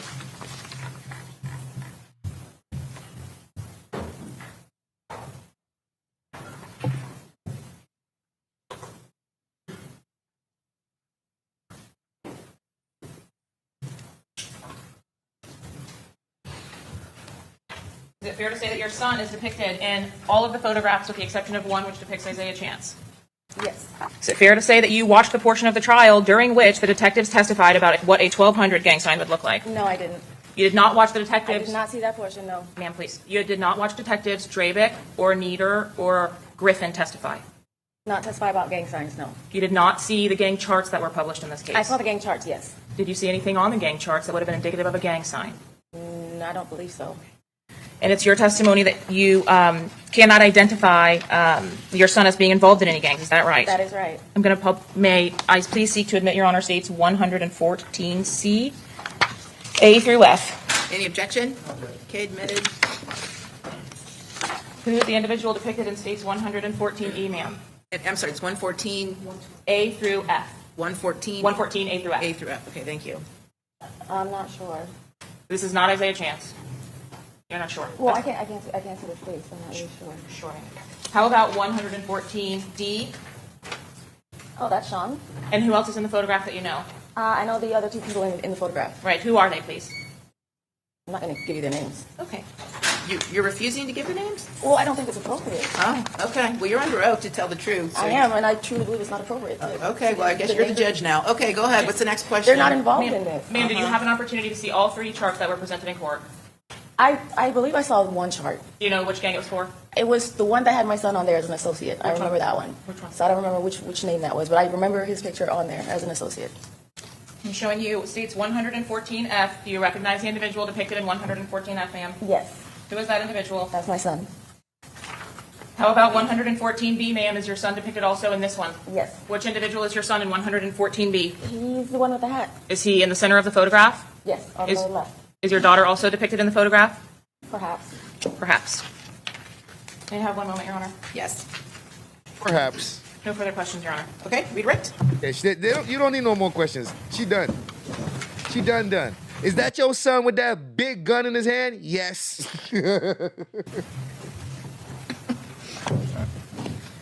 Is there a reason why you don't want other people identified for this court? Wait, I'm sorry, what was the question? Is there a reason why you don't want other people identified for this court? Yes. You can answer. Go ahead. Yes, because number one, the high profile of the case. Number two, I was directly told by law enforcement. Objection, hearsay. Sustained as to hearsay. Okay. So, it's a very... No, ma'am, I sustain the objection. You can't keep answering, all right? So, you're not actually the judge in here. So, and I do appreciate the situation you're in. However, nonetheless, you need to do what I tell you to do. What's the next? The judge. I know the judge didn't like that stuff where she decided that she ain't gonna say names because she don't want to and stuff like that. I'm like, yo, the judge could just order you to say the name right now. I'm in my mind. I'm like, the judge could just make you say it. But she let that slide, but she still checked her for it. She let it slide, but she still checked her for it. This judge don't play. I like her though. She ain't one way more than she is the other way. She seemed like she in the middle. The judge in here, so, and I do appreciate sustained as to hearsay. Okay. So, it's a very... no, ma'am, I sustain the objection. You can't keep answering, all right? So, you're not actually the judge in here, so, and I do appreciate the situation you're in. However, nonetheless, you need to do what I tell you to do. What's the next question? I'm going to ask you the question, but you don't have to tell me what anyone told you. All right? Are there reasons why you don't want to identify people for the cameras? Yes. I believe that... Okay, just a yes. Thank you. What's the next question? Well, I would like for her to explain her answer, Judge. I don't know where this is going exactly. You know you got to ask the next question that's going to allow her to explain, you know? So you can't repeat what anybody said to you. So I'm just telling you what I believe and the reason why. Go ahead. So the reason why I believe it would be dangerous for other people to be identified in relation to this case is because of the high-profile nature and the fact that it involves supposed violent gangs in Jacksonville that we have never come in contact with.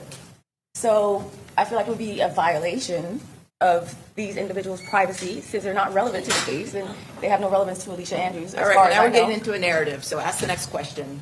All right. There's a couple things that you wanted to explain, and all we're asking for is the absolute truth. Okay. All right? You were trying to explain something about a safe. The absolute truth. Is there another safe at your home? There is.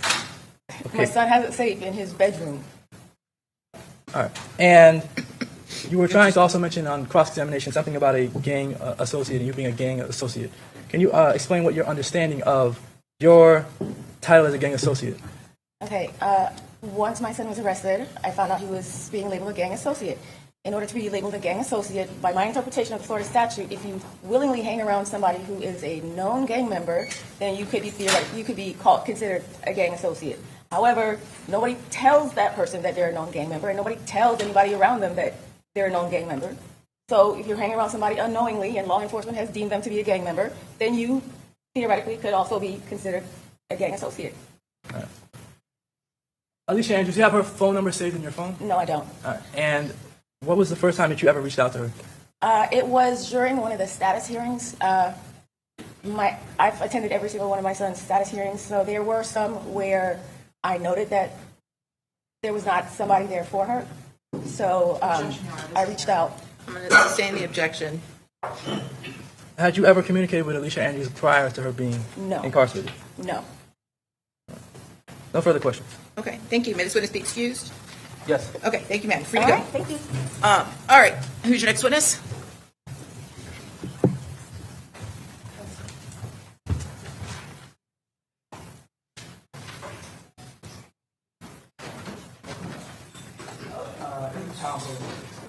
Pardon me? Tom Pullen.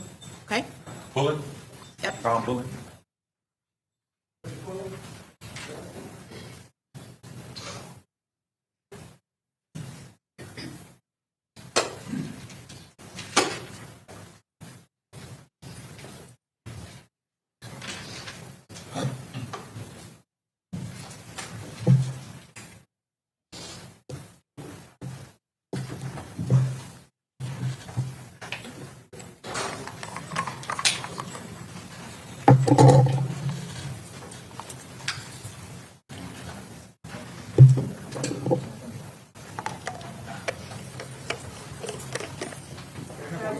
Yes. Wait, hold on a second. There's two things going on at once. Okay, come on up.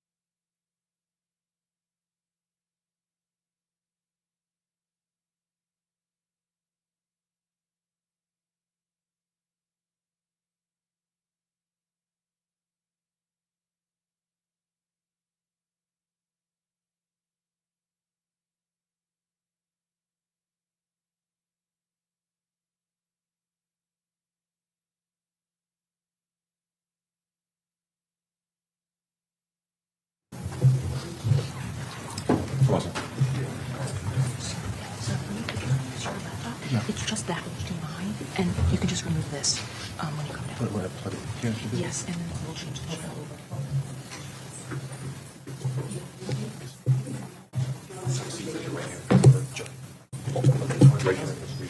Do you swear or affirm that the testimony you're about to give will be the truth, the whole truth, and nothing but the truth to help you God? I do. Thank you, sir. Face the jury. Yes, no, definitely face the jury, not me.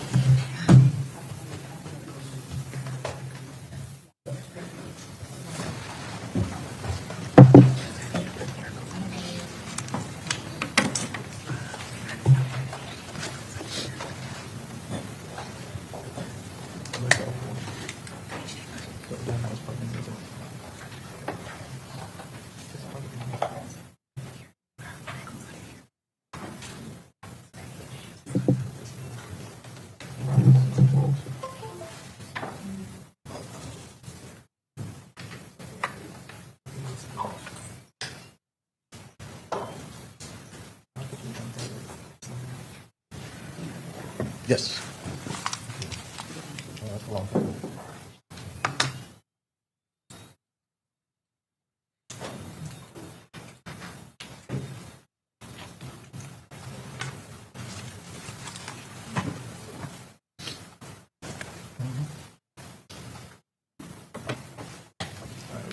Years. I'm Thomas Pullen. All right. And what do you currently do for work? I'm a computer and mobile forensic analyst. All right. How long have you been doing that for? 14 years. And could you tell us your educational background? Yes, I have a bachelor's degree in philosophy from Syracuse University. I have a Juris Doctorate from the University of Miami School of Law, and I have training and certifications in computer forensics. Okay. Could you talk to us a little bit about your certifications? Sure. I was certified by Magnet Forensics in something called IEF Essentials. I have a certification from Guidance Software and Computer Forensics 1 and 2. These are all things that require study and an exam that you pass or don't pass. I passed.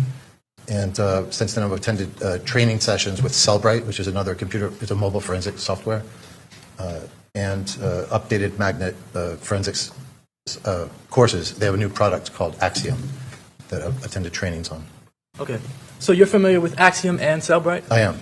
Are there other programs like Axiom and Cellbrite that you're familiar with? There are. FTK, Forensic Toolkit, that's not used so much anymore. MSAB is another one. XRY. There's one called Forensic Explorer. There's another one called Oxygen Software Detective, Digital Detective. But the main two used in the field right now are Cellbrite and Axiom. Okay. The Cellbrite and Axiom, what is your understanding of what those softwares do? Well, they both do the same thing. They're competitors, but they're slightly different. So what they do is they extract data from a device, whether it's a phone or a computer, and they present it in an easy-to-read, easy-to-understand format. For example, usually when someone has their phone or computer seized by law enforcement when they're arrested, law enforcement will take their phone, plug it into Cellbrite, extract the data, and then analyze it and put it in a format that a reviewer can just click through. They can quickly see, here are the text messages, here are the photos, here are the videos, here's the locations. And the same for a computer. But Cellbrite is a mobile forensics software, and Axiom is both. It does both phones and computers. So on a computer, it renders the information in an easy-to-read format. Click here to view all the emails. Click here to view all the PDFs, all the photos, things like that. And how long have you been working with Axiom and Cellbrite? Well, Axiom is the newer product, probably 7 years or so, and Cellbrite a little bit longer than that, maybe 10 years. Okay. And have you used these softwares to testify in cases before? I have. And you testified in state court? State and federal. Federal court as well? Yes, sir. How long have you been testifying? Since about 2012. And have you ever testified as an expert in this field? I have. About how many times? About 10 times. That's in trial? Yes, in trial. All right, but you've been hired as an expert before? Hundreds of times. Okay. Many cases don't go to trial. All right. Did you have an opportunity in this case to review call detail records? I did. For several individuals? Yes. All right. For Sean Gathright? Yes. For Alicia Andrews? Yes. For Isaiah Chance? Yes. And for Davion Murphy? Yes. All right.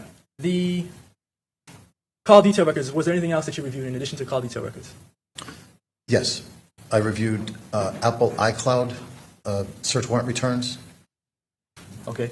And that, could you explain to the jury what an Apple iCloud search warrant return is? Sure. So I think most people that have an iPhone are familiar a little bit with iCloud. It's Apple's cloud or internet-based service platform. So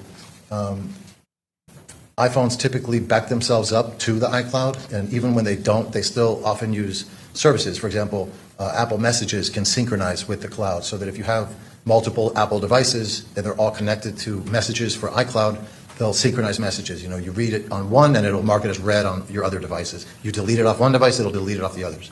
So an iCloud search warrant return is it's particularly helpful if law enforcement doesn't have a physical device. If they don't have a phone, but they have an iCloud account, they can still serve a search warrant or a subpoena onto Apple and get back whatever data Apple has in the iCloud account.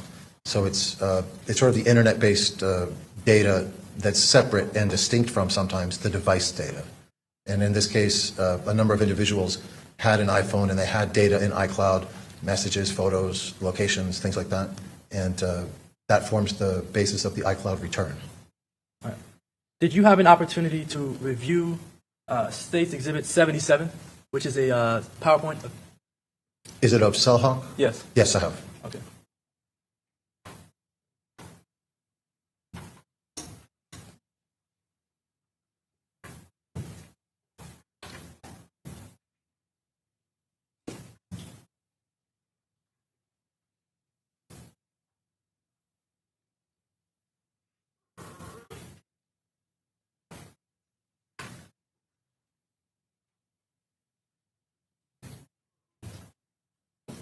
All right, and as I pull it up, the Cellhawk, could you explain what Cellhawk is? It's a law enforcement, mostly software, investigator software, mostly used by law enforcement. It's a way of mapping cellular phone data locations.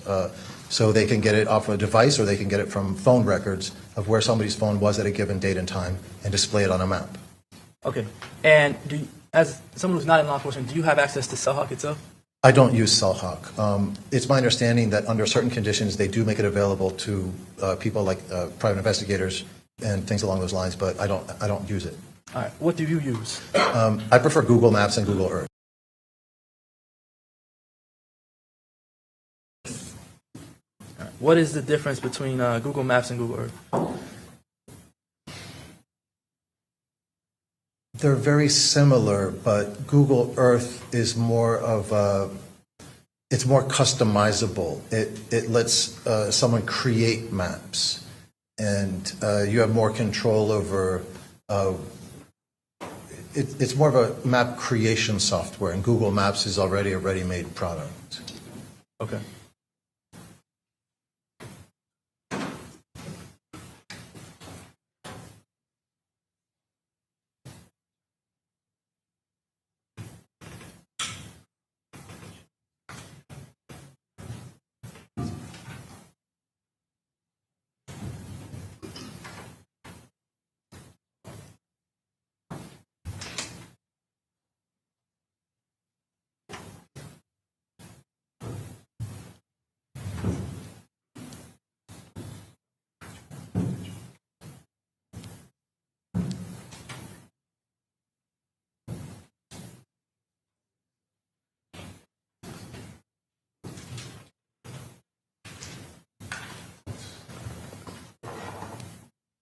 No objection, Your Honor, to admission of 4 and 5. Okay.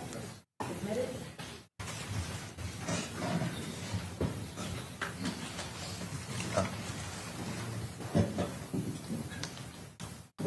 All right. I've handed you 2 exhibits, Exhibits 4 and 5, defense exhibits.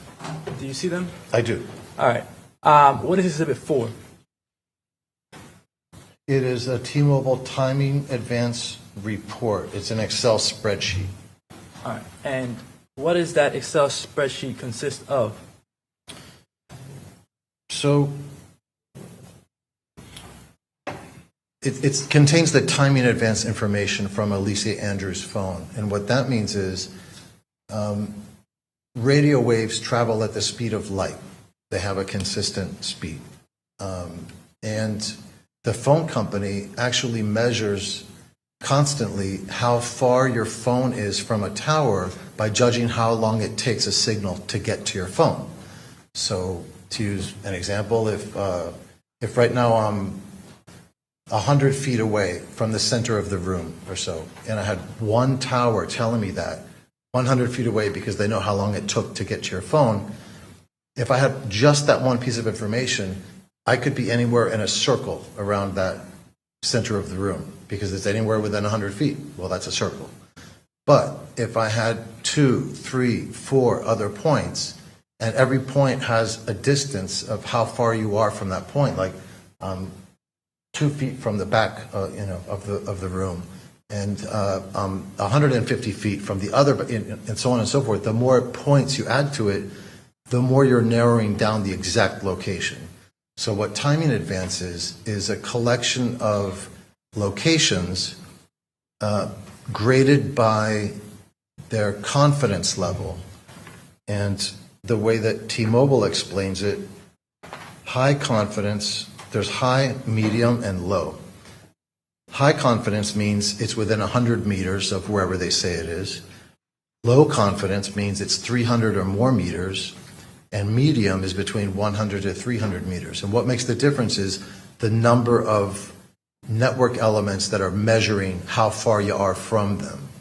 So the best would be to have more, 3, 4, 5, 6 devices all saying exactly how far you are away from them that can pinpoint pretty accurately the location. And that's what the timing advance report is. You don't give a fuck. And then you have Exhibit 5 there. What is Exhibit 5? So Exhibit 5 it's a video, and what it's a video of is I took the timing advance report, which is a Microsoft Excel spreadsheet with a bunch of locations and GPS coordinates and dates and times. I took that and I just imported the whole file into Google Earth.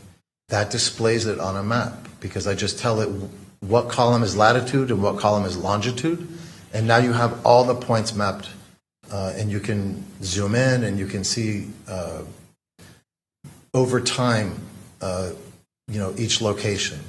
So I have Google Earth on my laptop. I can display that, but that would explain the video because the video is just me with Google Earth open, with the timing advance report open, clicking through one location after another. So you can follow the progression of where the phone was located at any given time. Okay. Now, I want to publish Exhibit 5. Can you let us know when you're ready? Let me play the video? From there. Now. To play the video? Yes. Okay.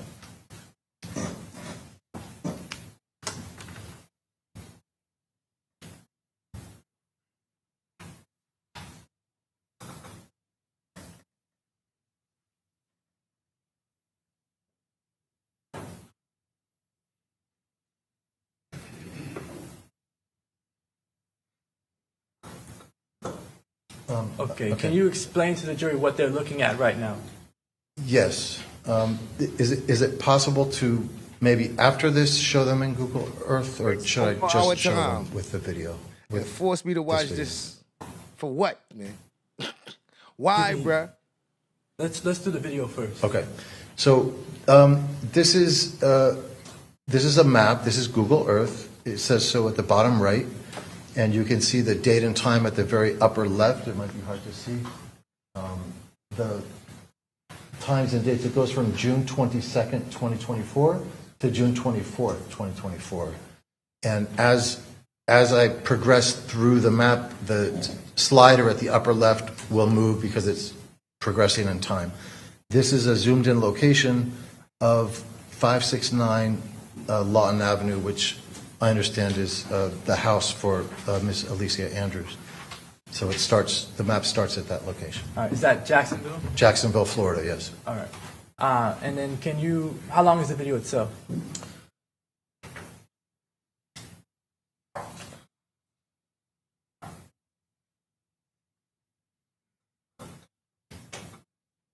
Um, 16 minutes, 17 minutes. All right. Can you find the location where Alicia Andrews arrives in Tampa?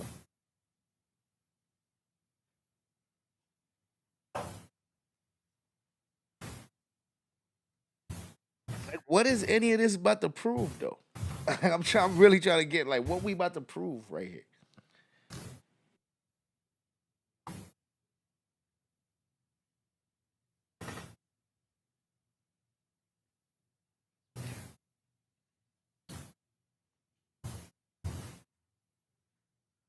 I believe it's right here, about 8 p.m. on June 22nd.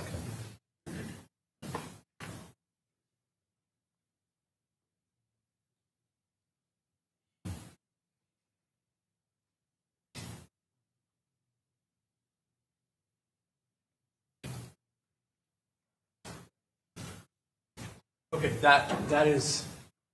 What is that location there? I believe it's an Airbnb. All right. And the time is around what time? Around 8 p.m. on June 22nd of 2024. All right, and I think, is that a yellow pin? Yes. What does the yellow pin represent? That's where the phone was located at that time. All right. Now, that pin, does that, okay, can you continue to play the video? Sure.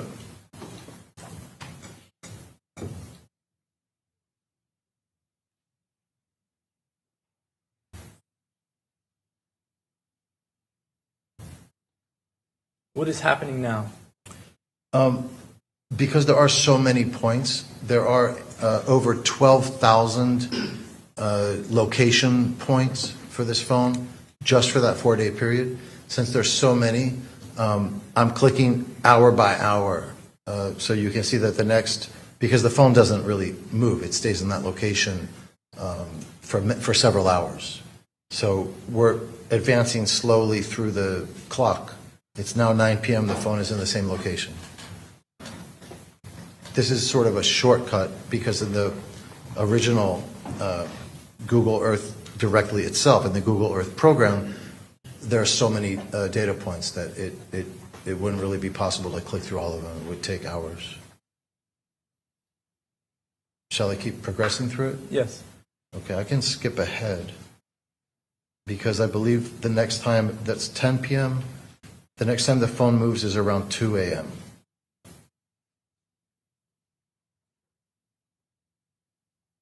That's 1 a.m.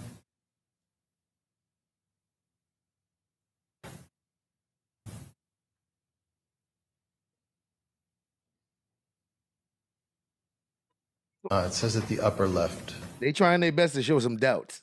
Listen, they've been trying to show what some the time doubt is. since the beginning. From the beginning, they've been trying to show some doubt. But what you want me to doubt again? What am I supposed to doubt again? That she ain't know. Can we that go back to the 2 They a.m. coordinate? didn't like those people. That Yes. she ain't know about the gang. She, like I don't know what I'm forgetting what I'm supposed to be doubting.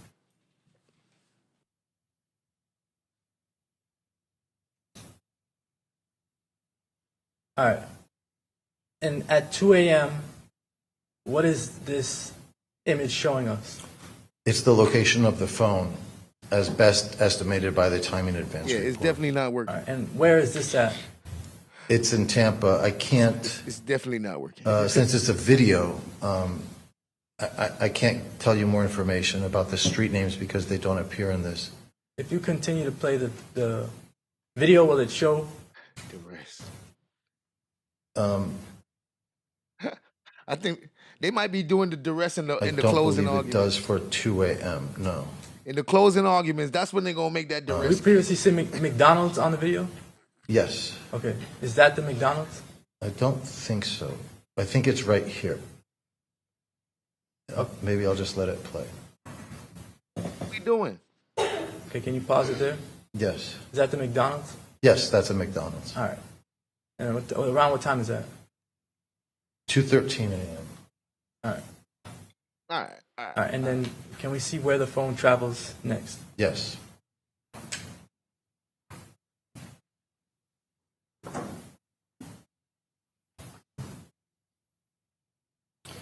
Around 2:15, 2:16, Teasers Club. All right. And then after that?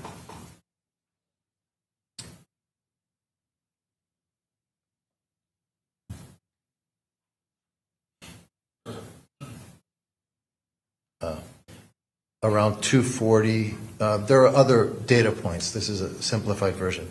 2:30, 2:40, 2:45 a.m., another club called Players Club. All right. Now, you mentioned earlier putting Exhibit 4 into Google Earth. Is that correct? Yes. Did you mention that? All right. That's right. You can do that now. Okay. So this is just Google Earth. Let me make it larger. I can say import, pick the timing advance report. And that's Exhibit 4, that timing advance report? Exhibit 4, yes, that's right.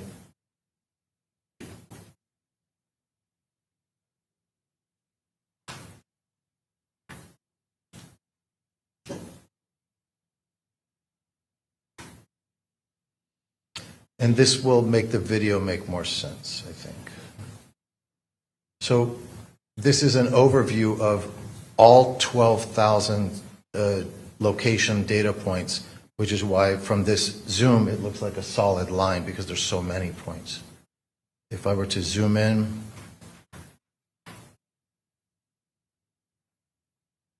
you can see that it went from Jacksonville to Tampa and back up to Jacksonville. The number of dots show, unique locations according to the timing advance report. So they're clustered around, naturally, where the phone spent the most time. So I was about to ask you, just for the jury, what a location data point is. So I can show, this makes more sense maybe this way. This is the timing advance report. It's an Excel spreadsheet. And for the record, is this Exhibit 4? This is Exhibit 4, yes. It's got latitude, longitude, the confidence level that we spoke about. It's medium, around 200 meters accuracy, so it's fairly accurate. Start time and end time. And there's a bunch of other technical information about what type of cell tower it is. But what you can do, what I did do, is in Google Earth, since this contains latitude and longitude and time, I just imported the file. Okay. And the file looks like this. If I expand it, that's the beginning of it. That would be her house. Right now, Tampa, we're kind of in the middle of the file. All right, so yes. Before you continue, the location data points, these are associated with the phone company? They're from the phone company. They are, in this case, they're the T-Mobile business record of their best estimate of where a device is located. All right. In this case, did you look at the location data points for various devices? Yes. All right. And the device that belonged to Alicia Andrews had over 12,000 location data points? Correct. All right. How many location data points did the other phones have?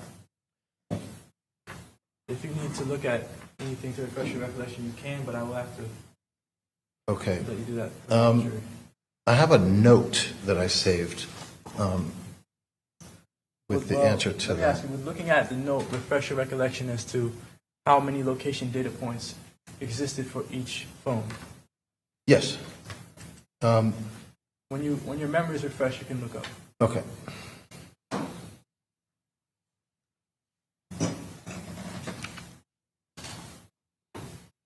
So I can, well, it's off the screen. Alicia's phone has 12,087 GPS coordinates in her phone records. Sean Gathright has 70. Davian Murphy has 3,287. Rashad Murphy had 0. And Isaiah Chance had 47. So again, Alicia Andrews' phone had over 12,000, had 12,087. Okay. And how does a phone or a phone company generate a location data point such that somebody would have 12,000 and somebody could have 47? The phone has to be turned on. If the phone is turned off, it's not going to get signals from the cell tower. It's not going to have an entry in the timing advance report. All right. Are there any other reasons why location data points would not be, I guess, generated from a device? Yes, but they're fairly obscure. There is a device called a Faraday bag, which is a special type of equipment that blocks radio and other signals. So if someone were to put a phone in a Faraday bag, it would block communication with the network, and it would not show up in a time and events report. Okay. That's another way. It's an easier way it's an easier way to not have cellular data to turn your phone off. Okay. I'll go back to exhibit 4, put into Google Earth. All right. Are you able to get to the same time that we were at in exhibit 5, which is when the device, Alicia Andrews' device, is on around Hillsborough Players Club area? Yes.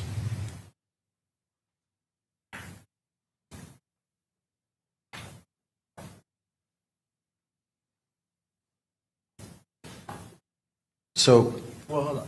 Can you explain to the jury what they're looking at here? Yes. Maybe I can zoom in a little more.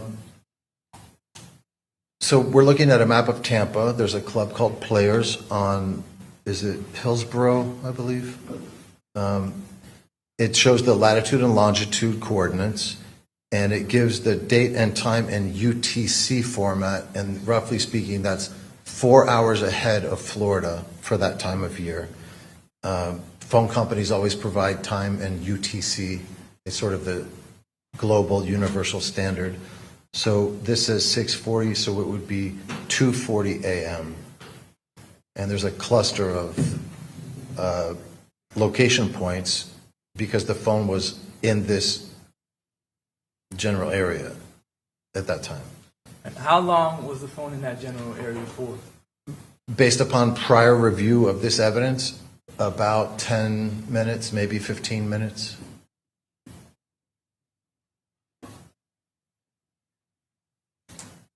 All right. You looked at the cell hawk video, Yes. or PowerPoint, correct? Correct. It's both. It's a PowerPoint of CellHawk data. I want to publish States Exhibit 77.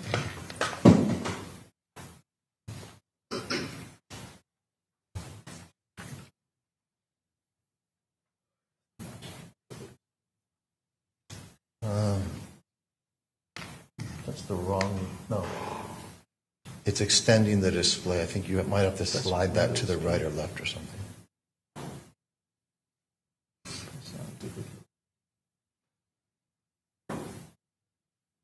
Yeah.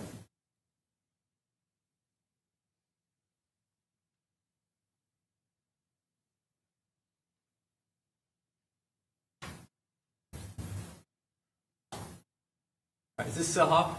Yes. Can you describe what you see on the screen with the circles? Yes, it's the approximate location of a phone, and this would be based on time in advance report as well.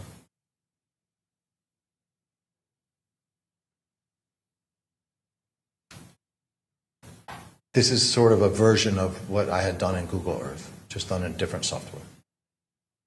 Is it showing that same line? Yes. From the plots from Exhibit 4?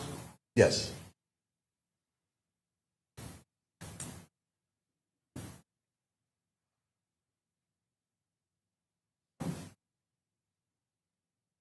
I'm going to skip forward to around 2 o'clock.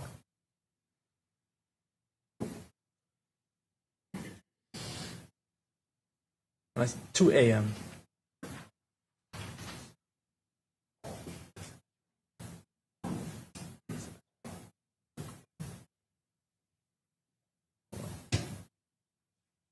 What time is it at right now? Can you see it? 8 p.m. That's the Airbnb.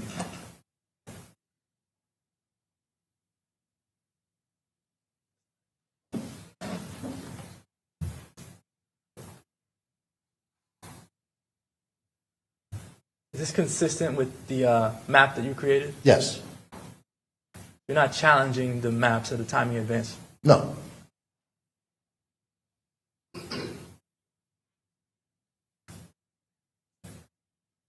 All right. Where is the device at right now?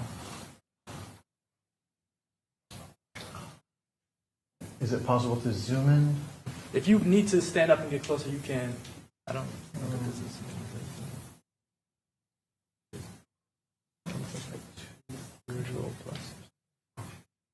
If it's not at Players Club, it's very close to it. Okay.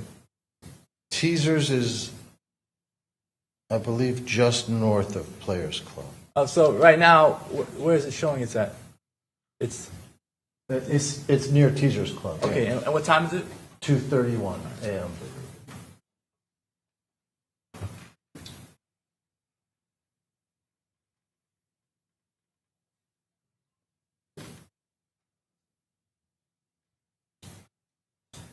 I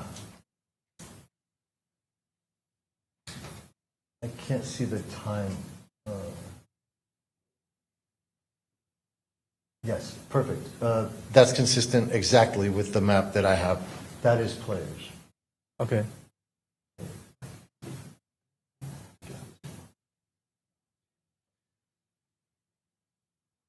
It's about 2:40, 2:45 a.m.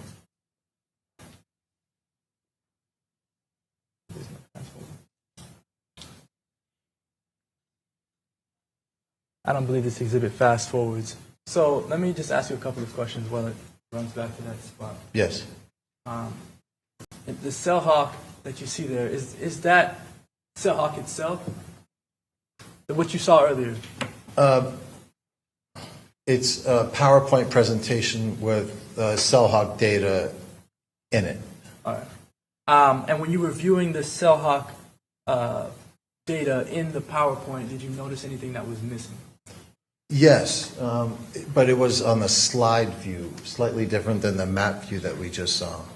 I saw prepared slides in the PowerPoint, and I believe there was about a 20-minute gap. In the slides? In the slides, so yes. We'll go through those.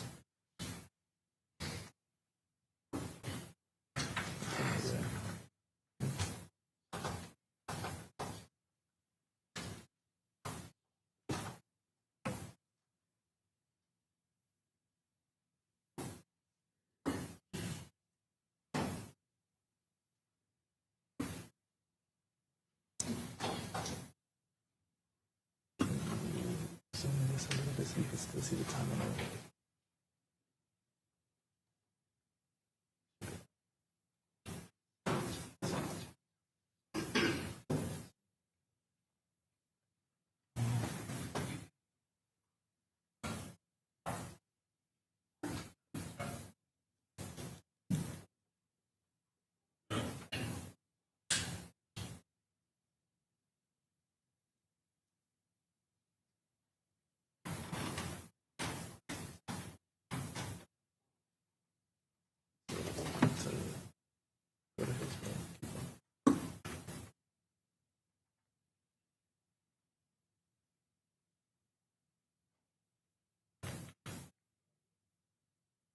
All right. Right now, so we're back at Players Club. All right, and the time? 3 a.m. All right. So, and then continue. It's really 2:40, 2:45, 2:50. There's about a 10 to 15 minute window that it's there. All right. Is it traveling away from Players Club at this point? Yes. And the video is moving fast, but what time do you see it now on there? I believe it says 3:20 a.m. All right. So around, I guess, 2:45, going up to maybe 3:10, 3:15. Is that accurate? Yes. All right. That the phone is at Players Club. Correct. All right. So how long of a period is that, roughly? Roughly speaking, I'd say about 15 minutes. All right. Well, 2:45 to 3:15. Well, that'd be half an hour. Okay. All right.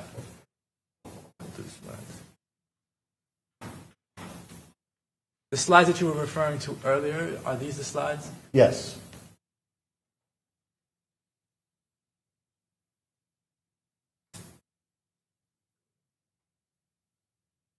This slide shows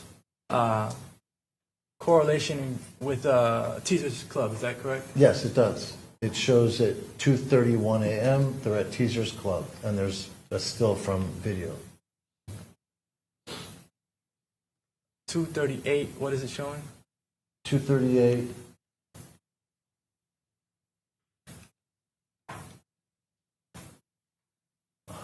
Not completely sure where on the map that is in relation to the clubs. Could this be just them traveling? Traveling, yes.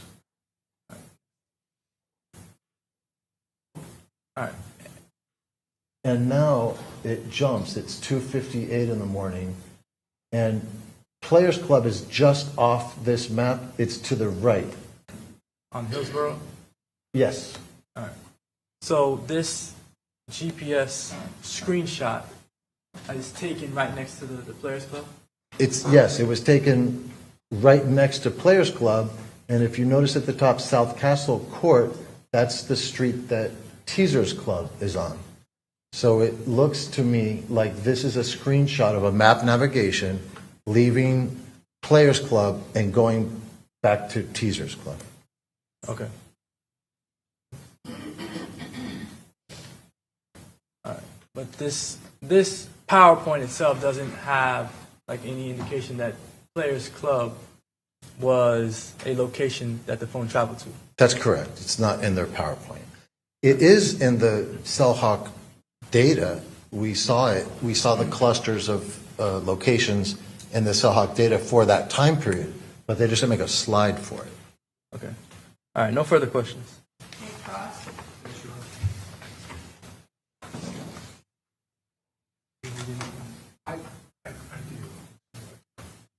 If I could just ask real quick before I let counsel, I might need to consult with him, Mr. Poulin. So when you inputted 4 into 5, I believe is what you did, you took the data from Defense 4. I took the data from Defense 4, which is the timing advance report, the Excel worksheet. I imported it to Google Earth and recorded a video of me clicking through it, and that video is Exhibit 5. Okay. So I want to go to Exhibit 5. Yes. Thank you. I have it on my screen. So I just want to make sure what we're talking about. It was the mapping that basically showed that black ribbon Yes. of information going from Jacksonville to Tampa and back. Yes, sir. Okay. All right. So you would agree that the CellHawk mapping matches up pretty closely to what you did? Yes, sir. No real discrepancies? Correct. Nothing you would have any issue with? That's correct. All right. And the players, the timing advance data that was near and hitting around the Players Club was within the CellHawk mapping, just not in the PowerPoint? Correct. Yes, sir.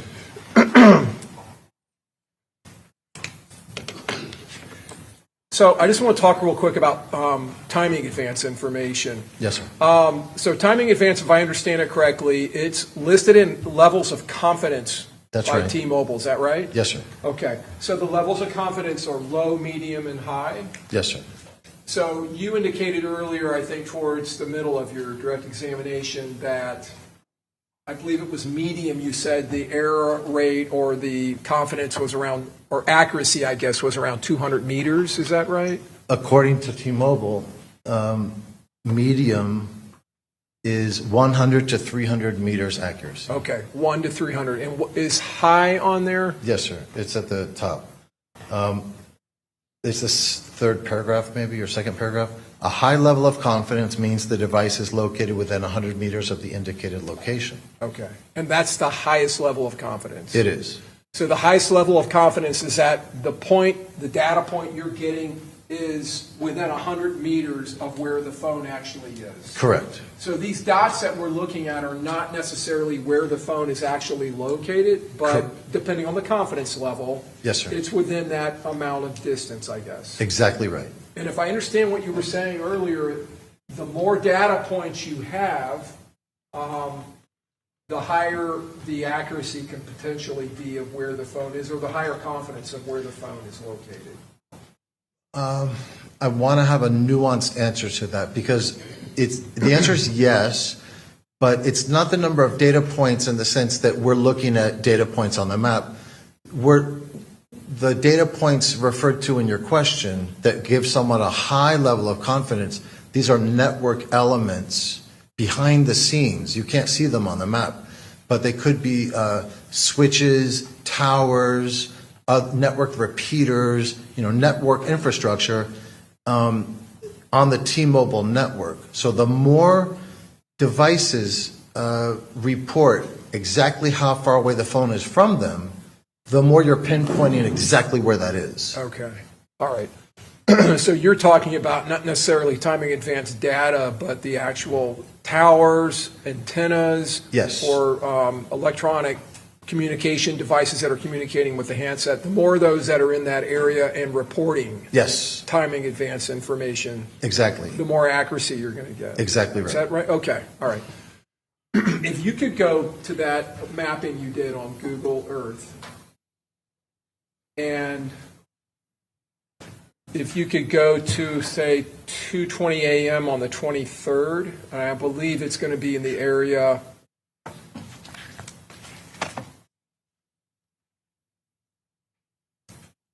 want to make sure I have the address right. 9700 North Nebraska. That's probably not going to be reflected on this, but that's going to be the area designated as teasers. Okay. So on your mapping, the white circles with the black centers are going to be the timing advance GPS coordinate or GPS. That's right. Information. Correct. Mapping. Okay. And so you have a significant number there around the teasers. Yes. And this is for the defendant's phone, correct? It is. This is only Alicia Andrews data. All right. And then if you can take us to the time period, and you may know better than me, when the phone had moved south and east on Hillsborough to near where that Players Club was. Yes. I believe it's 2:40 a.m. approximately.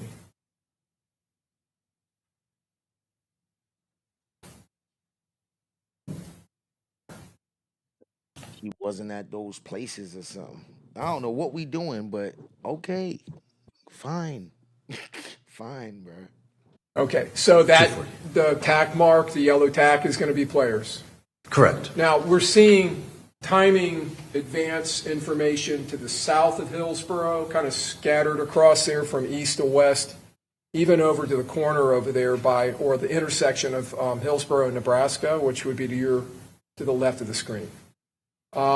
Correct.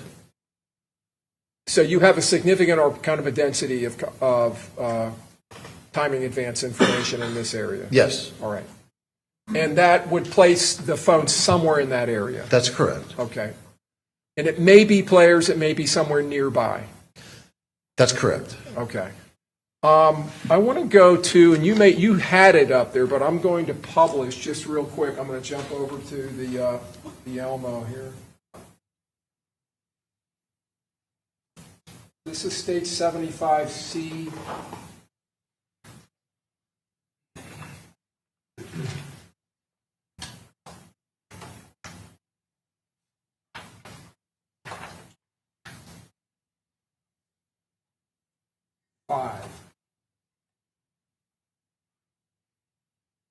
Does that look like that same slide you had? Yes. That you had pulled out of the iCloud it does. Information? All right. Yes, sir. So we talked about this just a little while ago. The two of us did outside. I came out to meet with you briefly. Yes, sir. So this shows someone utilizing the iPhone mapping or navigation application. Yes. Okay. And they're heading on this from the direction of these arrows. They're heading back to the west on Hillsborough and then north on Nebraska. Correct. And it says up here the destination is South Castle Court. Correct. And we looked that up, and that is actually the road that runs along the southern edge of the parking lot of Teasers. Correct. Okay. So they have inputted that area, and they're heading there, and they have an estimate. Well, they have an estimate of the distance, an estimated time of arrival, the time of travel, and again the distance on the bottom there. Yes. Okay. And I believe that 3 miles or around there was from Players to that location, and I believe you had advised me you thought possibly the destination had been placed into that app at some point after leaving the area Yes, of sir. players. Okay, all right. But this shows that that phone is traveling, or at least they're mapping a navigation route leading back to teasers. Correct.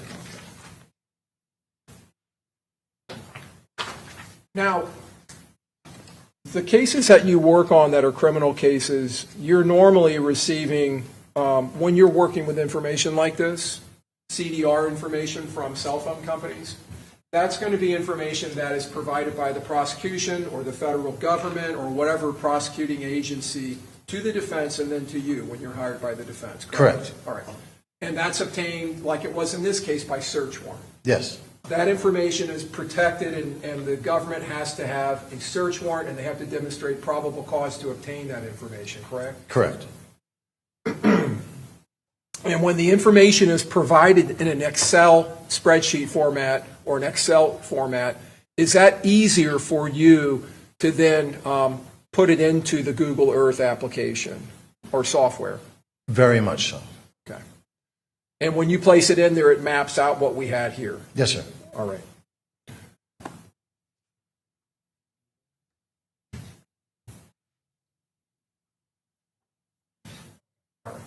Thank you, Mr. Pullman. Thank you. No further questions. Okay, you redirect?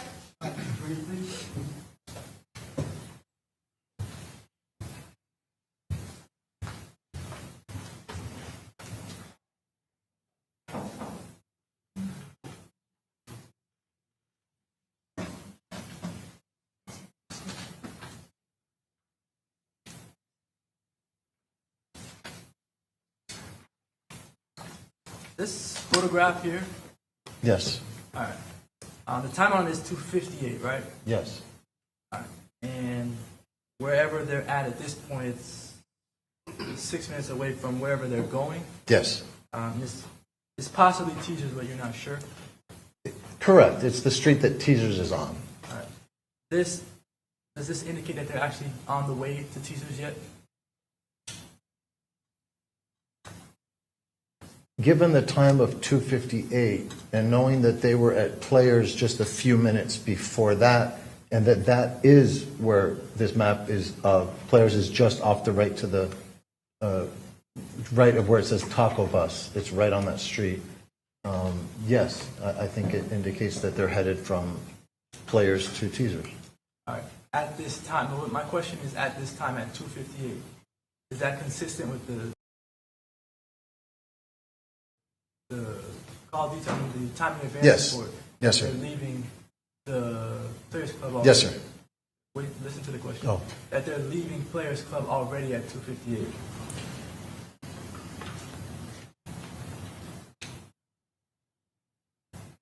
From the timing advance report, from the government's timing advance report and your own, are they leaving Players Club at 2:58 or after 2:58?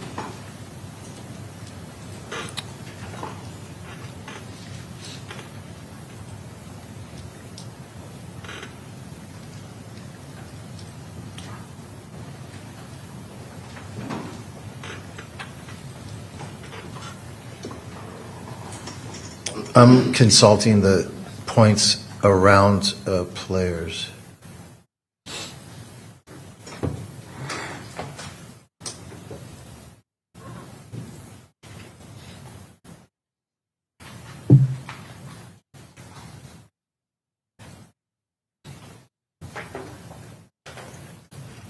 I believe that is consistent. Players, I know they were there at 2:40 until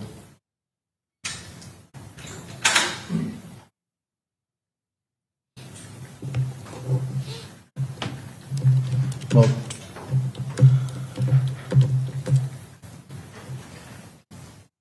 until about 3 a.m. So it's very close. Okay. So It's a close I just call. want the jury to have the correct time frames. Yes. So it's about 20 minutes, 15, 20 minutes that they're at this location off Hillsborough. Yes. Okay, thank you. No further questions. Okay, thank you. May this witness be excused? May this witness be Yes, excused? sir. Okay, all right, thank you, sir. You're Thank free you, to Your go. Honor. Okay, very good. Okay, members of, y'all want to come up here real quick? Hold on, members of. This point, man, nobody want to. We done. Shout out to the chat, man. This point, man.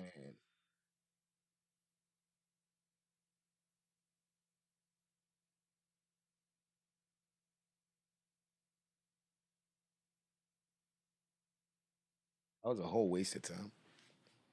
But we'll see.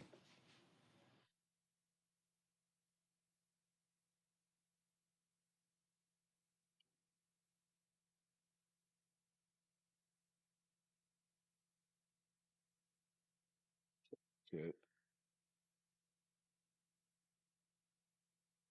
I don't know what I just learned from that last guy. So I made you work late tonight. I'm so sorry, but I am going to get this case to you tomorrow. I am. So that means we got to work late and start early, but we're going to get it done. Okay. So we will begin at 8:30 again tomorrow morning. And just remember my previous admonitions about, and I'm sure it's not. Yeah. 8:30 again tomorrow morning. Oh yeah. Okay. Well, we'll see about that. We'll see about that. I guess they're gonna do cross in the morning where they cross that. Man, I don't. We'll see how it goes, man. We'll see how it goes. But we started early. We finished late. I've told you guys I'm gonna bring this case for you tomorrow. By tomorrow, you're gonna have this case. I'm gonna bring it in your lap. Ah man, 8:30. Listen, they not doing that to me. I'll probably be here like 9:30. I can't. I'm not sitting here waiting on them for a whole hour like they be doing. They something else. Mm-mm-mm-mm. They should have done more to prove she was under duress. They couldn't. Ain't no. From what the judge said, ain't no duress in this situation. So I don't know what they trying to prove. All I know is they getting paid. So they working.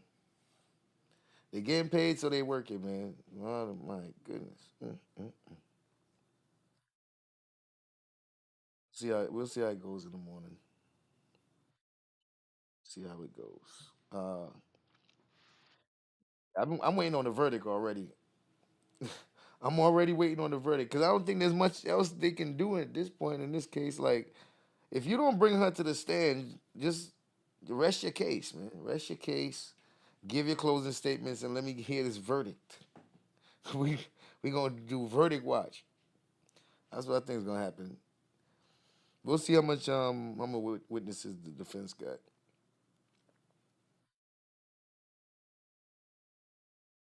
State rested today. State rested today, so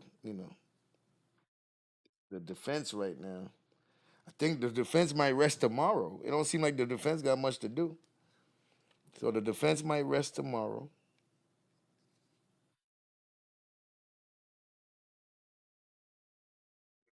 You hope she don't take the stand? I mean, I don't know. I don't know what else she gonna do. Did they take her case on pro bono? I don't even know. Maybe Youngin Ace. Maybe Youngin Ace paying for this case, right? Maybe he paying for the lawyers. Who knows? I think it's crazy. What more can she say? Please have mercy on me. She could beg. She could get on that stand and cry and beg like a mug. But I'm learning even the ops knows that she's the ops. Now that means a lot, bro. The dude who got convicted of killing they peoples, even he knows that she's the ops. I mean, bro, if the ops is telling you she the ops, then yeah, she like, bro. The man said if he was to see her with him or see her in that parking lot, they'd have been like, yo, you know who over here, in the parking lot? There's no reason for you to be like that if she ain't with it. If she ain't one of the ops, bro. So what I learned today is that she's so close with them dudes that the other dudes on the other side look at her like she one of them. That's how much she with them. She ain't even got to be part of the gang. They whole thing is, man, her allegiance is to them dudes. So if you see her around, something's up. She don't mess with us. She mess with them. So that's clear. They know that. So, so for her to pretend like, girl, why you even went? Why did you go? I guess she just wanted. I guess she wanted to make sure that her man get away with it. She should have known they wasn't getting away with this. I don't know. They thought they had it all figured out. And she should have known they wasn't getting away with this. She should have been like, "Yo, leave me in the B&B and come back when y'all finish. Like, come back when y'all done, bro." Covering the Darnell case, his lawyers took his case pro bono.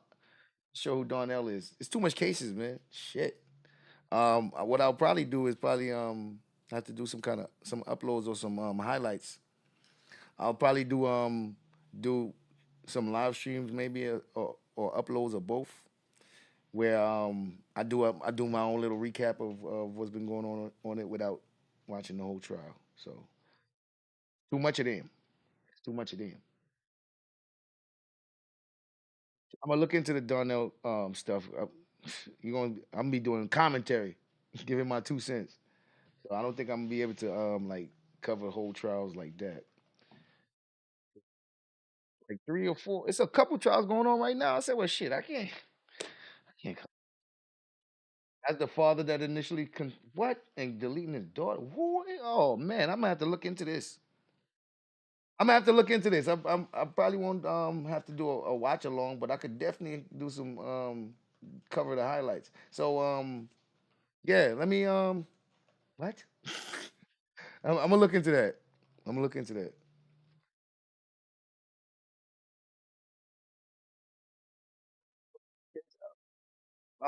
So what they on trial right now? What is it? He's on trial right now or what?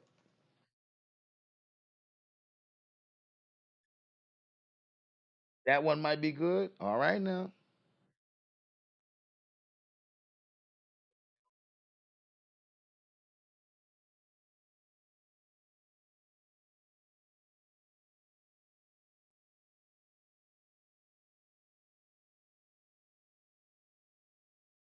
He trial. Okay. So I get some time to get ready. I get some time to get ready. All right. So let me get the backstory. I can be ready for the front story.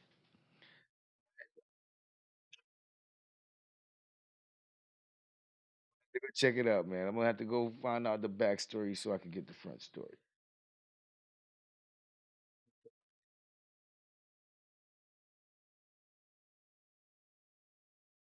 Tomorrow.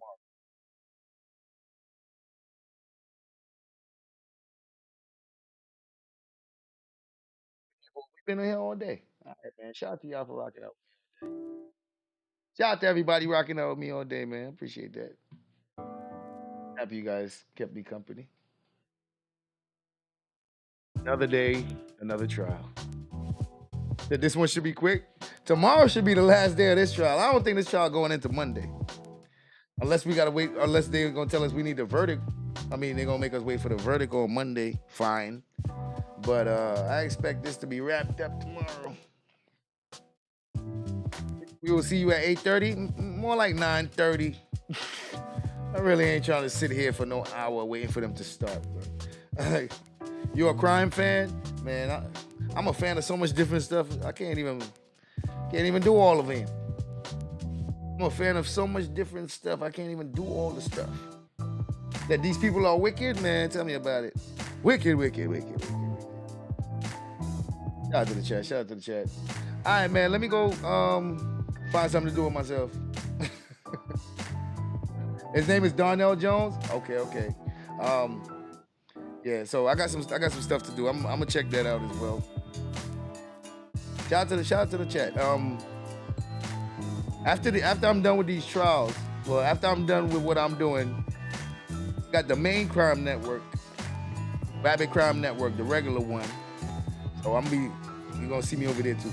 So we got some stuff ahead, man. Shout out to the chat. Rabbits, we out the house. We leaving, man. Thank you guys for coming out. I'll see you tomorrow. See you tomorrow. Hey, I like that judge. If you think I'm here to play around with y'all, God damn it, I'm not. Goddamn, Florida got some crazies, man. So that happened in Florida. This another Florida. Oh man, Florida. We out of here, man. Shout out to the chat. Thank you guys. Have a good evening, everybody. Enjoy the rest of your night.